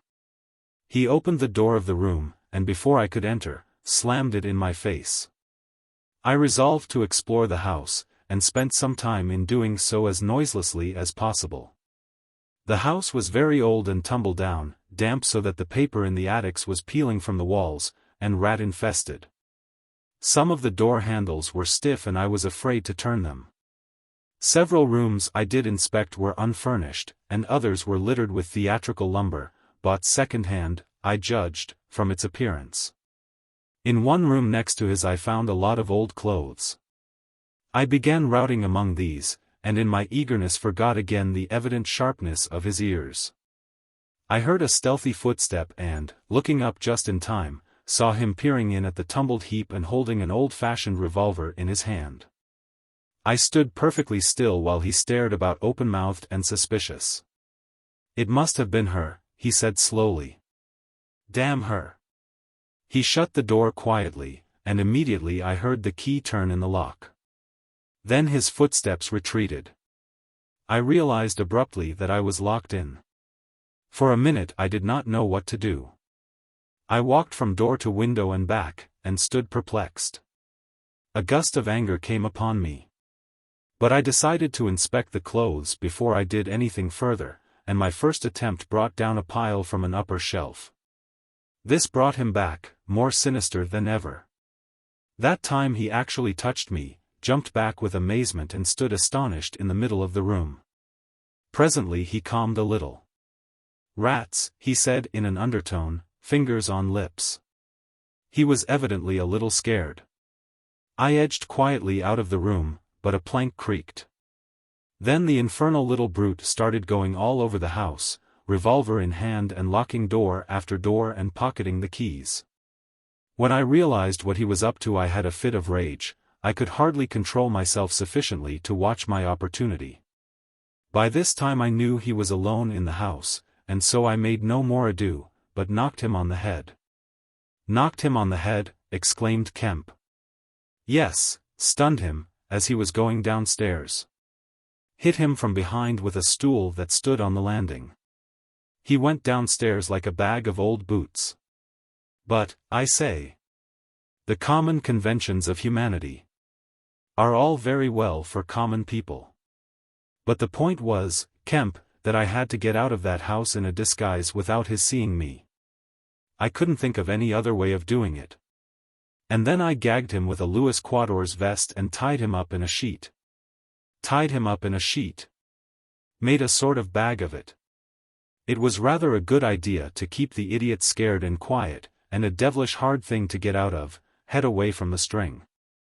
My dear Kemp, it's no good your sitting glaring as though I was a murderer. It had to be done. He had his revolver. If once he saw me he would be able to describe me. But still, said Kemp, in England, today. And the man was in his own house, and you were, well, robbing. Confound it. You'll call me a thief next. Surely, Kemp, you're not fool enough to dance on the old strings. Can't you see my position? And his too, said Kemp. The invisible man stood up sharply. What do you mean to say? Kemp's face grew a trifle hard. He was about to speak and checked himself. I suppose, after all, he said with a sudden change of manner, the thing had to be done. You were in a fix. But still. Of course I was in a fix, an infernal fix. And he made me wild too, hunting me about the house, fooling about with his revolver, locking and unlocking doors. He was simply exasperating. You don't blame me, do you? You don't blame me? I never blame anyone, said Kemp, it's quite out of fashion. What did you do next? I was hungry. Downstairs I found a loaf and some rank cheese, more than sufficient to satisfy my hunger. I took some brandy and water, and then went up past my impromptu bag, he was lying quite still, to the room containing the old clothes. This looked out upon the street, two lace curtains brown with dirt guarding the window. I went and peered out through their interstices. Outside the day was bright, by contrast with the brown shadows of the dismal house in which I found myself, dazzlingly bright. A brisk traffic was going by, fruit carts, a hansom, a four-wheeler with a pile of boxes, a fishmonger's cart. I turned with spots of color swimming before my eyes to the shadowy fixtures behind me. My excitement was giving place to a clear apprehension of my position again. The room was full of a faint scent of benzoline, used, I suppose, in cleaning the garments.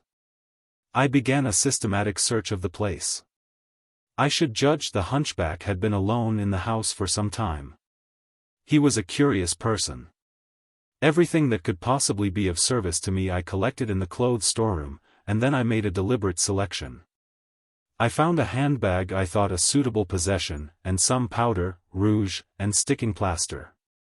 I had thought of painting and powdering my face and all that there was to show of me, in order to render myself visible. But the disadvantage of this lay in the fact that I should require turpentine and other appliances and a considerable amount of time before I could vanish again. Finally I chose a mask of the better type, slightly grotesque but not more so than many human beings, dark glasses, grayish whiskers, and a wig. I could find no underclothing, but that I could buy subsequently, and for the time I swathed myself in calico dominoes and some white cashmere scarfs. I could find no socks, but the hunchback's boots were rather a loose fit and sufficed. In a desk in the shop were 3 sovereigns and about 30 shillings worth of silver, and in a locked cupboard I burst in the inner room were £8 in gold. I could go forth into the world again, equipped. Then came a curious hesitation. Was my appearance really credible? I tried myself with a little bedroom looking-glass, inspecting myself from every point of view to discover any forgotten chink, but it all seemed sound. I was grotesque to the theatrical pitch, a stage miser, but I was certainly not a physical impossibility. Gathering confidence, I took my looking-glass down into the shop, pulled down the shop blinds, and surveyed myself from every point of view with the help of the cheval glass in the corner. I spent some minutes screwing up my courage and then unlocked the shop door and marched out into the street, leaving the little man to get out of his sheet again when he liked. In 5 minutes a dozen turnings intervened between me and the costumier's shop. No one appeared to notice me very pointedly. My last difficulty seemed overcome. He stopped again. "And you troubled no more about the hunchback?" said Kemp. "No," said the Invisible Man. "Nor have I heard what became of him. I suppose he untied himself or kicked himself out. The knots were pretty tight." He became silent and went to the window and stared out. "What happened when you went out into the Strand?" "Oh, disillusionment again. I thought my troubles were over. Practically I thought I had impunity to do whatever I chose, everything, save to give away my secret. So I thought. Whatever I did, whatever the consequences might be, was nothing to me. I had merely to fling aside my garments and vanish. No person could hold me. I could take my money where I found it.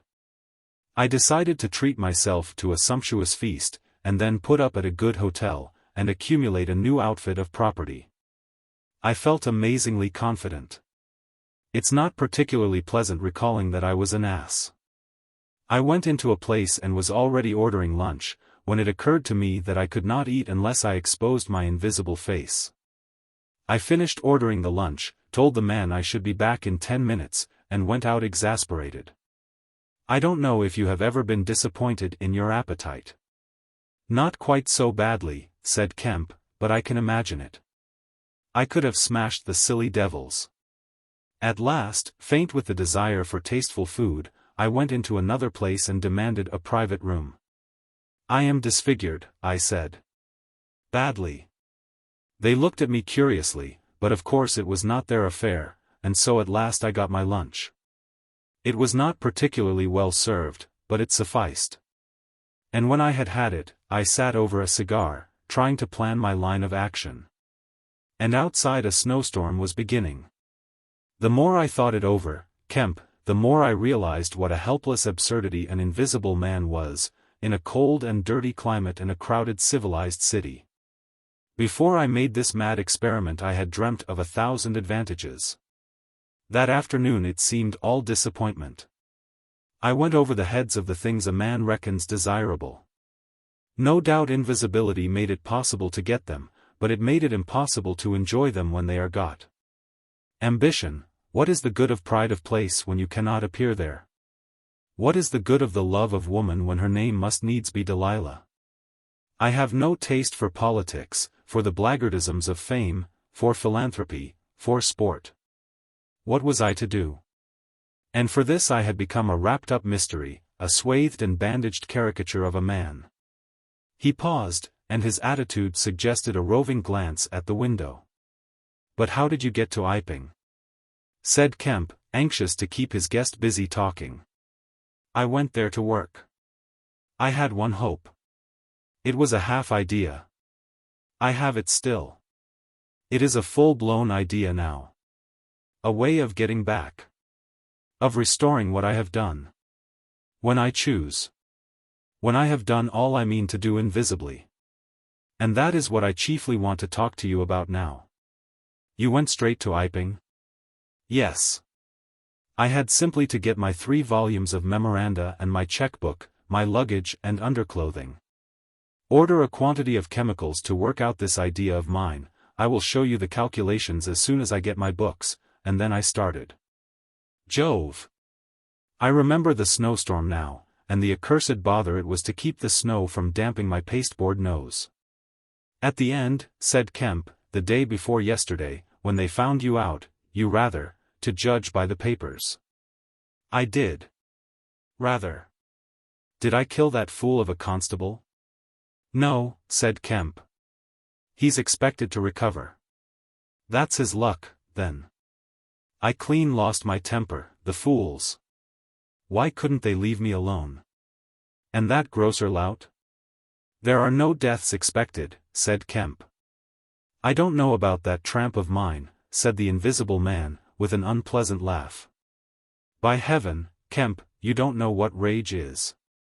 To have worked for years, to have planned and plotted, and then to get some fumbling purblind idiot messing across your course. Every conceivable sort of silly creature that has ever been created has been sent to cross me. If I have much more of it, I shall go wild, I shall start mowing M. As it is, they've made things 1,000 times more difficult. No doubt it's exasperating, said Kemp, drily. Chapter 24. The Plan That Failed. But now, said Kemp, with a side glance out of the window, what are we to do? He moved nearer his guest as he spoke in such a manner as to prevent the possibility of a sudden glimpse of the three men who were advancing up the hill road, with an intolerable slowness. As it seemed to Kemp. What were you planning to do when you were heading for Port Burdock? Had you any plan? I was going to clear out of the country. But I have altered that plan rather since seeing you. I thought it would be wise, now the weather is hot and invisibility possible, to make for the south. Especially as my secret was known, and everyone would be on the lookout for a masked and muffled man. You have a line of steamers from here to France. My idea was to get aboard one and run the risks of the passage. Thence I could go by train into Spain, or else get to Algiers. It would not be difficult. There a man might always be invisible, and yet live. And do things. I was using that tramp as a money box and luggage carrier, until I decided how to get my books and things sent over to meet me. That's clear. And then the filthy brute must needs try and rob me. He has hidden my books, Kemp hidden my books. If I can lay my hands on him. Best plan to get the books out of him first. But where is he? Do you know? He's in the town police station, locked up, by his own request, in the strongest cell in the place. Cur, said the invisible man. But that hangs up your plans a little. We must get those books are vital. Certainly, said Kemp, a little nervously, wondering if he heard footsteps outside. Certainly we must get those books. But that won't be difficult, if he doesn't know they're for you. No, said the invisible man, and thought. Kemp tried to think of something to keep the talk going, but the invisible man resumed of his own accord. Blundering into your house, Kemp, he said, changes all my plans. For you are a man that can understand. In spite of all that has happened, in spite of this publicity, of the loss of my books, of what I have suffered, there still remain great possibilities. Huge possibilities. You have told no one I am here? He asked abruptly. Kemp hesitated. That was implied, he said. No one, insisted Griffin. Not a soul. Ah. Now, the invisible man stood up, and sticking his arms akimbo began to pace the study. I made a mistake, Kemp, a huge mistake, in carrying this thing through alone. I have wasted strength, time, opportunities. Alone, it is wonderful how little a man can do alone. To rob a little, to hurt a little, and there is the end. What I want, Kemp, is a goalkeeper, a helper, and a hiding place, an arrangement whereby I can sleep and eat and rest in peace, and unsuspected. I must have a confederate. With a confederate, with food and rest, 1,000 things are possible. Hitherto I have gone on vague lines. We have to consider all that invisibility means, all that it does not mean. It means little advantage for eavesdropping and so forth, one makes sounds. It's of little help, a little help perhaps, in housebreaking and so forth. Once you've caught me you could easily imprison me. But on the other hand I am hard to catch. This invisibility, in fact, is only good in two cases, it's useful in getting away, it's useful in approaching. It's particularly useful, therefore, in killing. I can walk round a man, whatever weapon he has, choose my point, strike as I like. Dodge as I like. Escape as I like. Kemp's hand went to his mustache. Was that a movement downstairs? And it is killing we must do, Kemp. It is killing we must do, repeated Kemp. I'm listening to your plan, Griffin, but I'm not agreeing, mind. Why killing? Not wanton killing, but a judicious slaying. The point is, they know there is an invisible man, as well as we know there is an invisible man. And that invisible man, Kemp, must now establish a reign of terror. Yes, no doubt it's startling. But I mean it. A reign of terror. He must take some town like your Burdock and terrify and dominate it. He must issue his orders.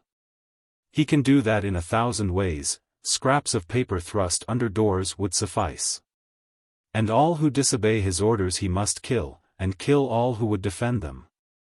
Humph, said Kemp, no longer listening to Griffin but to the sound of his front door opening and closing. It seems to me, Griffin, he said, to cover his wandering attention, that your Confederate would be in a difficult position. No one would know he was a Confederate, said the invisible man, eagerly. And then suddenly, hush. What's that downstairs? Nothing, said Kemp, and suddenly began to speak loud and fast. I don't agree to this, Griffin, he said. Understand me, I don't agree to this. Why dream of playing a game against the race? How can you hope to gain happiness? Don't be a lone wolf. Publish your results, take the world, take the nation at least, into your confidence. Think what you might do with 1,000,000 helpers. The invisible man interrupted, arm extended. There are footsteps coming upstairs, he said in a low voice.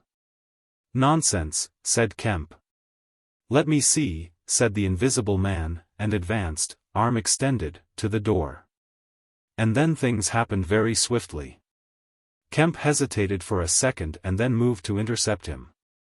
The invisible man started and stood still. Traitor! Cried the voice, and suddenly the dressing gown opened, and sitting down the unseen began to disrobe. Kemp made 3 swift steps to the door, and forthwith the invisible man, his legs had vanished, sprang to his feet with a shout. Kemp flung the door open. As it opened, there came a sound of hurrying feet downstairs and voices. With a quick movement Kemp thrust the invisible man back, sprang aside, and slammed the door. The key was outside and ready. In another moment Griffin would have been alone in the Belvedere study, a prisoner. Save for one little thing. The key had been slipped in hastily that morning. As Kemp slammed the door it fell noisily upon the carpet. Kemp's face became white.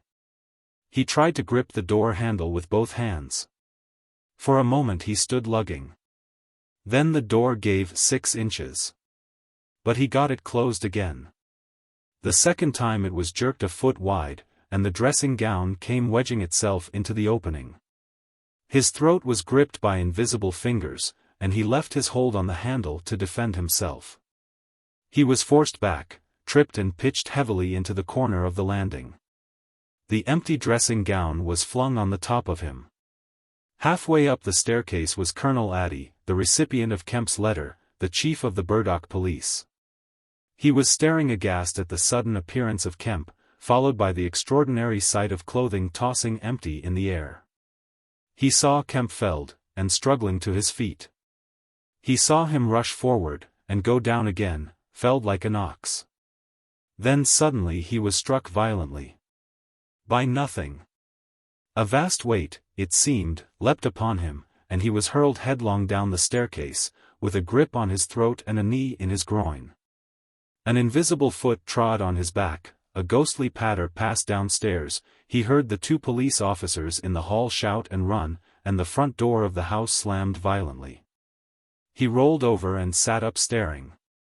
He saw, staggering down the staircase, Kemp, dusty and disheveled, one side of his face white from a blow, his lip bleeding, and a pink dressing gown and some underclothing held in his arms. "My God," cried Kemp, "the game's up. He's gone." Chapter 25. The Hunting of the Invisible Man. For a space Kemp was too inarticulate to make Addy understand the swift things that had just happened. They stood on the landing, Kemp speaking swiftly, the grotesque swathings of Griffin still on his arm. But presently Addy began to grasp something of the situation. "He is mad," said Kemp, "inhuman. He is pure selfishness. He thinks of nothing but his own advantage, his own safety. I have listened to such a story this morning of brutal self-seeking. He has wounded men. He will kill them unless we can prevent him. He will create a panic. Nothing can stop him. He is going out now, furious. He must be caught, said Addie. That is certain. But how? Cried Kemp, and suddenly became full of ideas. You must begin at once. You must set every available man to work, you must prevent his leaving this district. Once he gets away, he may go through the countryside as he wills, killing and maiming. He dreams of a reign of terror. A reign of terror, I tell you. You must set a watch on trains and roads and shipping. The garrison must help. You must wire for help. The only thing that may keep him here is the thought of recovering some books of notes he counts of value. I will tell you of that. There is a man in your police station, Marvel. I know, said Addie, I know. Those books, yes. But the tramp says he hasn't them. But he thinks the tramp has. And you must prevent him from eating or sleeping. Day and night the country must be astir for him. Food must be locked up and secured, all food, so that he will have to break his way to it. The houses everywhere must be barred against him. Heaven send us cold nights and rain. The whole countryside must begin hunting and keep hunting. I tell you, Addie, he is a danger, a disaster. Unless he is pinned and secured, it is frightful to think of the things that may happen. What else can we do? Said Addie. I must go down at once and begin organizing. But why not come? Yes, you come too. Come, and we must hold a sort of council of war, get Hops to help, and the railway managers. By Jove! It's urgent. Come along, tell me as we go. What else is there we can do? Put that stuff down. In another moment Addie was leading the way downstairs. They found the front door open and the policeman standing outside staring at empty air. He's got away, sir, said one.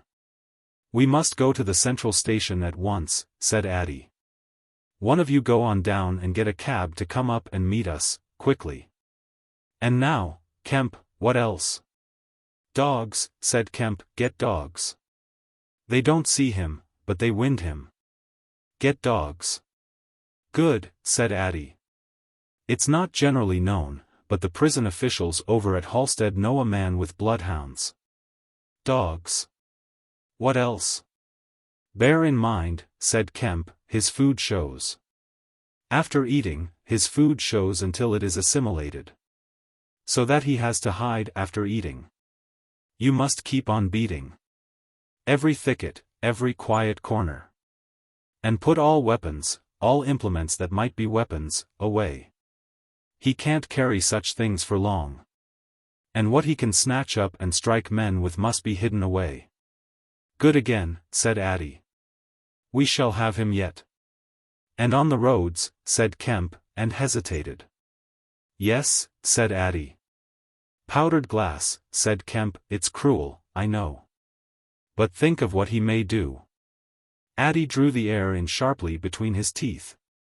It's unsportsmanlike. I don't know. But I'll have powdered glass got ready. If he goes too far. The man's become inhuman, I tell you, said Kemp. I am as sure he will establish a reign of terror, so soon as he has got over the emotions of this escape, as I am sure I am talking to you. Our only chance is to be ahead. He has cut himself off from his kind. His blood be upon his own head. Chapter 26. The Wicksteed Murder. The Invisible Man seems to have rushed out of Kemp's house in a state of blind fury. A little child playing near Kemp's gateway was violently caught up and thrown aside, so that its ankle was broken, and thereafter for some hours the Invisible Man passed out of human perceptions. No one knows where he went nor what he did. But one can imagine him hurrying through the hot June forenoon, up the hill and on to the open downland behind Port Burdock, raging and despairing at his intolerable fate, and sheltering at last. Heated and weary, amid the thickets of Hinton, to piece together again his shattered schemes against his species. That seems the most probable refuge for him, for there it was he reasserted himself in a grimly tragical manner about 2 in the afternoon. One wonders what his state of mind may have been during that time, and what plans he devised. No doubt he was almost ecstatically exasperated by Kemp's treachery, and though we may be able to understand the motives that led to that deceit, we may still imagine and even sympathize a little with the fury the attempted surprise must have occasioned. Perhaps something of the stunned astonishment of his Oxford Street experiences may have returned to him, for he had evidently counted on Kemp's cooperation in his brutal dream of a terrorized world. At any rate, he vanished from human ken about midday, and no living witness can tell what he did until about 2:30. It was a fortunate thing, perhaps, for humanity, but for him it was a fatal inaction. During that time a growing multitude of men scattered over the countryside were busy. In the morning he had still been simply a legend, a terror. In the afternoon, by virtue chiefly of Kemp's drilly worded proclamation, he was presented as a tangible antagonist, to be wounded, captured, or overcome. And the countryside began organizing itself with inconceivable rapidity.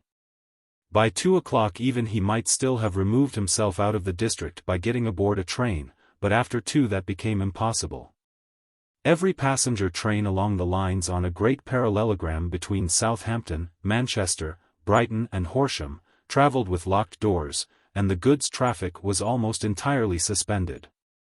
And in a great circle of 20 miles round Port Burdock, men armed with guns and bludgeons were presently setting out in groups of 3 and 4, with dogs, to beat the roads and fields. Mounted policemen rode along the country lanes, stopping at every cottage and warning the people to lock up their houses, and keep indoors unless they were armed. And all the elementary schools had broken up by 3 o'clock, and the children, scared and keeping together in groups, were hurrying home. Kemp's proclamation, signed indeed by Addie, was posted over almost the whole district by 4 or 5 o'clock in the afternoon. It gave briefly but clearly all the conditions of the struggle, the necessity of keeping the invisible man from food and sleep, the necessity for incessant watchfulness and for a prompt attention to any evidence of his movements.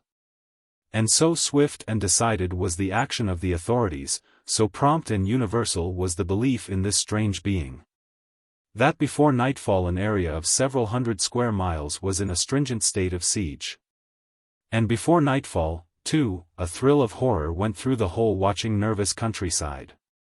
Going from whispering mouth to mouth, swift and certain over the length and breadth of the country, passed the story of the murder of Mr. Wicksteed. If our supposition that the invisible man's refuge was the Hinton thickets, then we must suppose that in the early afternoon he sallied out again bent upon some project that involved the use of a weapon. We cannot know what the project was, but the evidence that he had the iron rod in hand before he met Wicksteed is to me at least overwhelming. Of course we can know nothing of the details of that encounter. It occurred on the edge of a gravel pit, not 200 yards from Lord Burdock's lodge gate. Everything points to a desperate struggle, the trampled ground, the numerous wounds Mr. Wicksteed received, his splintered walking stick. But why the attack was made, save in a murderous frenzy, it is impossible to imagine. Indeed, the theory of madness is almost unavoidable. Mr. Wicksteed was a man of 45 or 46, steward to Lord Burdock, of inoffensive habits and appearance, the very last person in the world to provoke such a terrible antagonist. Against him it would seem the invisible man used an iron rod dragged from a broken piece of fence. He stopped this quiet man, going quietly home to his midday meal, attacked him, beat down his feeble defenses, broke his arm, felled him, and smashed his head to a jelly. Of course, he must have dragged this rod out of the fencing before he met his victim, he must have been carrying it ready in his hand. Only 2 details beyond what has already been stated seem to bear on the matter. One is the circumstance that the gravel pit was not in Mr. Wicksteed's direct path home, but nearly a couple of hundred yards out of his way. The other is the assertion of a little girl to the effect that, going to her afternoon school, she saw the murdered man, trotting, in a peculiar manner across a field towards the gravel pit. Her pantomime of his action suggests a man pursuing something on the ground before him and striking at it ever and again with his walking stick. She was the last person to see him alive. He passed out of her sight to his death, the struggle being hidden from her only by a clump of beech trees and a slight depression in the ground. Now this, to the present writer's mind at least, lifts the murder out of the realm of the absolutely wanton. We may imagine that Griffin had taken the rod as a weapon indeed, but without any deliberate intention of using it in murder. XIII may then have come by and noticed this rod inexplicably moving through the air. Without any thought of the invisible man, for Port Burdock is 10 miles away, he may have pursued it. It is quite conceivable that he may not even have heard of the invisible man. One can then imagine the invisible man making off, quietly in order to avoid discovering his presence in the neighborhood, and XIII, excited and curious, pursuing this unaccountably locomotive object, finally striking at it. No doubt the invisible man could easily have distanced his middle-aged pursuer under ordinary circumstances. But the position in which XIII's body was found suggests that he had the ill luck to drive his quarry into a corner between a drift of stinging nettles and the gravel pit. To those who appreciate the extraordinary irascibility of the invisible man, the rest of the encounter will be easy to imagine. But this is pure hypothesis. The only undeniable facts, for stories of children are often unreliable, are the discovery of XIII's body, done to death, and of the blood-stained iron rod flung among the nettles. The abandonment of the rod by Griffin suggests that in the emotional excitement of the affair, the purpose for which he took it, if he had a purpose, was abandoned. He was certainly an intensely egotistical and unfeeling man, but the sight of his victim, his first victim, bloody and pitiful at his feet, may have released some long-pent fountain of remorse which for a time may have flooded whatever scheme of action he had contrived. After the murder of Mr. XIII, he would seem to have struck across the country towards the downland. There is a story of a voice heard about sunset by a couple of men in a field near Fern Bottom. It was wailing and laughing, sobbing and groaning, and ever and again it shouted. It must have been queer hearing. It drove up across the middle of a clover field and died away towards the hills. That afternoon the invisible man must have learnt something of the rapid use Kemp had made of his confidences. He must have found houses locked and secured. He may have loitered about railway stations and prowled about inns, and no doubt he read the proclamations and realized something of the nature of the campaign against him. And as the evening advanced, the fields became dotted here and there with groups of 3 or 4 men, and noisy with the yelping of dogs. These men-hunters had particular instructions in the case of an encounter as to the way they should support one another. But he avoided them all. We may understand something of his exasperation, and it could have been none the less because he himself had supplied the information that was being used so remorselessly against him. For that day at least he lost heart, for nearly 24 hours, save when he turned on XIII, he was a hunted man. In the night, he must have eaten and slept. For in the morning he was himself again, active, powerful, angry, and malignant, prepared for his last great struggle against the world. Chapter 27. The Siege of Kemp's House. Kemp read a strange missive, written in pencil on a greasy sheet of paper. "You have been amazingly energetic and clever," this letter ran, "though what you stand to gain by it I cannot imagine. You are against me. For a whole day you have chased me. You have tried to rob me of a night's rest. But I have had food in spite of you, I have slept in spite of you, and the game is only beginning. The game is only beginning.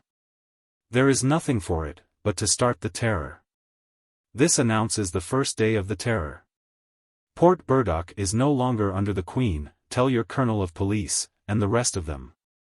It is under me, the terror. This is day 1 of year 1 of the new epoch, the epoch of the Invisible Man. I am Invisible Man the first. To begin with the rule will be easy.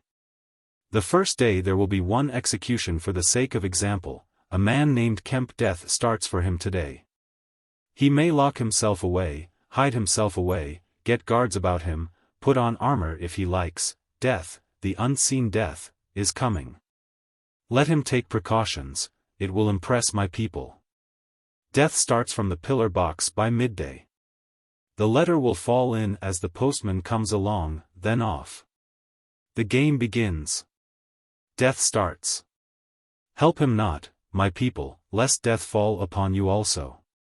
Today Kemp is to die. Kemp read this letter twice. It's no hoax, he said. That's his voice.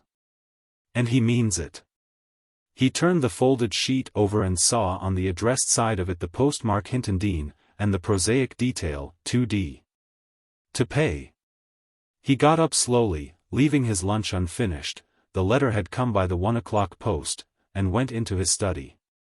He rang for his housekeeper, and told her to go round the house at once, examine all the fastenings of the windows, and close all the shutters. He closed the shutters of his study himself. From a locked drawer in his bedroom he took a little revolver, examined it carefully, and put it into the pocket of his lounge jacket. He wrote a number of brief notes, one to Colonel Addy, gave them to his servant to take, with explicit instructions as to her way of leaving the house. There is no danger, he said, and added a mental reservation, to you. He remained meditative for a space after doing this, and then returned to his cooling lunch. He ate with gaps of thought. Finally he struck the table sharply. We will have him, he said, and I am the bait. He will come too far. He went up to the belvedere, carefully shutting every door after him. It's a game, he said, an odd game, but the chances are all for me, Mr. Griffin, in spite of your invisibility. Griffin contra mundum, with a vengeance. He stood at the window staring at the hot hillside. He must get food every day, and I don't envy him. Did he really sleep last night? Out in the open somewhere, secure from collisions. I wish we could get some good cold wet weather instead of the heat. He may be watching me now. He went close to the window. Something rapped smartly against the brickwork over the frame, and made him start violently back. I'm getting nervous, said Kemp. But it was 5 minutes before he went to the window again. It must have been a sparrow, he said. Presently he heard the front door bell ringing, and hurried downstairs. He unbolted and unlocked the door, examined the chain, put it up, and opened cautiously without showing himself. A familiar voice hailed him. It was Addy. Your servant's been assaulted, Kemp, he said round the door. What? Exclaimed Kemp. Had that note of yours taken away from her? He's close about here. Let me in. Kemp released the chain, and Addy entered through as narrow an opening as possible. He stood in the hall, looking with infinite relief at Kemp refastening the door. Note was snatched out of her hand. Scared her horribly. She's down at the station. Hysterics. He's close here. What was it about? Kemp swore. What a fool I was, said Kemp, I might have known. It's not an hour's walk from Hinton. Already? What's up? Said Addy. Look here, said Kemp, and led the way into his study. He handed Addy the invisible man's letter. Addy read it and whistled softly. And you, said Addy. Proposed a trap, like a fool, said Kemp, and sent my proposal out by a maid servant. To him. Addy followed Kemp's profanity. He'll clear out, said Addy. Not he, said Kemp. A resounding smash of glass came from upstairs. Addy had a silvery glimpse of a little revolver half out of Kemp's pocket. It's a window, upstairs, said Kemp, and led the way up. There came a second smash while they were still on the staircase. When they reached the study they found 2 of the 3 windows smashed, half the room littered with splintered glass, and one big flint lying on the writing table. The 2 men stopped in the doorway, contemplating the wreckage. Kemp swore again, and as he did so the third window went with a snap like a pistol, hung starred for a moment, and collapsed in jagged, shivering triangles into the room. "What's this for?" said Addie. "It's a beginning," said Kemp. "There's no way of climbing up here?" "Not for a cat," said Kemp. "No shutters?" "Not here." "All the downstairs rooms, hello." Smash, and then whack of boards hit hard came from downstairs. "Confound him," said Kemp, "that must be, yes, it's one of the bedrooms. He's going to do all the house. But he's a fool. The shutters are up, and the glass will fall outside. He'll cut his feet." Another window proclaimed its destruction. The two men stood on the landing perplexed. "I have it," said Addie. "Let me have a stick or something, and I'll go down to the station and get the bloodhounds put on. That ought to settle him. They're hard by, not 10 minutes. Another window went the way of its fellows. "You haven't a revolver?" asked Addie. Kemp's hand went to his pocket. Then he hesitated. "I haven't one, at least to spare." "I'll bring it back," said Addie, "you'll be safe here." Kemp, ashamed of his momentary lapse from truthfulness, handed him the weapon. "Now for the door," said Addie. As they stood hesitating in the hall, they heard one of the first-floor bedroom windows crack and clash. Kemp went to the door and began to slip the bolts as silently as possible. His face was a little paler than usual. "You must step straight out," said Kemp. In another moment Addie was on the doorstep and the bolts were dropping back into the staples. He hesitated for a moment, feeling more comfortable with his back against the door. Then he marched, upright and square, down the steps. He crossed the lawn and approached the gate. A little breeze seemed to ripple over the grass. Something moved near him. "Stop a bit," said a voice, and Addie stopped dead and his hand tightened on the revolver. "Well," said Addie, white and grim, and every nerve tense. "Oblige me by going back to the house," said the voice, as tense and grim as Addie's. "Sorry," said Addie a little hoarsely, and moistened his lips with his tongue.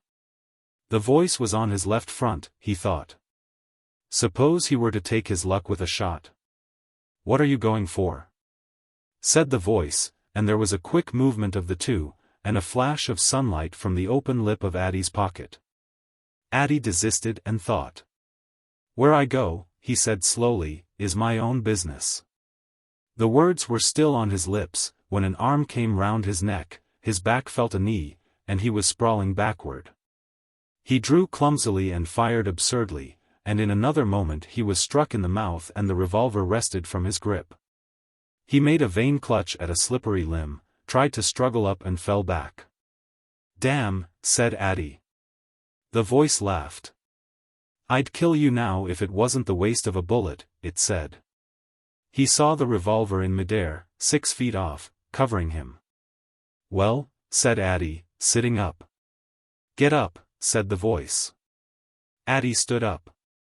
"Attention," said the voice, and then fiercely, "don't try any games. Remember I can see your face if you can't see mine. You've got to go back to the house." "He won't let me in," said Addie. "That's a pity," said the invisible man. "I've got no quarrel with you." Addie moistened his lips again. He glanced away from the barrel of the revolver and saw the sea far off, very blue and dark under the midday sun, the smooth green down, the white cliff of the head, and the multitudinous town. And suddenly he knew that life was very sweet. His eyes came back to this little metal thing hanging between heaven and earth, 6 yards away. "What am I to do?" he said sullenly. "What am I to do?" asked the invisible man. "You will get help. The only thing is for you to go back." "I will try." "If he lets me in, will you promise not to rush the door?" "I've got no quarrel with you," said the voice. Kemp had hurried upstairs after letting Addie out, and now crouching among the broken glass and peering cautiously over the edge of the study window sill, he saw Addie stand parleying with the unseen. Why doesn't he fire? Whispered Kemp to himself. Then the revolver moved a little and the glint of the sunlight flashed in Kemp's eyes. He shaded his eyes and tried to see the source of the blinding beam. Surely, he said, Addie has given up the revolver. Promise not to rush the door, Addie was saying. Don't push a winning game too far. Give a man a chance. You go back to the house. I tell you flatly I will not promise anything. Addie's decision seemed suddenly made. He turned towards the house, walking slowly with his hands behind him. Kemp watched him, puzzled. The revolver vanished, flashed again into sight, vanished again, and became evident on a closer scrutiny as a little dark object following Addie. Then things happened very quickly. Addie leapt backwards, swung around, clutched at this little object, missed it, threw up his hands and fell forward on his face, leaving a little puff of blue in the air. Kemp did not hear the sound of the shot. Addie writhed, raised himself on one arm, fell forward, and lay still. For a space Kemp remained staring at the quiet carelessness of Addie's attitude. The afternoon was very hot and still, nothing seemed stirring in all the world save a couple of yellow butterflies chasing each other through the shrubbery between the house and the road gate. Addie lay on the lawn near the gate. The blinds of all the villas down the hill road were drawn, but in one little green summerhouse was a white figure, apparently an old man asleep. Kemp scrutinized the surroundings of the house for a glimpse of the revolver, but it had vanished. His eyes came back to Addie. The game was opening well. Then came a ringing and knocking at the front door, that grew at last tumultuous, but pursuant to Kemp's instructions the servants had locked themselves into their rooms. This was followed by a silence. Kemp sat listening and then began peering cautiously out of the 3 windows, one after another. He went to the staircase head and stood listening uneasily. He armed himself with his bedroom poker, and went to examine the interior fastenings of the ground floor windows again. Everything was safe and quiet. He returned to the belvedere. Addie lay motionless over the edge of the gravel just as he had fallen. Coming along the road by the villas were the housemaid and 2 policemen. Everything was deadly still. The 3 people seemed very slow in approaching. He wondered what his antagonist was doing. He started. There was a smash from below. He hesitated and went downstairs again. Suddenly the house resounded with heavy blows and the splintering of wood. He heard a smash and the destructive clang of the iron fastenings of the shutters. He turned the key and opened the kitchen door. As he did so, the shutters, split and splintering, came flying inward. He stood aghast. The window frame, save for one crossbar, was still intact, but only little teeth of glass remained in the frame. The shutters had been driven in with an axe, and now the axe was descending in sweeping blows upon the window frame and the iron bars defending it. Then suddenly it leapt aside and vanished. He saw the revolver lying on the path outside, and then the little weapon sprang into the air. He dodged back. The revolver cracked just too late, and a splinter from the edge of the closing door flashed over his head.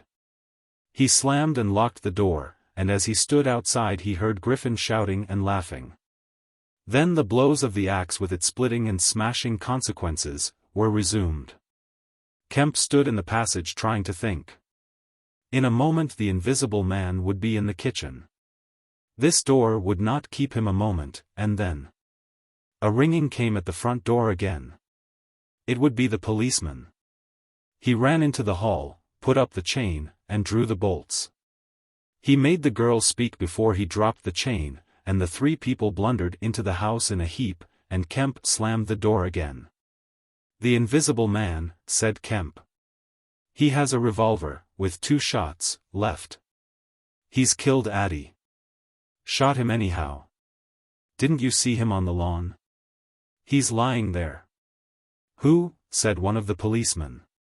Addie, said Kemp. We came in the back way, said the girl. What's that smashing? Asked one of the policemen. He's in the kitchen, or will be. He has found an axe. Suddenly the house was full of the invisible man's resounding blows on the kitchen door.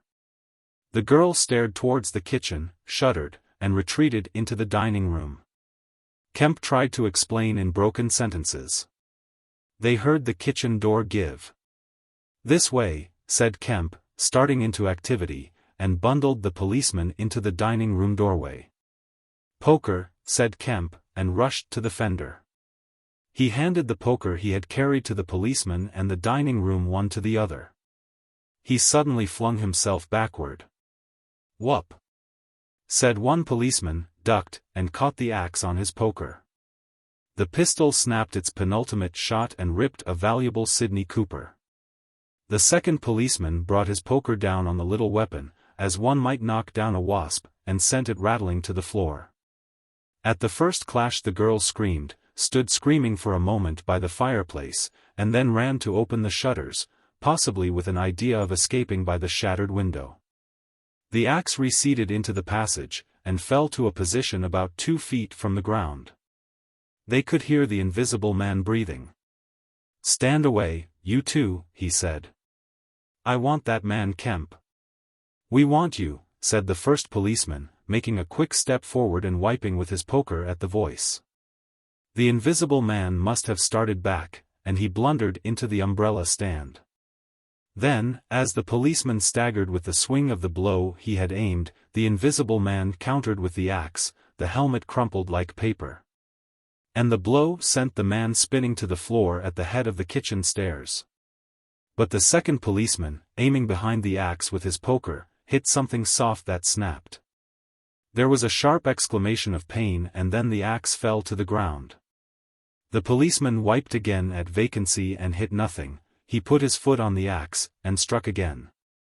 Then he stood, poker clubbed, listening intent for the slightest movement. He heard the dining room window open, and a quick rush of feet within. His companion rolled over and sat up, with the blood running down between his eye and ear. "Where is he?" asked the man on the floor. "Don't know. I've hit him. He's standing somewhere in the hall. Unless he's slipped past you." "Dr. Kemp, sir." Pause. "Dr. Kemp," cried the policeman again. The second policeman began struggling to his feet. He stood up. Suddenly the faint pad of bare feet on the kitchen stairs could be heard. "Yap!" cried the first policeman, and incontinently flung his poker. It smashed a little gas bracket. He made as if he would pursue the invisible man downstairs. Then he thought better of it and stepped into the dining room. "Dr. Kemp," he began, and stopped short. "Dr. Kemp's a hero," he said, as his companion looked over his shoulder. The dining room window was wide open, and neither housemaid nor Kemp was to be seen. The second policeman's opinion of Kemp was terse and vivid. Chapter 28. The hunter hunted. Mr. Helas, Mr. Kemp's nearest neighbor among the villa holders, was asleep in his summer house when the siege of Kemp's house began. Mr.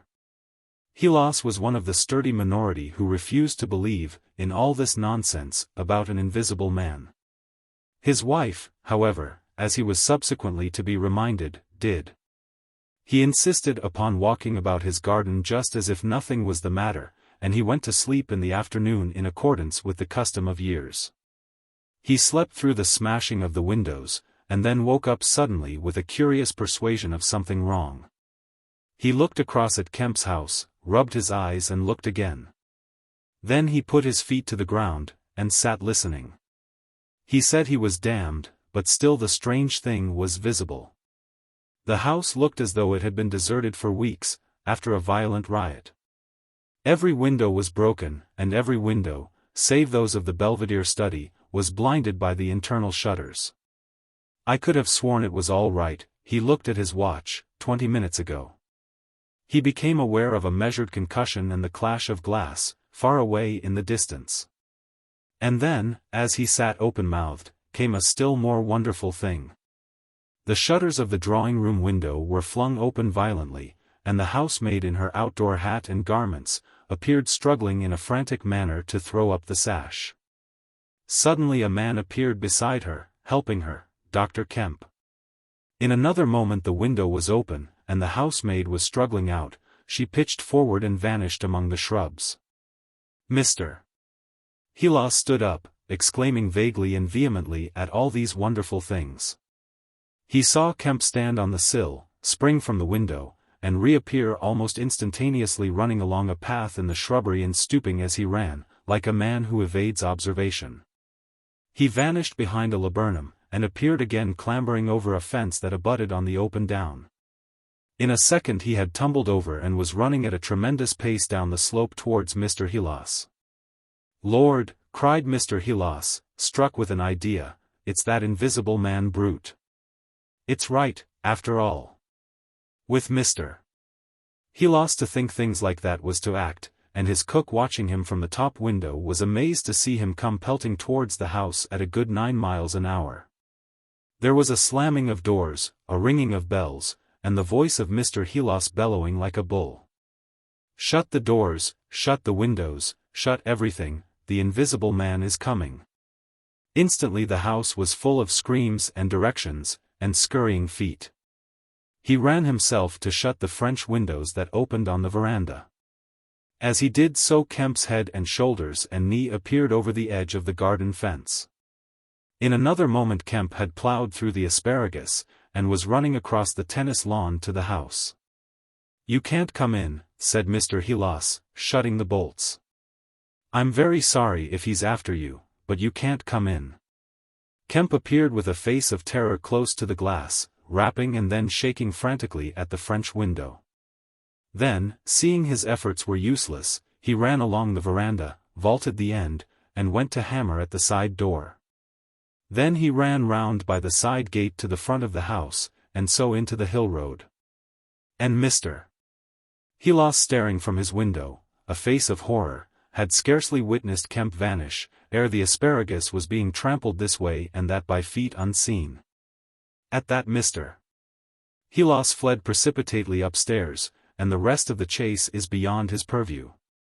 But as he passed the staircase window, he heard the side gate slam. Emerging into the hill road, Kemp naturally took the downward direction. And so it was he came to run in his own person the very race he had watched with such a critical eye from the Belvedere study only 4 days ago. He ran it well, for a man out of training, and though his face was white and wet, his wits were cool to the last. He ran with wide strides, and wherever a patch of rough ground intervened, wherever there came a patch of raw flints, or a bit of broken glass shone dazzling, he crossed it and left the bare invisible feet that followed to take what line they would. For the first time in his life Kemp discovered that the hill road was indescribably vast and desolate, and that the beginnings of the town far below at the hill foot were strangely remote. Never had there been a slower or more painful method of progression than running. All the gaunt villas, sleeping in the afternoon sun, looked locked and barred.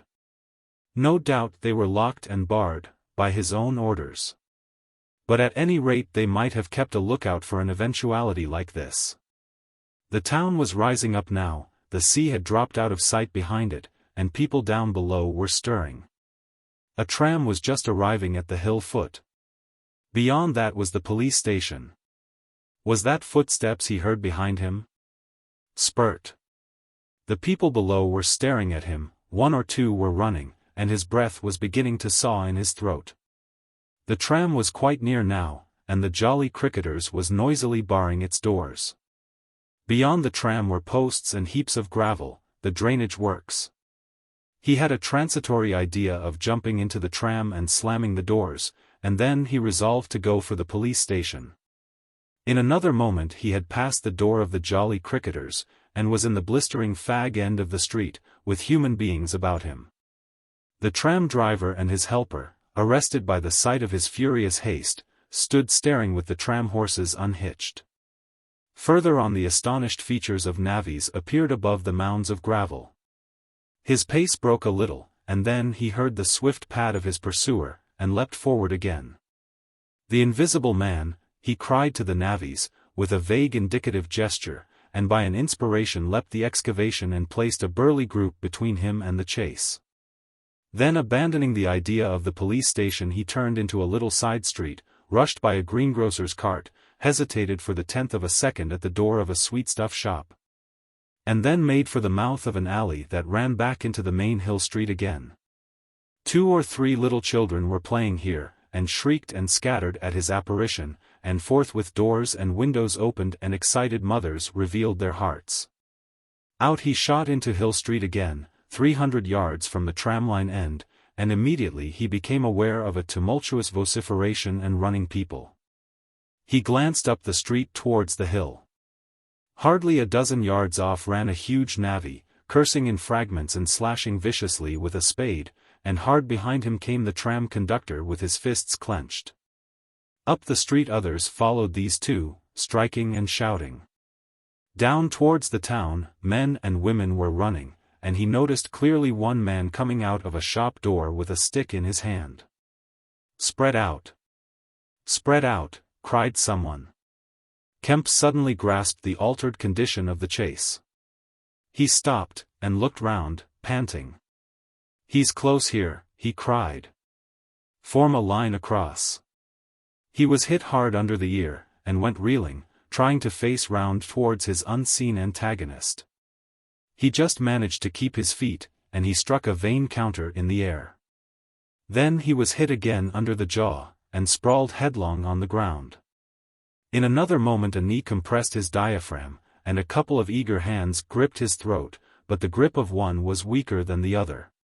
He grasped the wrists, heard a cry of pain from his assailant, and then the spade of the navvy came whirling through the air above him, and struck something with a dull thud.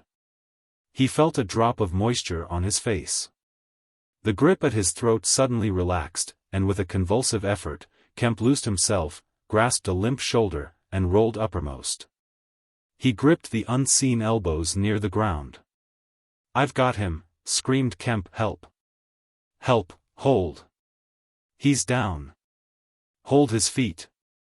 In another second there was a simultaneous rush upon the struggle, and a stranger coming into the road suddenly might have thought an exceptionally savage game of rugby football was in progress.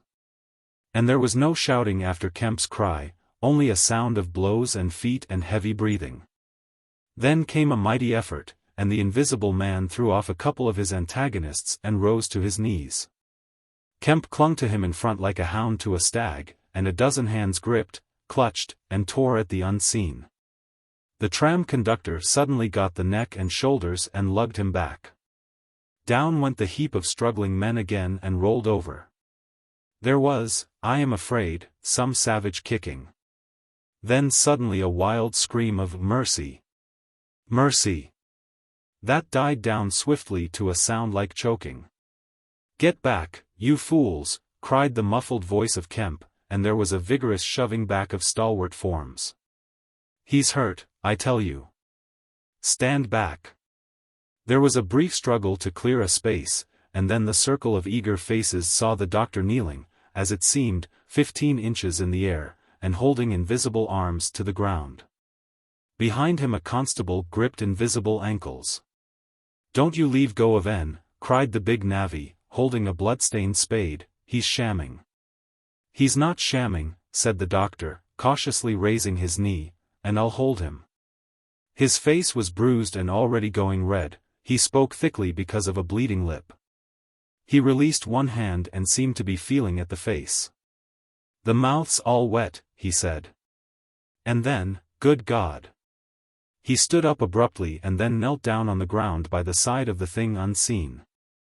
There was a pushing and shuffling, a sound of heavy feet as fresh people turned up to increase the pressure of the crowd. People now were coming out of the houses. The doors of the Jolly Cricketers stood suddenly wide open. Very little was said. Kemp felt about, his hand seeming to pass through empty air. "He's not breathing," he said, and then, "I can't feel his heart. His side, ugh." Suddenly an old woman, peering under the arm of the big navvy, screamed sharply. "Looky there," she said, and thrust out a wrinkled finger. And looking where she pointed, everyone saw, faint and transparent as though it was made of glass, so that veins and arteries and bones and nerves could be distinguished, the outline of a hand. a hand limp and prone. It grew clouded and opaque even as they stared. "Hullo," cried the constable. "Here's his feet showing." And so, slowly, beginning at his hands and feet and creeping along his limbs to the vital centers of his body, that strange change continued. It was like the slow spreading of a poison. First came the little white nerves, a hazy gray sketch of a limb, then the glassy bones and intricate arteries, then the flesh and skin, first a faint fogginess. And then growing rapidly dense and opaque. Presently they could see his crushed chest and his shoulders, and the dim outline of his drawn and battered features. When at last the crowd made way for Kemp to stand erect, there lay, naked and pitiful on the ground, the bruised and broken body of a young man about 30. His hair and brow were white, not gray with age, but white with the whiteness of albinism, and his eyes were like garnets. His hands were clenched, his eyes wide open, and his expression was one of anger and dismay. "Cover his face," said a man. "For God's sake, cover that face." And 3 little children, pushing forward through the crowd, were suddenly twisted round and sent packing off again. Someone brought a sheet from the Jolly Cricketers, and having covered him, they carried him into that house. And there it was, on a shabby bed in a tawdry, ill-lighted bedroom, surrounded by a crowd of ignorant and excited people, broken and wounded, betrayed and unpitied, that Griffin. The first of all men to make himself invisible, Griffin, the most gifted physicist the world has ever seen, ended in infinite disaster his strange and terrible career. Epilogue. So ends the story of the strange and evil experiments of the Invisible Man. And if you would learn more of him you must go to a little inn near Port Stowe and talk to the landlord. The sign of the inn is an empty board save for a hat and boots, and the name is the title of this story. The landlord is a short and corpulent little man with a nose of cylindrical proportions, wiry hair, and a sporadic rosiness of visage. Drink generously, and he will tell you generously of all the things that happened to him after that time, and of how the lawyers tried to do him out of the treasure found upon him. When they found they couldn't prove whose money was which, "I'm blessed," he says, "if they didn't try to make me out a blooming treasure trove. Do I look like a treasure trove? And then a gentleman gave me a guinea a night to tell the story at the Empire Music Hall, just to tell in my own words, barring one.